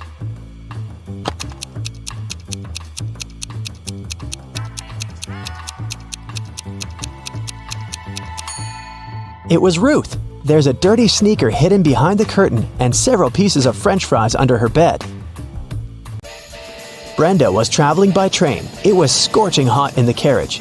The girl took off her gold bracelet decorated with diamonds and put it on the table in front of her. Several minutes later, the train entered a tunnel, and it got pitch dark. When the tunnel was left behind, there was no bracelet on the table.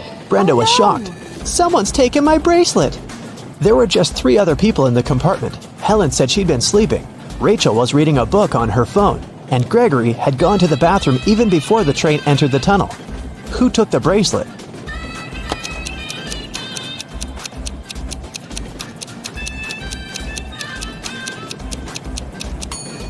It was Helen.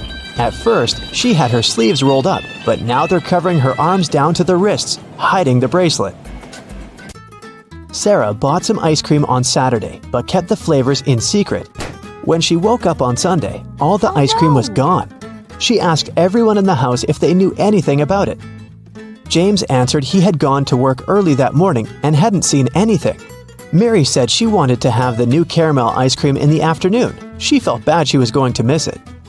John didn't even know there was ice cream in the house, but he was looking forward to trying it. Can you figure out who knows something?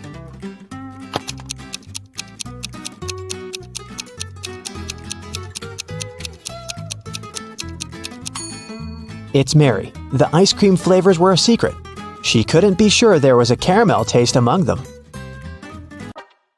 Can you tell who's a real mermaid here?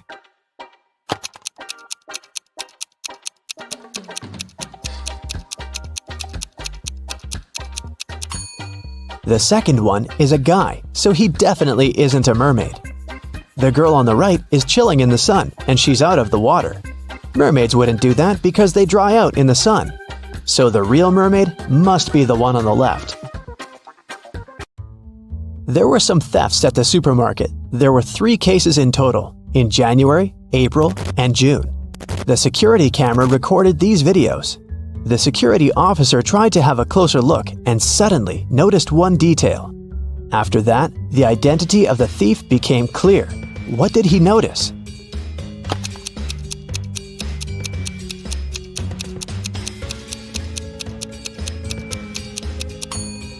It was the pregnant woman. The attentive security officer noticed that in January, she looked about 6 to 7 months pregnant. In June, she looked the same. Seems like it's the mysterious case of the baby bump that was really a canned ham. One day, a thief decided to rob the local bank. He came up with a brilliant plan to dress up as one of the bank tellers and try to sneak into the vault. As he was approaching the vault, he saw a security guard standing right in front of the door.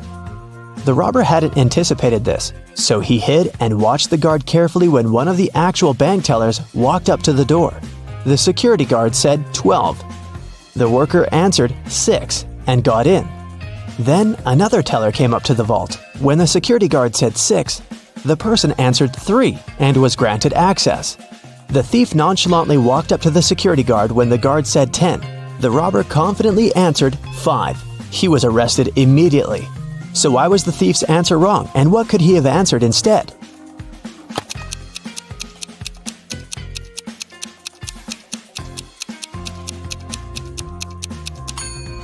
The response has to do with the number of letters in the word.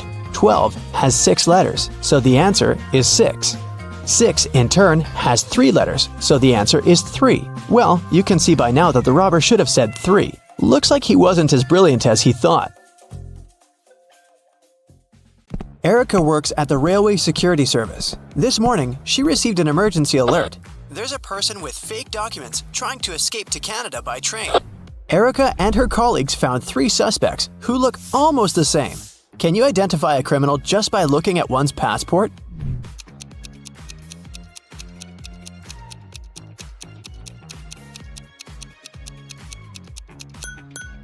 No matter what country a person is from, no passport can have a photo with mountains in the background. So these documents are fake.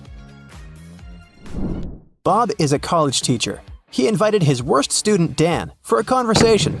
Bob wants to test the guy's logical thinking. He says, "If you tell a lie, I will expel you from college. And if you tell the truth, I'll still expel you." What should the student say to stay in college?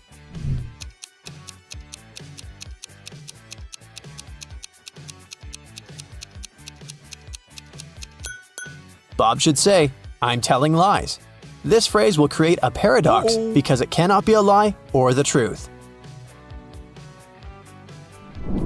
Nancy has 10 bowling balls. Her brother Josh decided to check her intelligence, so he asked Nancy to place those 10 balls in 5 lines, such that each of the lines has exactly 4 balls on them.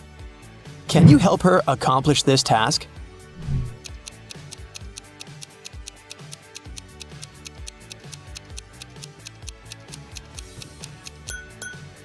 She should draw a 5-point star and place the 10 balls occupying the corners and the intersection points.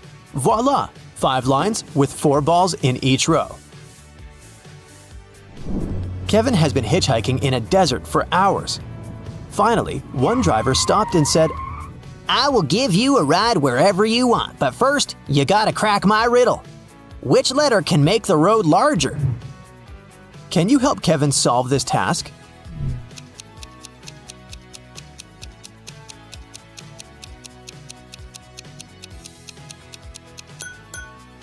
The letter B can turn road into broad. Alex is a shepherd. He had 30 sheep, out of which all but 13 ran away. Can you calculate how many sheep Alex has now?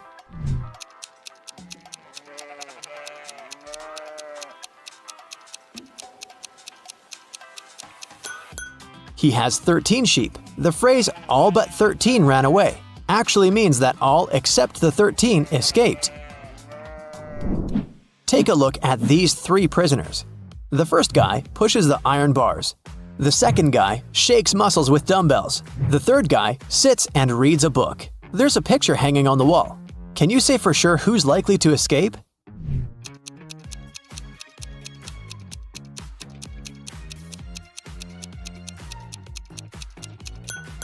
Take a closer look at the third guy. Can you see the sand under the painting? He must be digging a tunnel and covering it with a picture, so he's the one who wants to escape. All Becky's shoes are black except 2. Also, all Becky's shoes are red except 2. And all Becky's shoes are yellow except 2. Can you calculate how many shoes Becky has in general?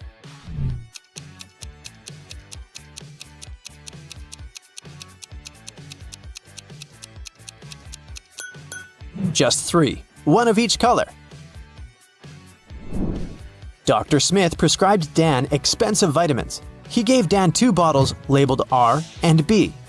The pills are entirely identical. The doctor asked Dan to take 1 pill daily from the R bottle and 1 pill from the B bottle. He can't take more or less than that. One morning, Dan was taking out the pills. He took out 1 pill from the R bottle as usual, and then, by mistake, he took out 2 from the B bottle. Now Dan has no idea which pill is which. He can't just throw away the expensive pills. What would you suggest?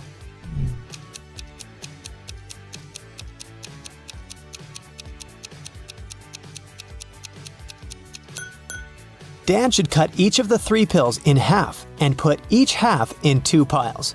Now each of the 2 piles will contain half of pill R and 2 halves of pill B. Now, Dan should take one more pill from the R bottle, cut it into half, and put the two halves in two different piles. This way, we'll know that each pile will have two halves of pill R and two halves of pill B, or one complete R pill and one complete B pill. Dan can take one pile today and keep the second pile for tomorrow. I am red, but I smell like blue paint. What am I?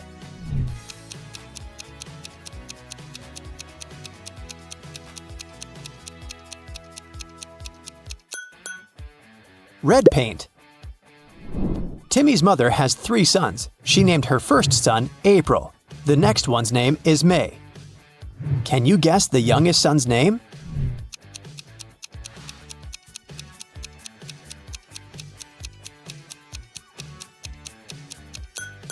And the correct answer is Timmy. Pretty obvious, huh? Can you spot what's wrong in this picture?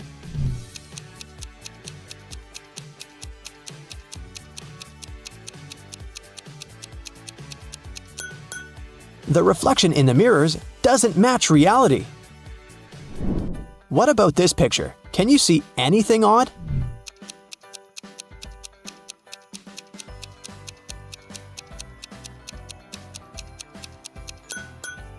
These two ladies seem completely fine, but there's a bandage on this guy's leg. No one would go to a swimming pool if they had big scratches, unless they're a zombie. The king of octopuses has sons, who have 6, 7, or 8 legs. The one with 7 legs always lies, but the one with either 6 or 8 legs always tells the truth. On a certain night, 4 sons meet and chat. The blue octopus says, "We have 28 legs altogether."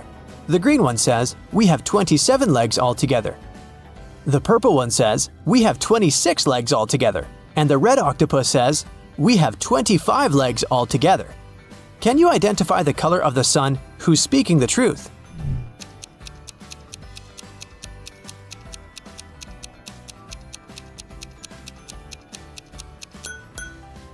The green sun is telling the truth. To prove it, let us first assume that one of them is telling the truth. Obviously, 3 of the 4 suns lie as they disagree with each other. Let's suppose that the blue octopus is telling the truth. In that case, he has either 6 or 8 legs. And each of the other octopuses is lying, which means they have 7 legs. In this case, the total number of legs will be 6 plus 7 plus 7 plus 7 equals 27 legs, or 8 plus 7 plus 7 plus 7 equals 29 legs. But the blue octopus said that they have 28 legs altogether. Therefore, he lies. Now we can follow the same logic and check the remaining 3 suns. And we'll find out that only the green octopus is telling the truth. I have an eye, but cannot see. I'm faster than any man alive, but have no limbs. What am I?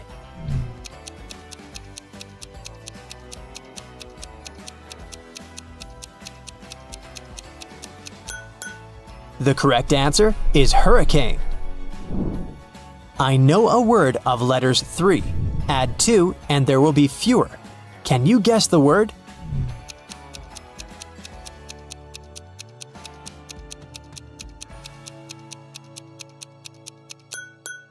The correct answer is few. I have a beard without being a man. I'm green, but I'm not a lizard. I'm white, but I'm not snow. Who am I?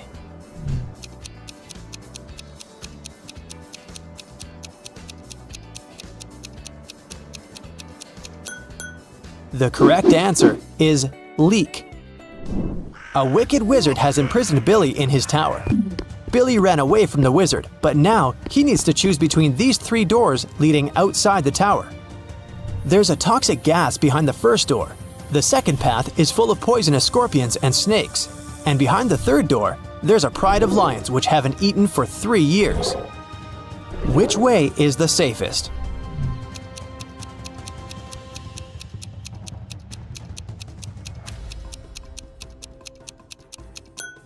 The third one. The lions can't starve for 3 years and still be alive. Monica adores real estate. She used to spend $300,000 per house and acquired property worldwide. She realized that she had too many houses at one point, so she started selling them at $30,000 per house. How is that possible if she was obviously losing money?